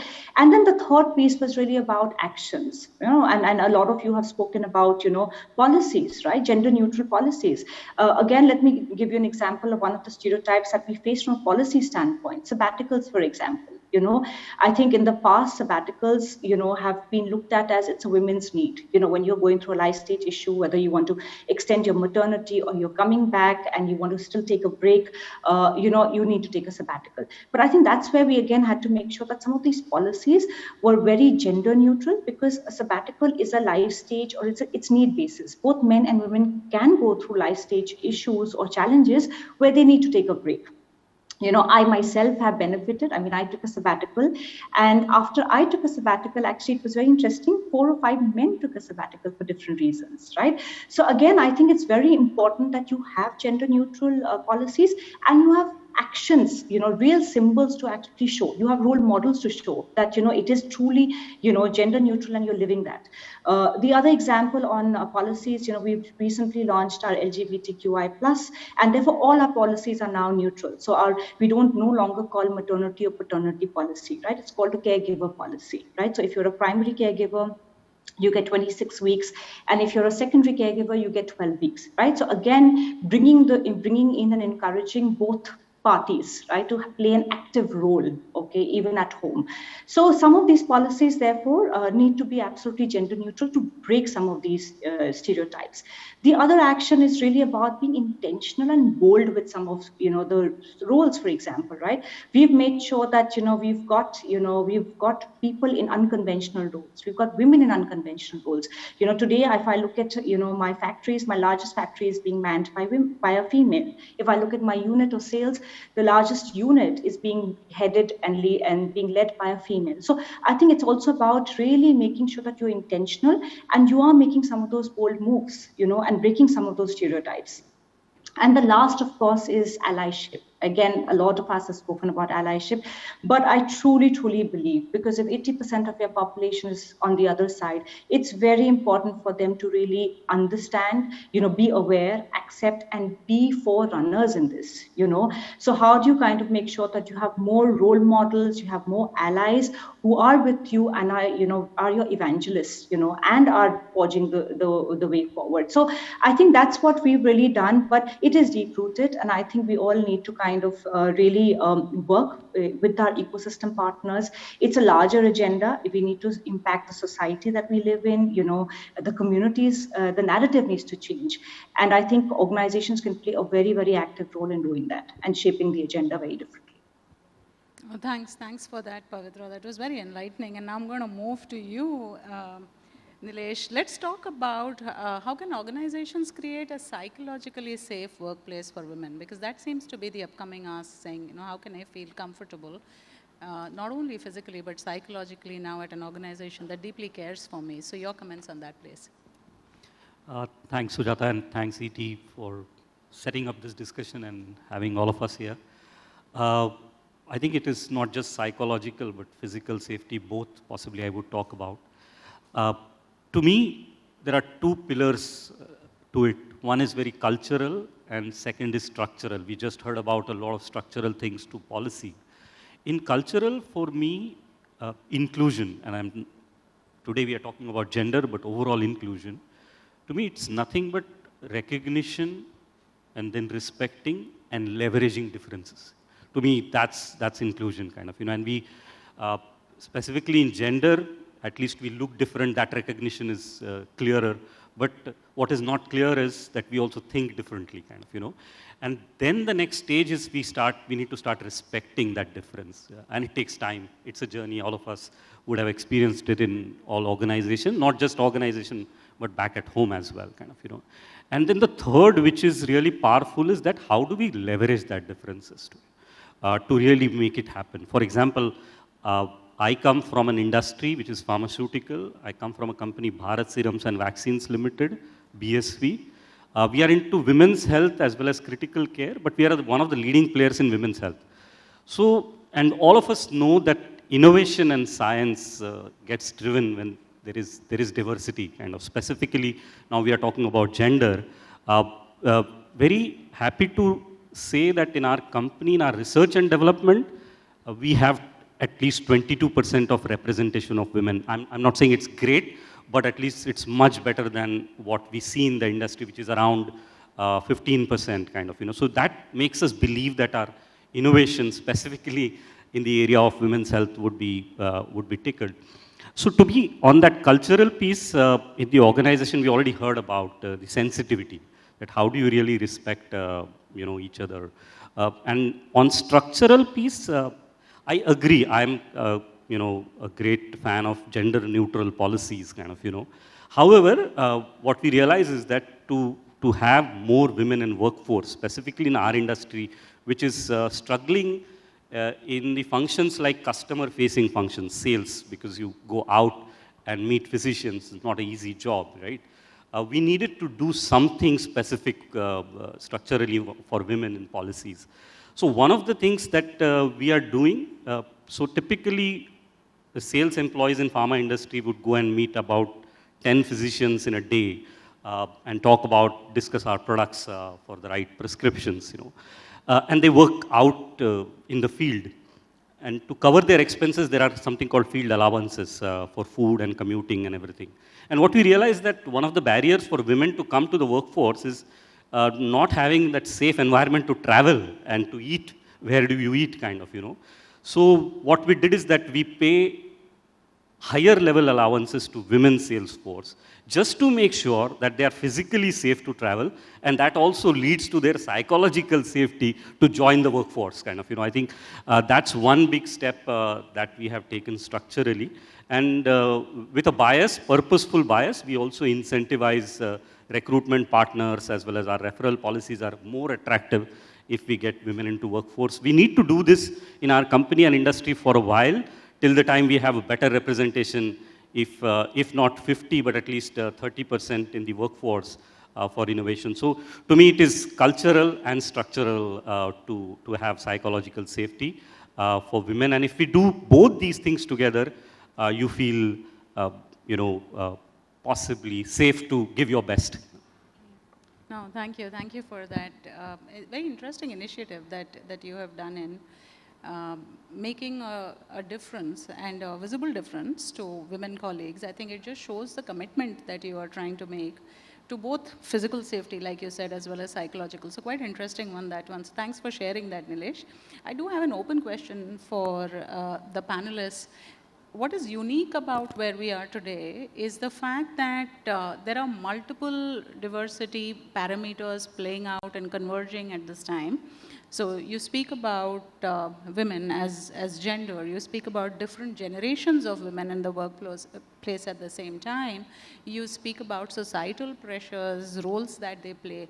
How do we bring all of it together? And as HR people, how should we start thinking about newer, better, more meaningful interventions that we can bring to the workplace to help them solve for some of the trepidations that they have for the future? Any one of you, please. So since it's an open question, let me take a dig at it first, right? And thank you for putting this out, because I think, you know, diversity is much beyond gender. And there are other elements like, you know, we're doing a lot of work around veteran hiring, you know, how do we integrate ex-servicemen into the corporate workforce. I think you ask a very pertinent question in terms of what's the paradigm shift which the HR function itself will see. A lot of effort will be required in sensitization, but that's just simply put. Because what you are facing with is a leadership team which you have over last decade or so primed to say, you drummed it up to say, hey, women are important. But now you're saying not only women, we need to make a more inclusive workplace. And that will require a fundamental shift in being more accommodative. Now, I don't have a straight answer to it, but you're trying to change the DNA to say, hey, all abilities are important, all talent capabilities are important, and hence we just spoke about the gender neutral policies, perhaps have more accommodative policies which will be open to accommodate everyone, right? So I mean, be it in terms of workplaces that you will have, the physical workplaces itself, be it in terms of, you know, kind of career opportunities which you'll be able to provide to people from all abilities. There is a significant amount of shift which will be required to be done. I'm saying there are some organizations which are already ahead in this curve, but slowly and steadily, I think all organizations will have to start thinking about it. But it all will stem from the fact that is the HR business partner, and I'm calling that as a CHRO or just the HR business partner, have enough influencing ability in the boardroom to influence the leadership mindset to say, hey, the workspace is going to change. And if we don't do it, we may not be representative in our offerings to the consumers that we are in the play. So let's do it now. And I would say that the HR practitioner will probably become, already is the diversity evangelist, but it will take a more prominent role in that. If I can add to that, another thing that we need to really look at is, from an HR perspective, of course, we're trying to consider different points of view to see what are the needs at different moments that matter. That's something that we do. but it's also the service providers that we work with that we need to invest in sharing this kind of information, because if I want to give a certain benefit to a certain demographic, does my service provider insurance coverage, medical coverage, do they provide that kind of service or not? So it's really going way deeper than just saying, I will hire from this community or I will hire from that community. If you're not able to provide the same level of support to them, then you probably need to do a little bit more work before you can really say you're doing the right thing, right? I love what you said earlier about separating the cultural and structural requirements and addressing them. And I also think the example you gave about providing more money for transport, more money for food, it's the best example of equity that I've heard in a long time. So my congratulations to you on that initiative. It's great. What we need to realize is, as companies, right, we all have mission, vision, values, priorities. None of those are gender specific or demographic specific or things. So it's basically reinterpreting our culture in a way that everybody can understand and everybody can live by, right? So like we have role models for women. We talk about that a lot. You know, it's great to have women in leadership roles because now the younger generation have something to aspire to. Similarly, with the younger generation of men, or you know, who we have in our workforce, they need to see male leaders, female leaders as well, both speaking the same language about D&I, both, you know, interpreting it in a way that helps people understand why this is important, how it is important. So one of my pet peeves is being asked to speak at a D&I event. Why not at a regular leadership event? If you have like a leadership, you know, forum or something like that, we'll talk about this leader, that leader, but the minute it's a D&I forum, you know, well, let's call that woman or that, like, that needs to stop.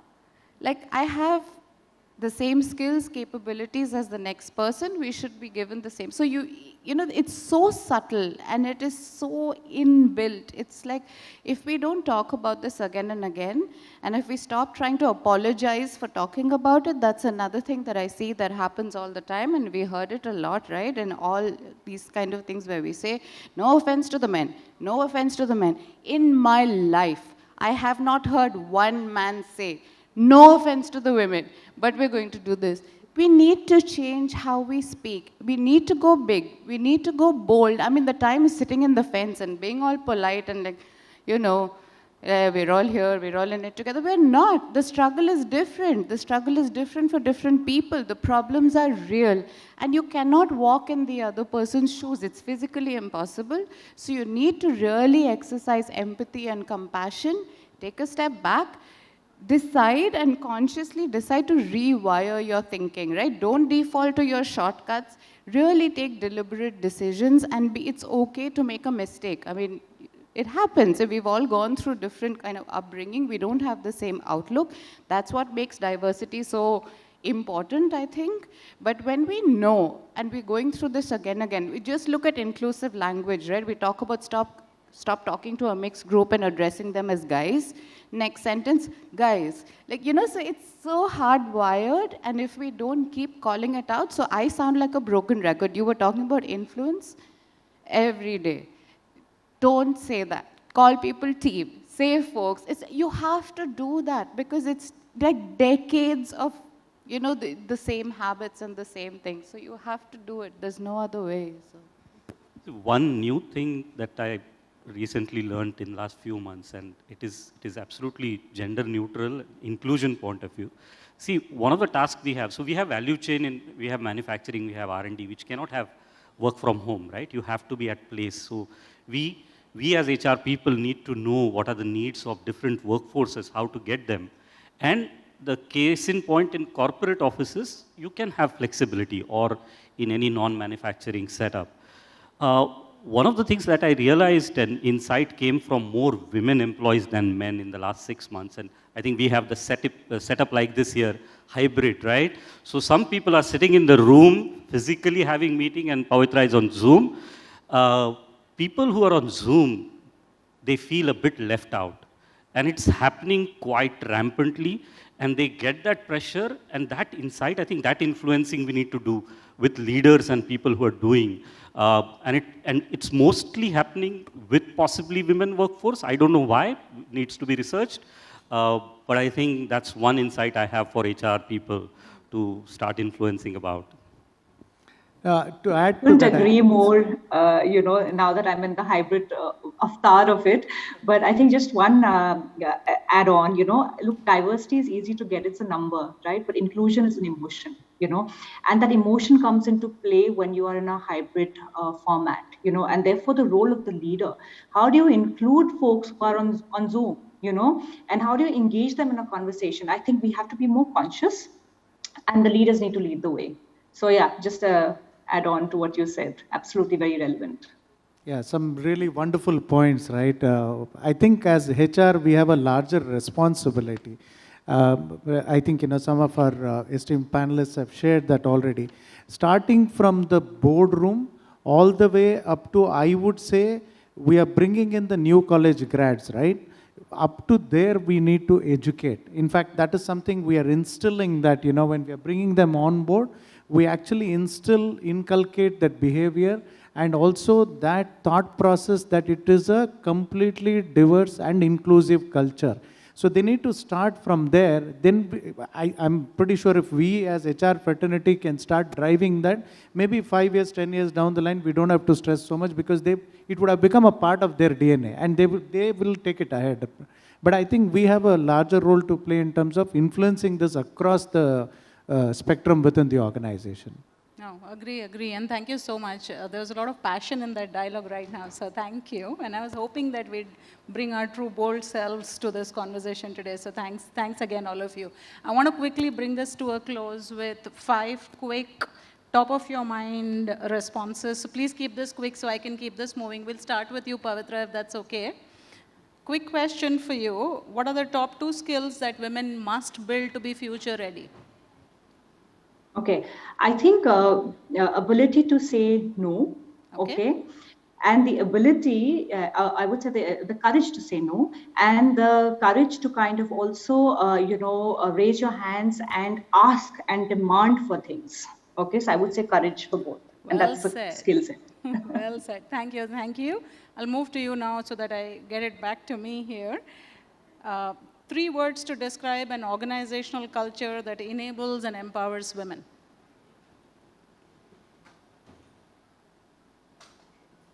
Of course, I think respect.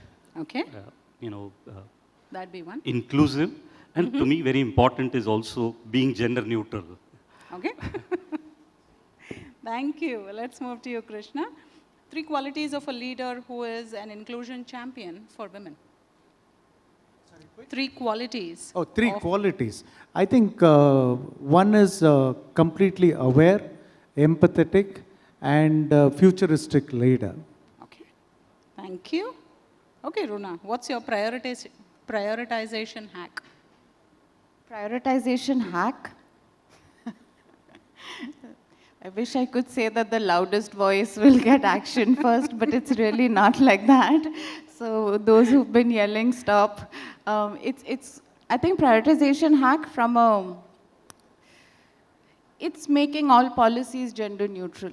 I mean, if I'm talking in this context, right, not in the bigger context, in the context of why we are here today, it's really looking at that and making policies gender neutral, and it also means supporting the men sometimes because maybe they're in a position in our organization today where they can't support their wives or partners or spouses, right? So it's also looking at it like that and really taking it 360 and making sure that we're not doing. So it's not really a prioritization hack, it's much more a priority. Let's put it that way, to be honest. All right. Last one for you, Sumik. When you aren't able to balance, and everybody wishes to balance, what do you keep telling yourself and does it work? That's an interesting question. When I'm not able to balance, I err on the side of family. So for me, family comes first. I think after working for almost 2 decades, you realize that work is just one of the chapters of your life. It's not your life. So in cases of doubt, and which is what I tell my wife as well, who's also working in HR, that when you are in doubt and you are not able to find that balance, then err on the side of what you really want. And for me, that's work-life balance is family first. Brilliant. So that brings us to the close. Thank you so much. You guys were real sports. And thank you so much, audience, for having us today. Have a great rest of the day. Thank you, you, Sujata. everybody. Thanks, everyone. Bye-bye. Thanks, Pavitra. Thank you very much, Sujata, and thank you to all our panelists as well. I'm going to request you all to come together for a group photograph. Another fantastic discussion for all of us. And while that happens, can we have a louder round of applause, because we managed to gather some really diverse insights from our panel members.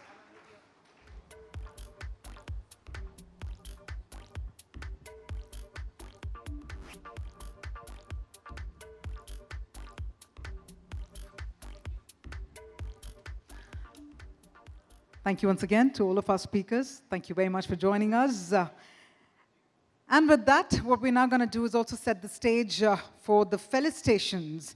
And while we're again, sort of doing that, let me also quickly share with you that with regard to the felicitations of these amazing organizations, what really went through was a rigorous process in order to shortlist organizations based on a set of parameters, such as female employee percentage, revenue, or for that matter, women representatives across the hierarchy, male to female ratio, and initiatives undertaken to encourage women. So what happened is that we managed to evaluate over 1,000 companies and are celebrating today those organizations with the most impactful gender diversity initiatives from across the industries, including BFSI, aerospace and defense, manufacturing, healthcare and pharma, IT and ITES, retail, infrastructure, etc. So that's the entire tone that I'd like to share with you with regard to the organizations that are being felicitated today. And while we do so, let me also inform you that we have a wonderful guest who will be joining us this afternoon to do the honors, to do the felicitations as well. In fact, many of us would identify with the fact that she made a grand debut in Yash Raj's Bunty and Bubbly too. But before that, I think not many of us are aware of the fact that she was actually an AD, an assistant director, in movies such as Pyar Ka Panchnama 2, or for that matter, Bajirao Mastani, or Sonu Ke Titu Ki Sweetie. So she was also an assistant director on these amazing movies, and she then made her debut in the Amazon Prime Video's web series, which is The Forgotten Army, Azadi Ke Liye, and then, of course, the grand debut in Yash Raj's Bunty or Bubbly 2. So we will be having the beautiful Sharvari joining us this afternoon to do the honors, to do the felicitations for all these amazing organizations. While we do that, let me also inform you that I will also be indulging in a little bit of a conversation with Sharvari herself. I think it's wonderful to have her presence over here, so we will be doing that. And until then, I'm sure, as I keep saying, everybody's eyes are like right out there. Someone's coming. Yes, that will happen in a short while. But at the same time, I'd also like to request you all to keep cheering for all your fellow organizations that are doing such fabulous work. So please keep that momentum on, keep that energy on, and again, keep tweeting. So let's say if you decided to come, take a photograph or take a photograph with your colleagues, go ahead and keep tweeting. I'm going to keep plugging that bit in because I somehow like that bit on the stage for some reason. So keep doing that as well, ladies and gentlemen, and keep tweeting using hashtag #ETBestOrganizations4Women. On that note, ladies and gentlemen, can we have a huge round of applause to please welcome the beautiful Sharvari. And while I was telling them about the fact that you started off as an AD, and then here you are, who has made a grand debut in Bunty or Bubbly 2, something which has also been one of our favorites, the franchise. So congratulations on your career so far. And I'm going to now quickly invite you on the stage because I'd like to also have a little conversation before we move on with the felicitations.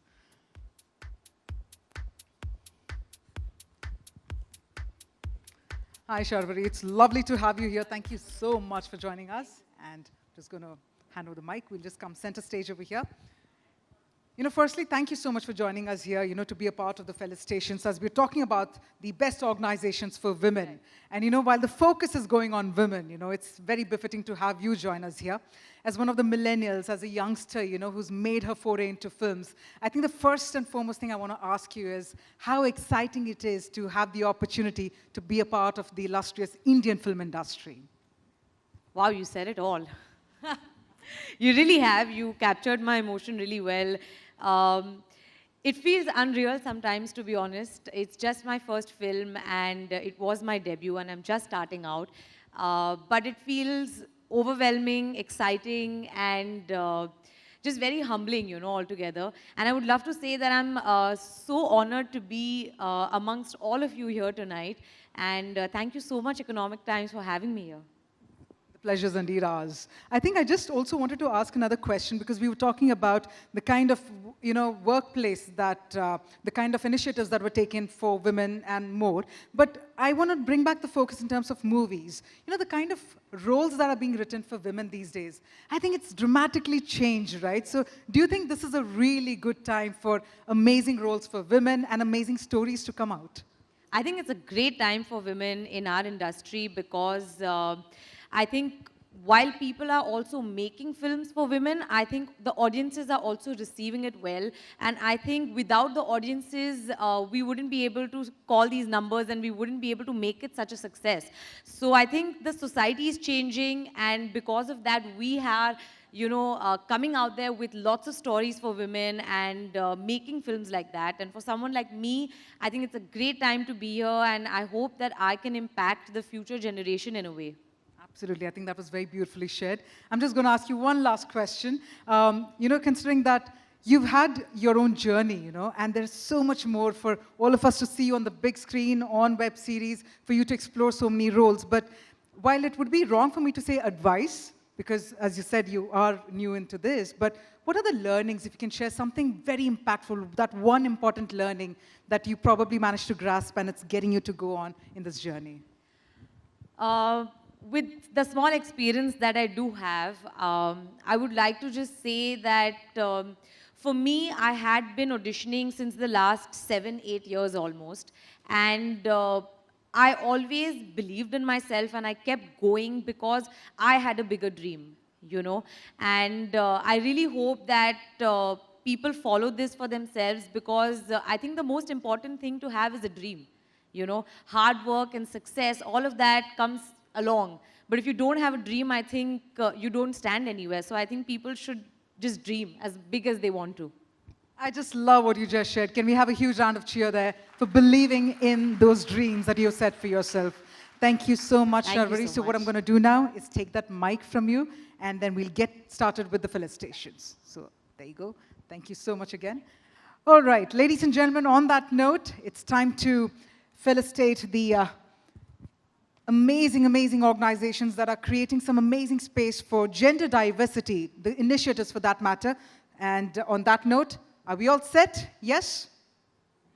Okay, once again, I'll unmute all of you. Let me unmute you all. I'll give that a try. Are you all set? Yes, you're set. Sharvari is set. I am ever ready as well. Let's get it started. Ladies and gentlemen, to begin the felicitations, first up, the organization that's being felicitated. Let's hear it for Allstate India.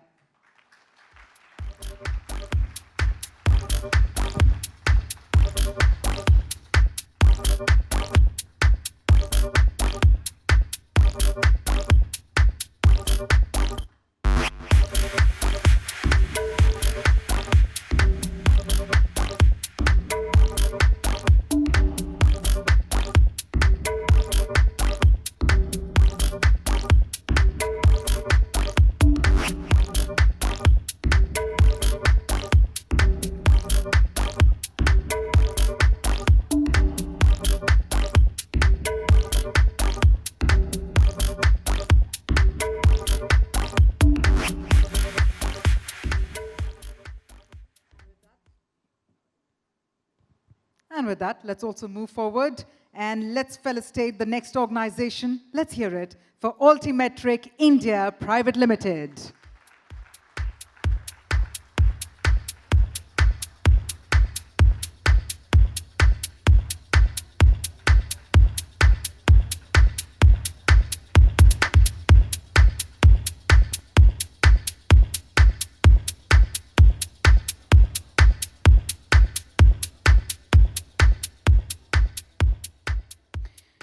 And now, moving on, ladies and gentlemen, let's have a huge round of applause for Bajaj Allianz General Insurance Company Limited.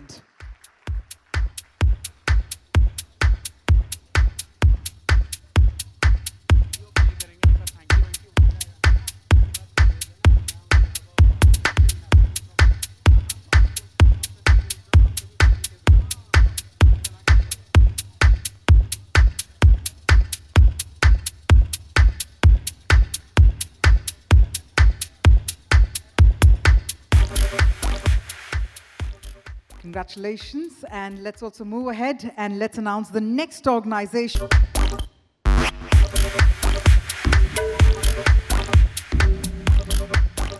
All right, moving on. Ladies and gentlemen, let's hear it for BNY Mellon, India.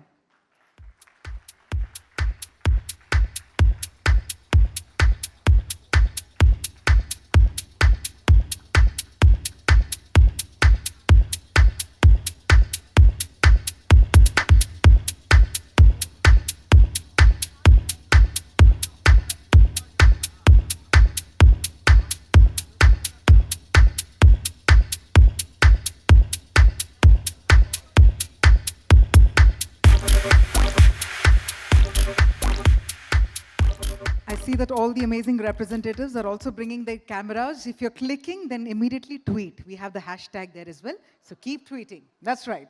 All right, let's move on, and let's also hear it, ladies and gentlemen, for Boehringer Ingelheim, India.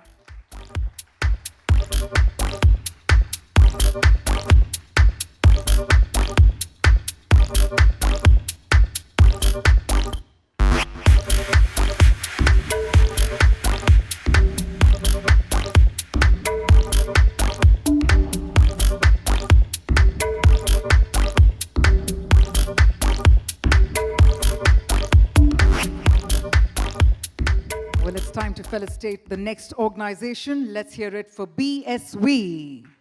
Huge round of applause, ladies and gentlemen.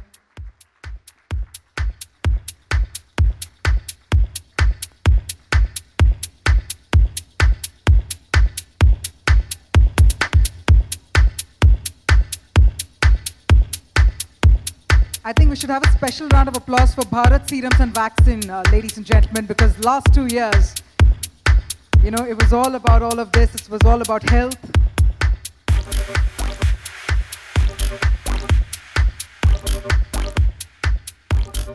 So on that healthy note, let's march ahead and let's hear it for Bureau Veritas India Private Limited.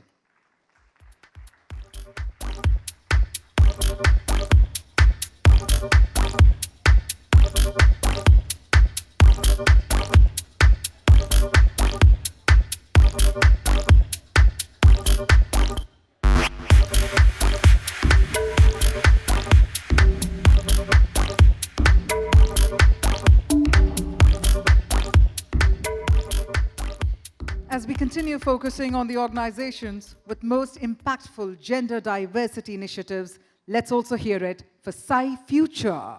Huge round of applause, ladies and gentlemen, for Sai Future.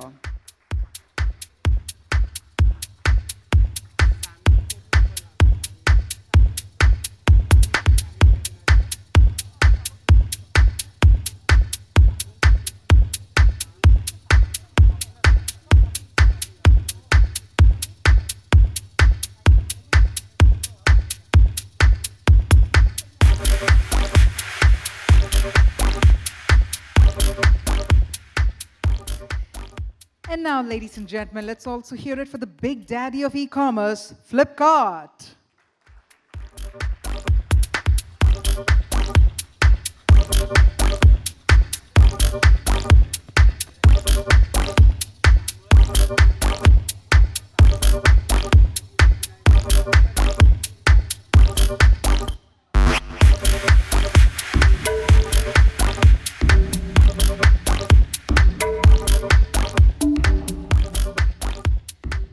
Now, before we march ahead with the next round of felicitations, to join Sharvari on the stage, I'd also like to invite Samuel Ebenezer, Director, ET Edge, to please come on stage. And can we have a huge round of cheer to welcome Samuel as well? And well, on that note, it's time to march ahead. Let's hear it, ladies and gentlemen, for Henkel, India.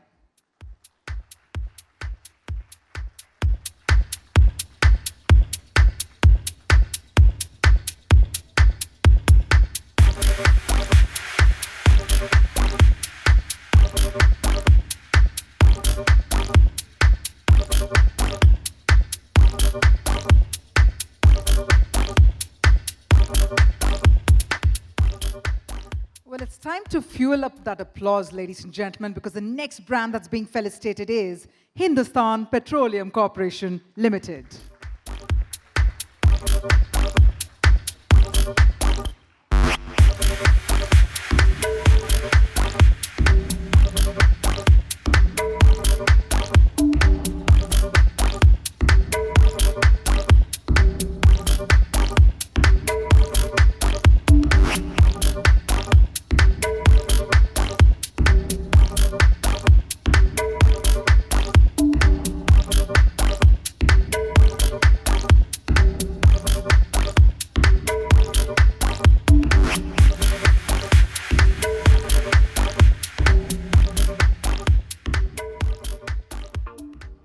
Well, as we had informed earlier, the felicitations are happening across industries and verticals. Up next, let's have a round of cheer and let's hear it for Kyndryl. A huge round of cheer, ladies and gentlemen, for Kyndryl.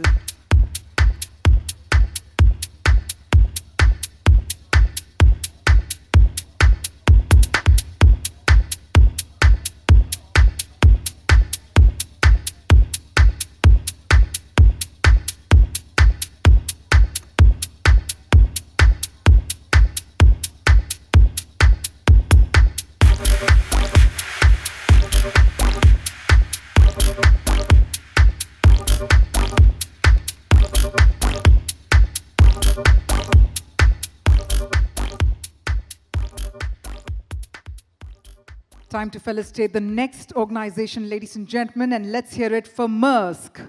A huge round of applause for Maersk. A pioneering name in the world of shipping.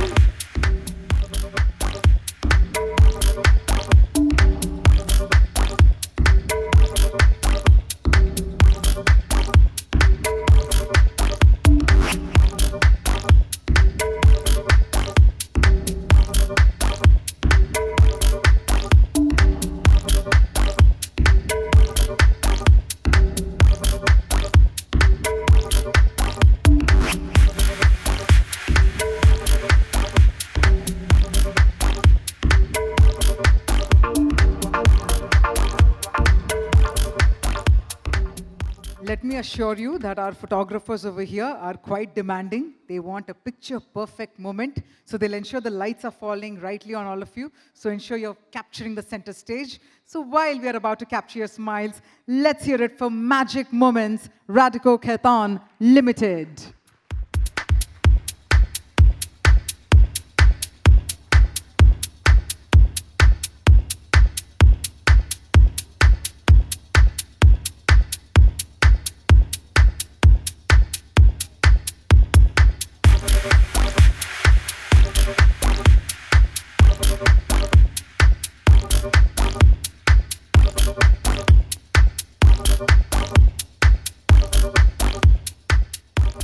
When you say magic moments, we are all definitely in high spirits and happy spirits.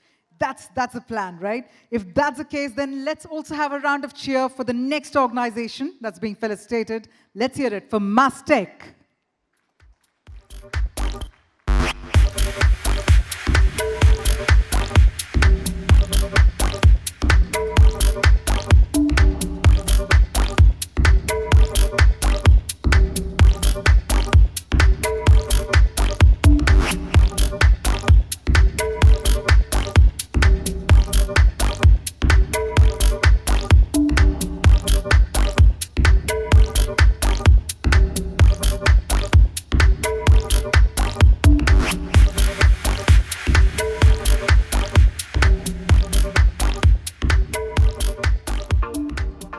Well, it's time to have another healthy and a wealthy round of applause. Let's hear it for Medi Assist Healthcare Services.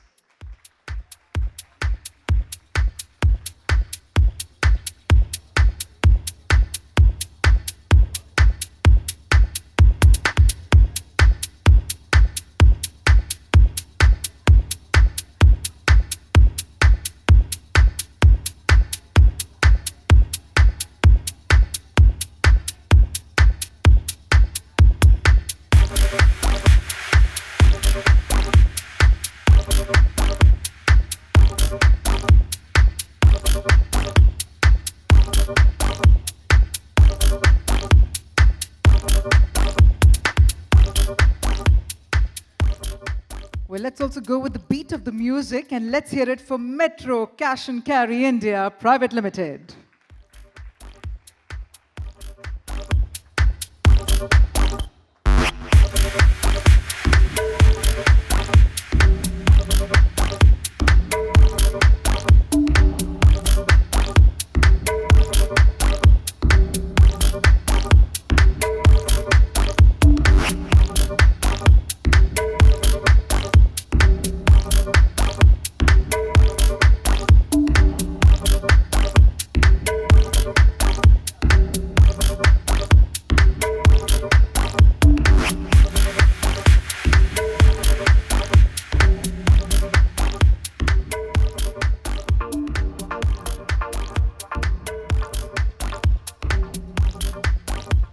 Time for another selfie, ladies and gentlemen.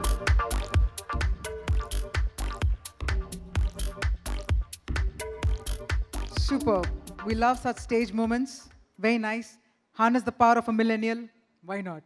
Wonderful indeed. Thank you for being such a sport. And yes, selfies are allowed, by the way, so you can take your cameras off, come together. I know our photographers here are obliged to shoot from their cameras, but if so, hand it over to your colleagues and capture these beautiful moments, and don't forget to tweet. On that note, let's again move forward to our next organization that's being felicitated today. Let's hear it for Metropolis Healthcare Limited.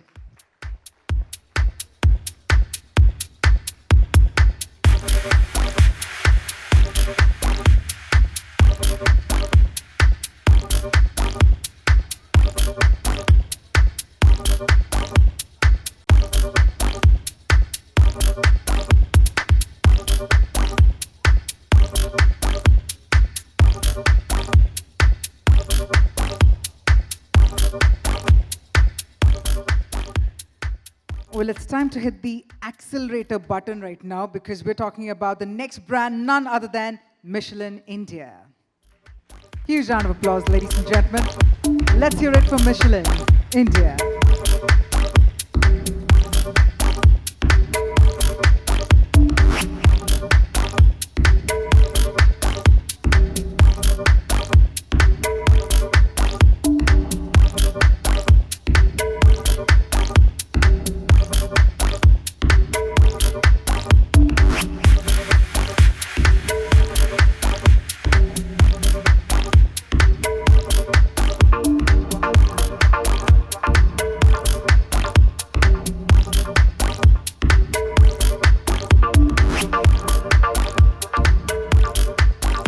Sir, you have to capture this moment as well. Iska bhi ek photo. Very nice. All right, let's move on. And we are always on the top gear. So let's move on and hear it for Midland Credit Management India Private Limited. Ladies and gentlemen.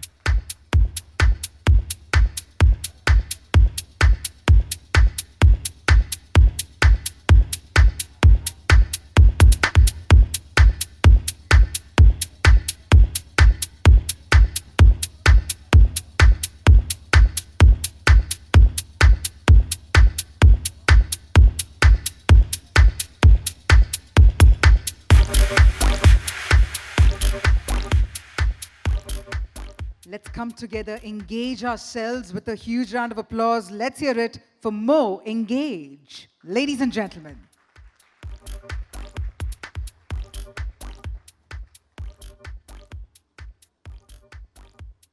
I think that's a really nice long walk. Can we have a long round of applause one more time, ladies and gentlemen, for Mo Engage.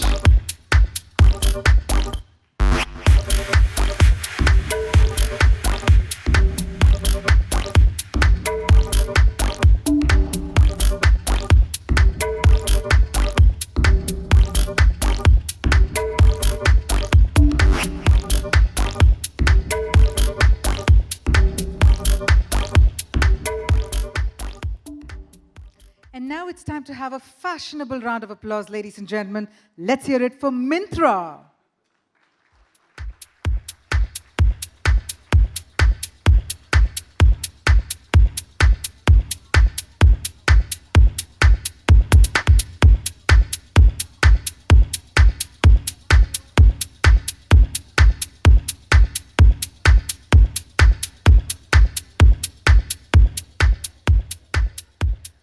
when we're talking about impactful gender diversity initiatives, it's time to have an impactful round of applause for Olam Information Services. Huge round of applause, ladies and gentlemen.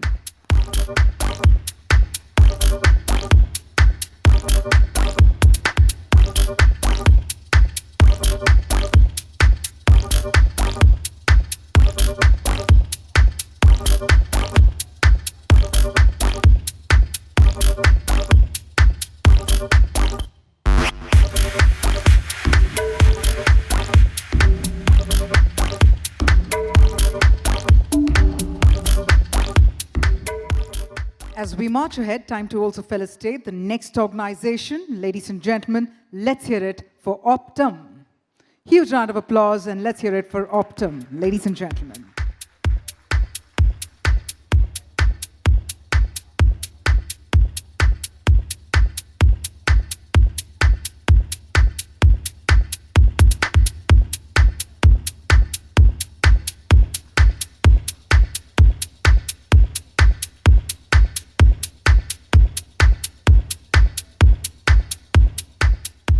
As we continue, it's time for a refreshing round of applause because it's time to hear it for PepsiCo Global Business Services India.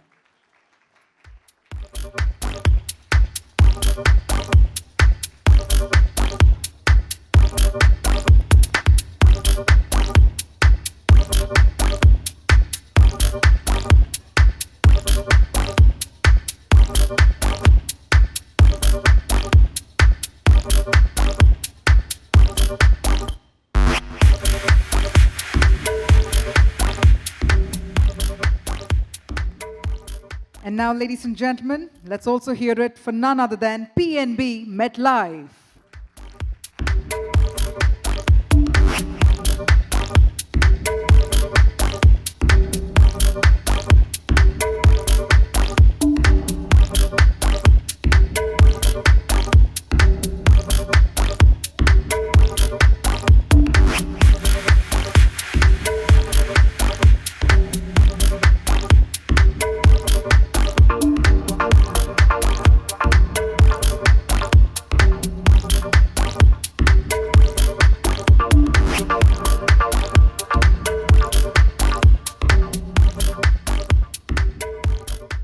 Ladies and gentlemen, we got to add a lot of power in that applause because up next, let's hear it for Power Grid Corporation of India Limited.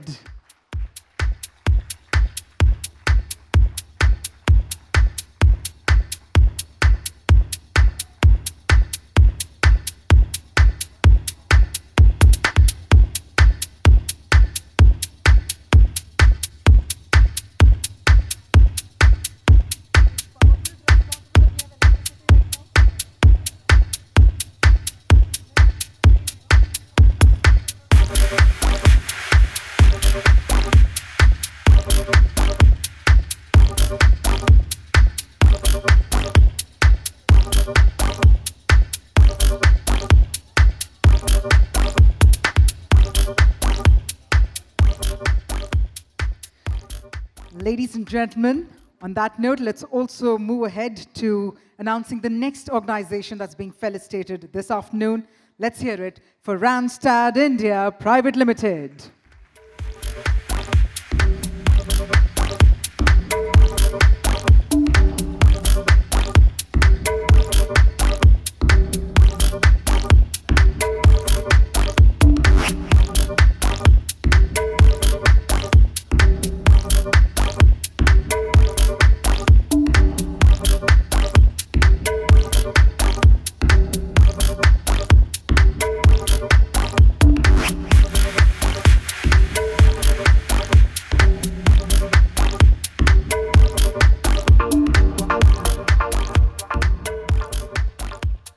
Well, up next is also an organization that stands for innovation. Ladies and gentlemen, SAP Labs India. Can we have a huge round of applause, please?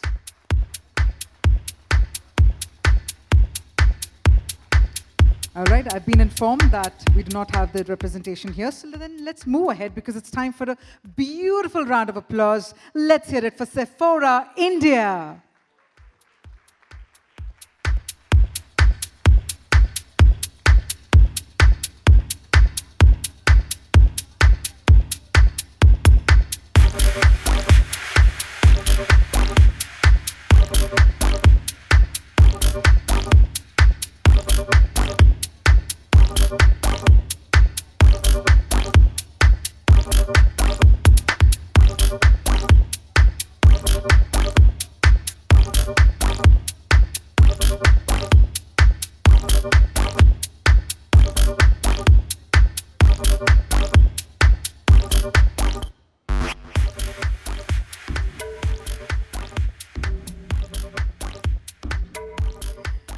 And on that smiling note, let's move ahead and let's also announce the next organization. Ladies and gentlemen, let's hear it for Servify.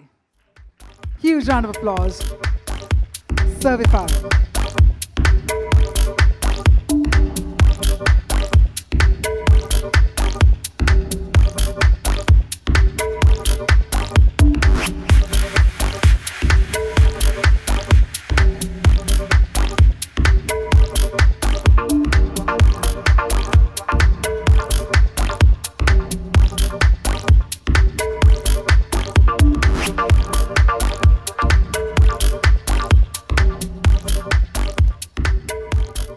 I know that we're inching closer and closer towards the end of the felicitations, but here's the deal. When I take the next name, I want you all to please come together and have a huge round of applause. Let's hear it for Snapdeal Limited.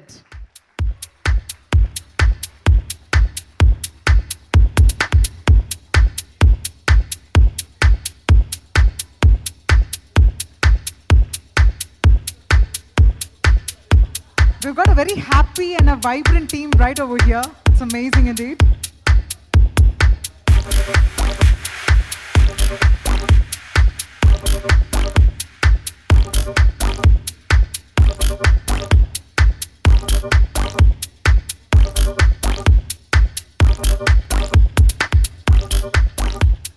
Kudos to the entire team. And with that, let's move ahead and let's also hear it with the same energy for the next organization, STL. Huge round of applause. Let's hear it for STL.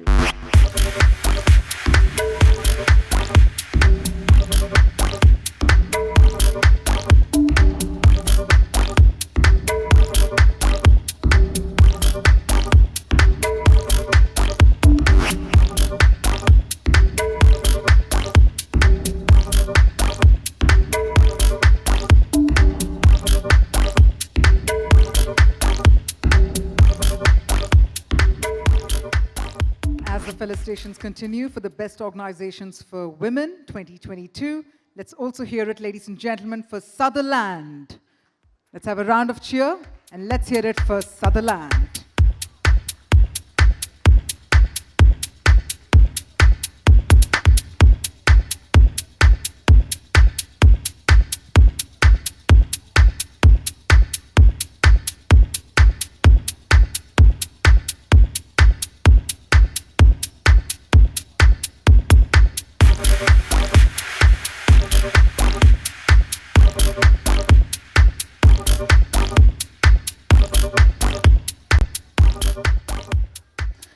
Let the energy only continue, ladies and gentlemen, and let's hear it for Tata Communications. Huge round of cheer, everyone.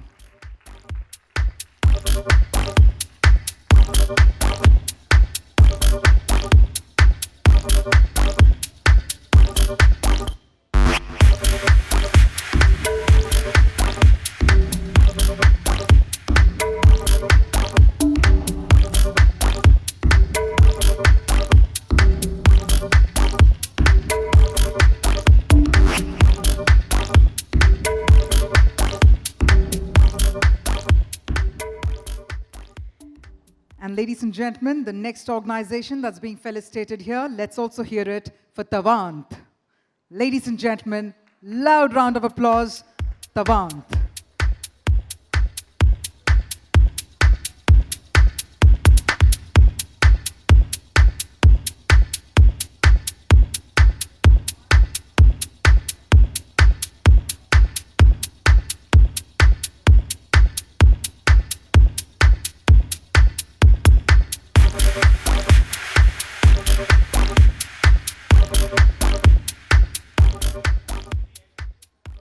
And ladies and gentlemen, let's also hear it for Teleperformance India. Huge round of applause for the organization that's being felicitated, Teleperformance India.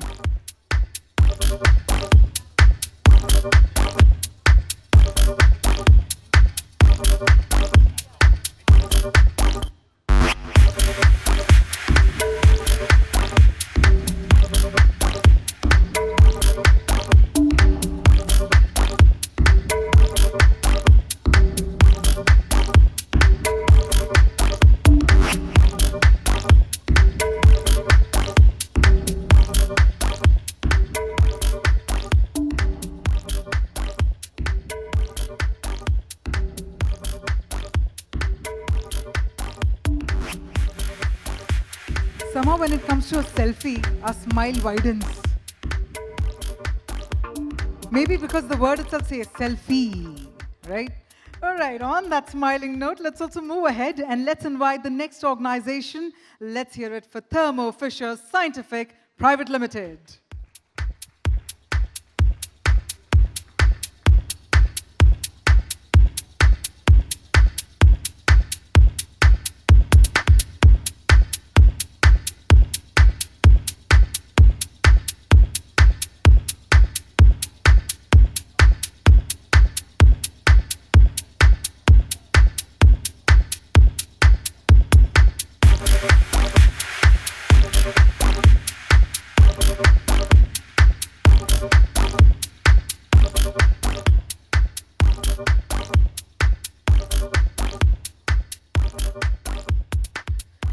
And the next pioneering name that's also being felicitated this evening, ladies and gentlemen, let's hear it for Volvo Group India.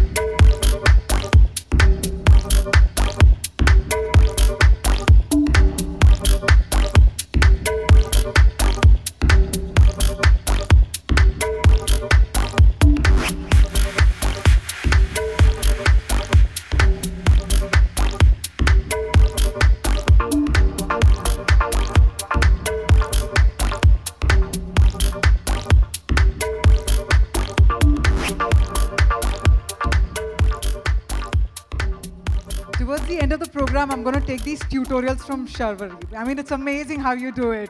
You know, the angles, you know, the optimum angles, all of them so well. Superb. And ladies and gentlemen, let's also hear it for the final brand that's being felicitated here as the best organization for women 2022, ZS Associates Private Limited. Let's hear it one more time for ZS Associates Private Limited.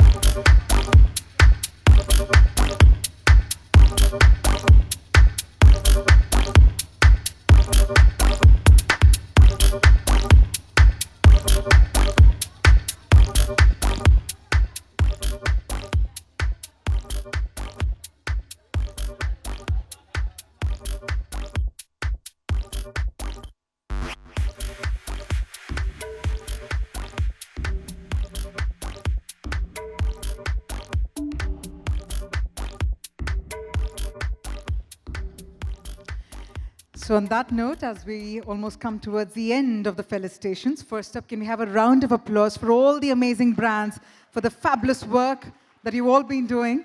And can we also have a louder round of applause for Samuel and for Sharvari? Thank you so much for joining us here. I must thank you again for joining us, for your beautiful presence here. Thank you once again, and thank you, Samuel. He was a delight indeed. Thank you so much. See you in the movies. Soon. Thank you, Samuel. Thank you so much. See you around. All right, ladies and gentlemen, on that note, as we officially come to the end of the felicitations, we'd like to thank you all for your wonderful presence here. We'd like to thank our speakers as well for sharing some wonderful words of wisdom, their experiences as well.